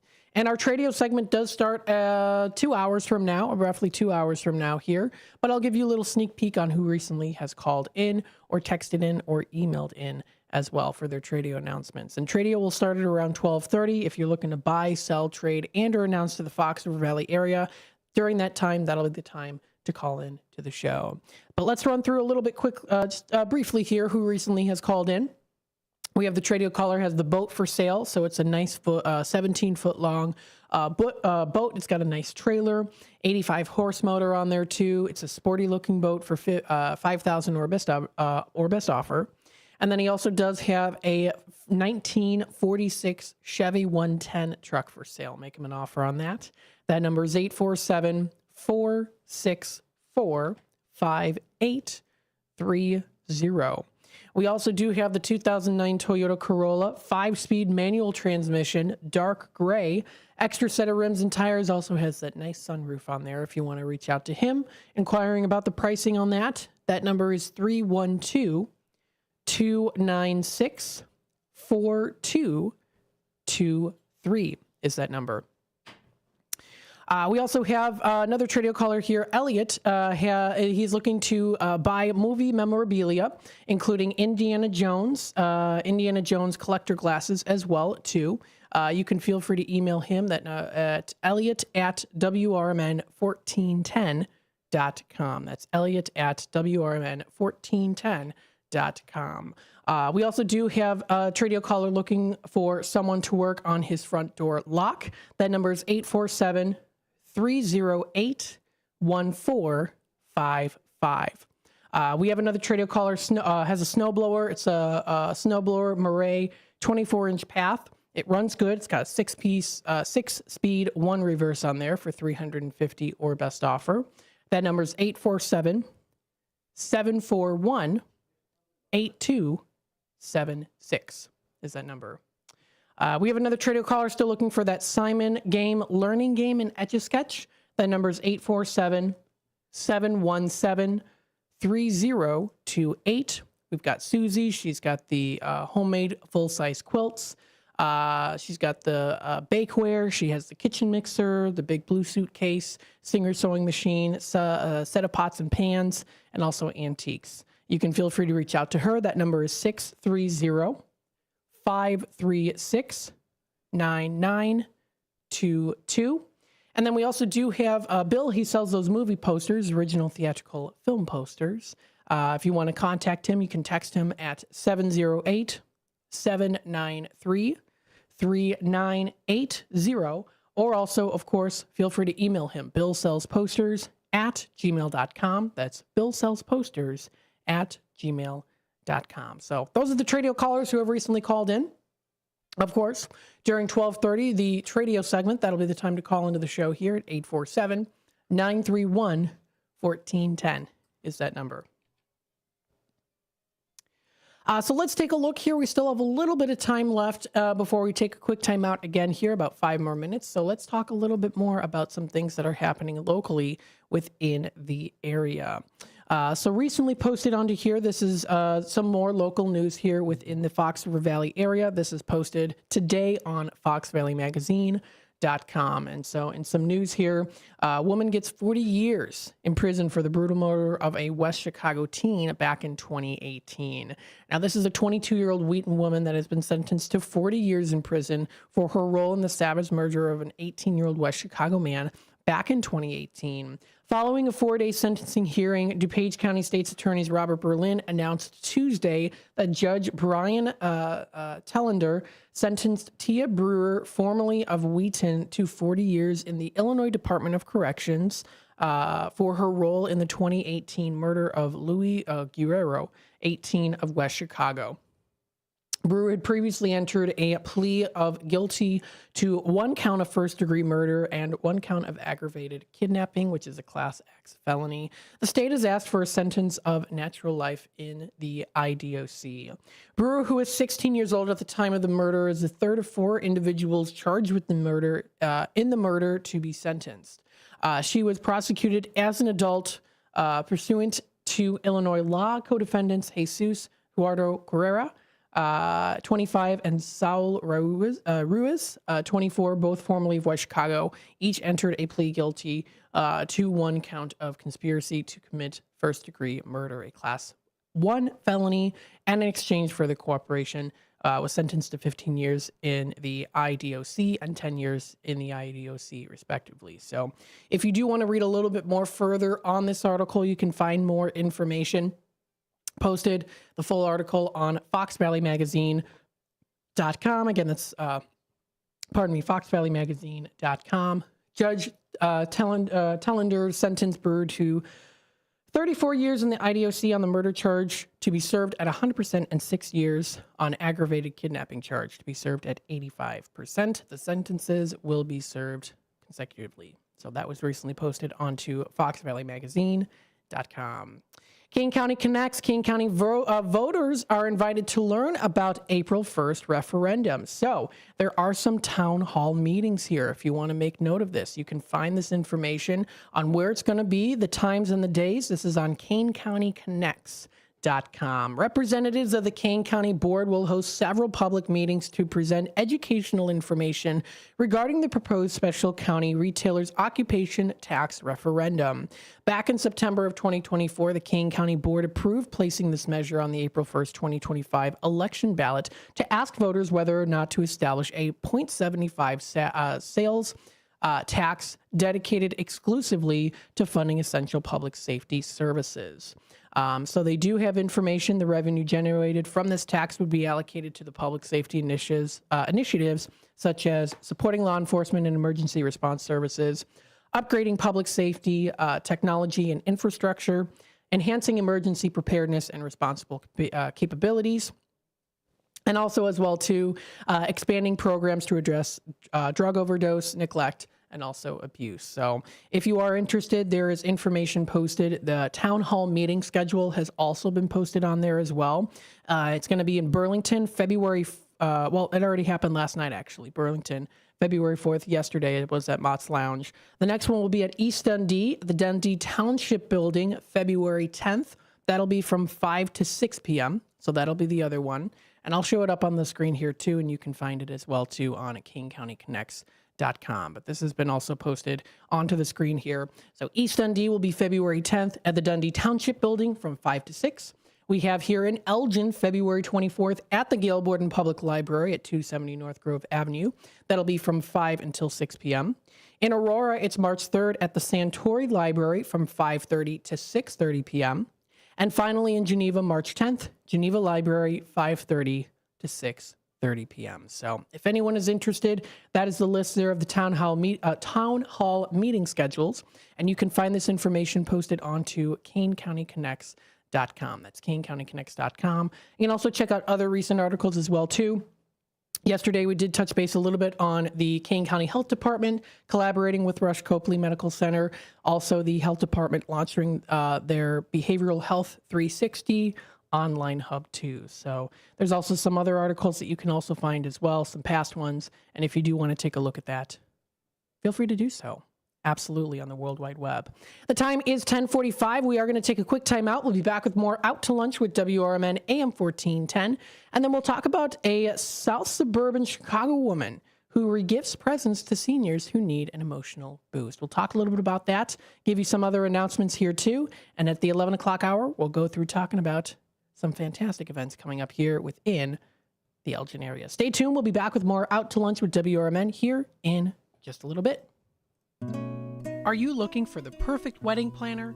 Or maybe you've always dreamed of hosting that unforgettable corporate event. At the Serendipity Collective, your dreams await.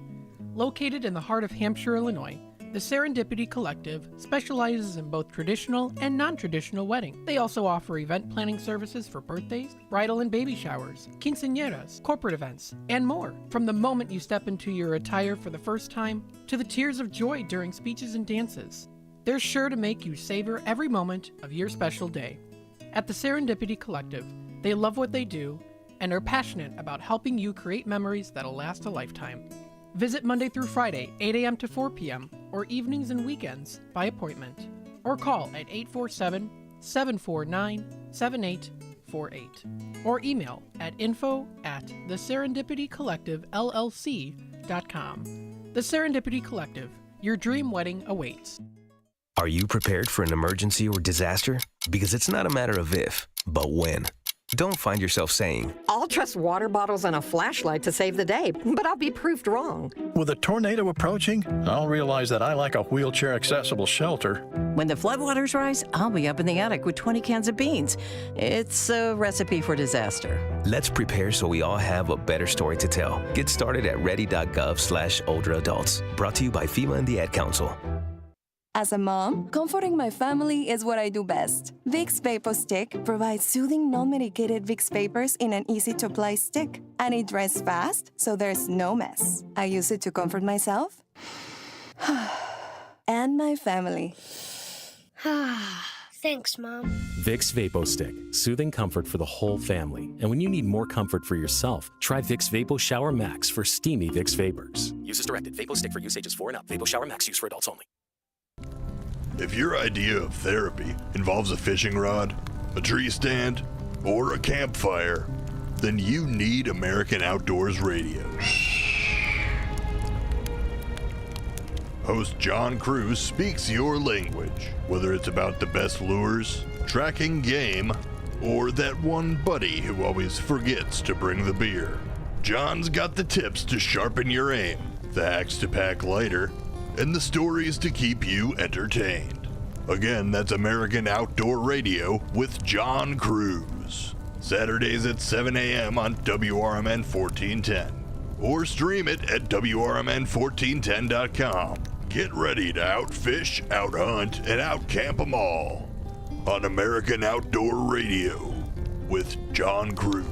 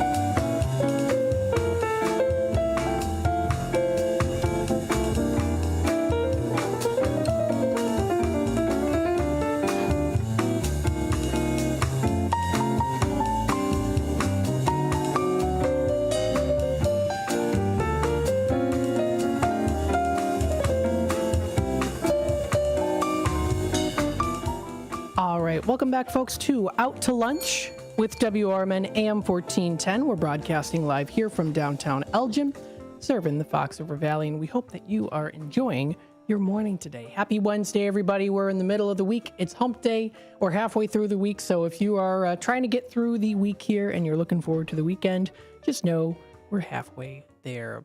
We still have about roughly 8 minutes or so left here of the first hour of Out to Lunch. Again, if you do want to join with us live here, tune in through the AM 1410 dial. We also do have the app that you can find on our website.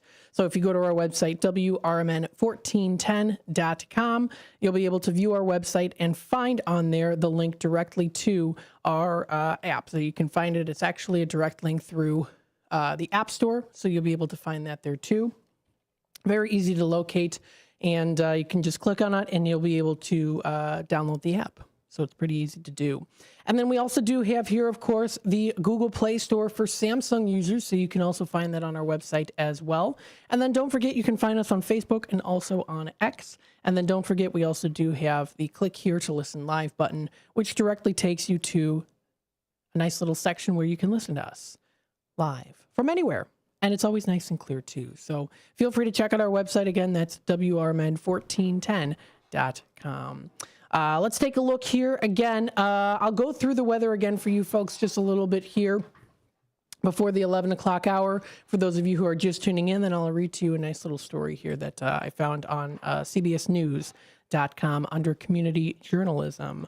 As well. So we've got a high of 32 degrees for today. We're going to be seeing the mixture of clouds and sun early, followed by cloudy skies in the afternoon. We do see a low of 28 degrees coming up for Wednesday night, cloudy with snow showers mainly during the evening. We do see for Thursday a high of 39 degrees, mostly cloudy early, then afternoon sunshine. We do see a low of 16 degrees dropping down for Thursday night. It is going to be pretty chilly outside with higher wind gusts possible, higher than 25 miles per hour. Heading on into Friday, we do see a high of 30 degrees, cloudy, and a low of 24, also cloudy. Saturday rolls around. We do see some sleet or freezing rain possible, so just make sure you're prepared for that. Chance of snow, 60%. Snowfall around 1 inch. We could be getting about an inch or so coming in for Saturday with that high of 32 and a low of 19 degrees, mostly cloudy. Heading on into Sunday, we do see a high of 30 degrees with a low of 12. Pretty chilly for Thursday or for Sunday. Now I keep saying Thursday for some reason. I guess I'm thinking about tomorrow, Thursday. Mostly cloudy with a high of 30 for Sunday, dropping down to a low of 12. Monday next week starts off still continuing on into the 30s and lows of 19 degrees, partly cloudy. Tuesday, February 11th, we do see a high of 28 and a low of 11 degrees. And then for Wednesday, we do see it as a high of 21, dropping down to a low of 10 degrees. So we are going to start to see those temperatures, especially go down later into the evening and also for the nighttime. Now, this is a nice little story here that I did find on CBSNews.com. This was by the community journalism section here. South suburban Chicago woman regifts presents to seniors who need an emotional boost. So this is reported from Park Forest, Illinois. And sometimes people find themselves with gifts they may not have wanted for Christmas or for other holidays. Well, one woman from the South suburban Flossmoor has found a way to regift such items to people who might need a little pick-me-up. She passed out the gifts to seniors at Victory Center in Park Forest on Tuesday. Jennifer Molsky runs a unique gift recycling program called Leave It or Love It. When Molsky got married, she presented gifts with her friends. She presented gifts to her friends. Years later, one of those friends regifted it to her, but Molsky wasn't upset. Instead, she was tickled because she found an organization. She had found an organization that harnessed the concept of regifting to brighten the holiday season for older people who can sometimes feel a little left out, forgotten, or lonely. One of the gift receivers, Robin Miller, recalls to CBS News, quote, "It brings joy, happiness, knowing that there's someone out there that actually cares about us out here," he says, end quote. Molsky has given carloads of treats, trinkets, perfumes, bath products, and decorations since 2003. She reported to CBS News saying, quote, "Older adults who I'm very fond of, the need is there all year long. Our program is geared towards low-income, sometimes isolated older adults. So who doesn't need a pick-me-up," she says. Molsky said she's collected 500 gifts this year, all donated by residents in Flossmoor and Homewood. Over the years, she has gathered thousands of presents. She also continues on to say, quote, "We estimate probably around somewhere in the number of 10,000 gifts that have been redistributed over the years." People have also commented saying, quote, "They're helping a lot of people, and they're not asking for money." Gloria Pollard, a 92-year-old, one of the oldest residents at Victory Center, was beyond grateful, recalling, quote, "What a wonderful spirit she has," said of Molsky, and it's good to see that people, that somebody is caring for somebody else. So a nice little story there that was posted onto the CBS News. Molsky is still accepting presents and regifting through the end of February 2025, so it actually is still going on right now, too. They can be dropped off at the Flossmoor Station Restaurant and Brewery that is at Sterling Avenue during business hours. So if you are interested in doing that, I know that it's closer within the Chicagoland area, but nonetheless, still, if you happen to maybe be out there, that is where you can also donate as well, too. Drop off the presence there. I know it's, again, closer into the Chicagoland area from the Fox River Valley, but I thought it was a nice little story. Yeah, a little bit more, not quite, not quite Chicagoland, even a little bit, Chicago Heights. So, yes. But nonetheless, still thought it was a nice little story that was posted onto CBSNews.com. That's CBSNews.com. And you can check out more stories like that as well, too. And that was covered by Sharda Gray. So thank you to Sharda Gray for covering that story there. A little bit later yesterday is when it was posted. And you can find more information posted onto CBSNews.com, SunnySkies.com, FoxValleyMagazine.com, King County Connects.com, there's other ones out there too. Shaw Local News Network covers a lot of different newspapers. And if you are interested in also being checking out newspapers too, you can also go to Gail Borden Public Library's 24/7 e-library. They have a program that is now available for you to actually check out these newspapers. If you have a library card, you can check them out for free, which is absolutely fantastic. So if you want to do that, you can also head on over. This is to the Gail Borden Public Library's Facebook page that you can find this information that has been posted, and you can also find it on gailborden.info. That's gailborden.info. All you have to do is, of course, go to their website, search the catalog, or also search the website, and you just look up newspaper, and you should be able to find the direct information on this. Newspapers and magazines, it's the first one that does come up, so you'll be able to find that there too. So it's the Elgin newspaper, for example, Vital Records Index, searchable database for articles from the Courier News, and also Daily Herald articles concerning Elgin and around the area too. So got some great things, awesome resources. So stay tuned, of course, here too. You're listening to WRMN AM 1410. We're broadcasting live here from downtown Elgin, serving the Fox River Valley. We hope that you are enjoying the show today and that you stay tuned. Stay tuned for more as we come back. Don't forget, you can subscribe to our YouTube channel, youtube.com/WRMN Radio. Keep up to date and in the loop with what's happening here in the area. You can also download the app, check out our website, or go to our Facebook page as well too. Stay tuned. We'll be back with more Out to Lunch with WRMN. We have 3 very, very special guests who are going to be coming on to the air with us here very soon. So stay tuned and don't go anywhere. We'll be back with more Out to Lunch with WRMN AM 1410, broadcasting live here from downtown Elgin, serving the Fox River Valley. Stay tuned.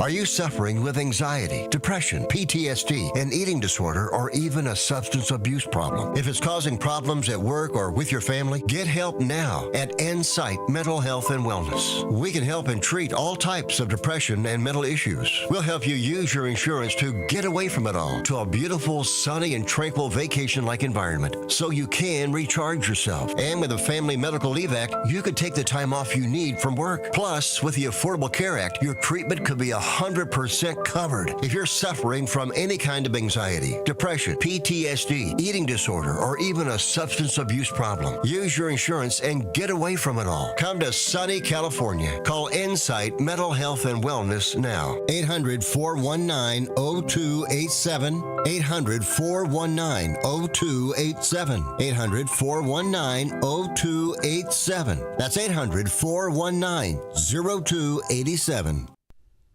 Your hometown radio station since 1949. We are WRMN AM 1410. Elgin time, 11 o'clock.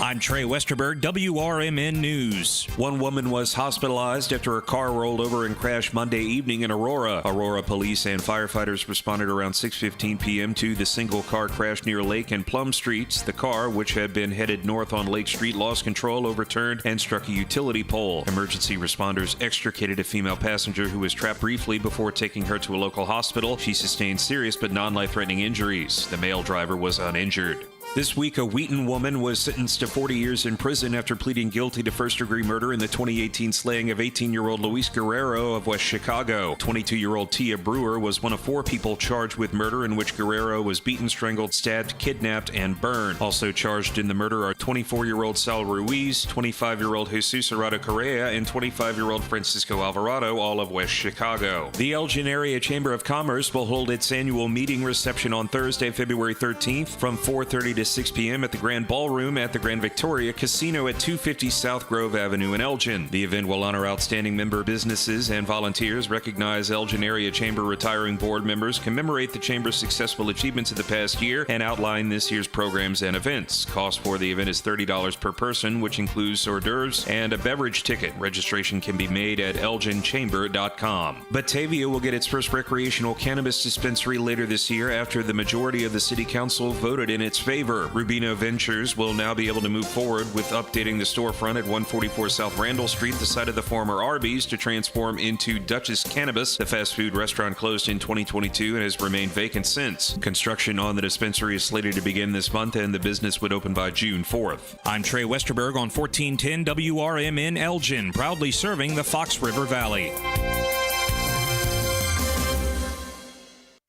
If you love designer brands and you love clearance, then you're going to love this. Macy's is having a huge designer clearance event right now with incredible new designer markdowns on cold weather styles from BCBG, Hugo Boss, Michael Kors, and more. How big are the markdowns? How about Coach boots for $200 or less? So if you're looking for the things you love all in one place, come in and shop the designer clearance event at Macy's today. Savings off already reduced prices. Exclusions apply. With Progressive's Name Your Price tool, you get coverage options based on how much you want to pay for car insurance. And then you decide how to spend the rest of your money because you're in charge. And right now, you're going to pay for groceries. But you decide what groceries. Just keep in mind you're running out of dishwashing soap. But you decide if you're going to buy that soap. It's just those dishes won't clean themselves, will they? Remember, with Progressive's Name Your Price tool, we'll help you find coverage at a fair price. And then you're in charge. Progressive Casualty Insurance Company and affiliates. Not available in all states. Price and coverage match limited by state law. Progressive presents the Sports Flash on News Talk Radio 1410 WRMN. The Blackhawks are home tonight. What could be his final home game at the United Center? He's been the subject of trade rumors. The trade deadline is this Thursday. Josh Giddey and rookie Modest Budell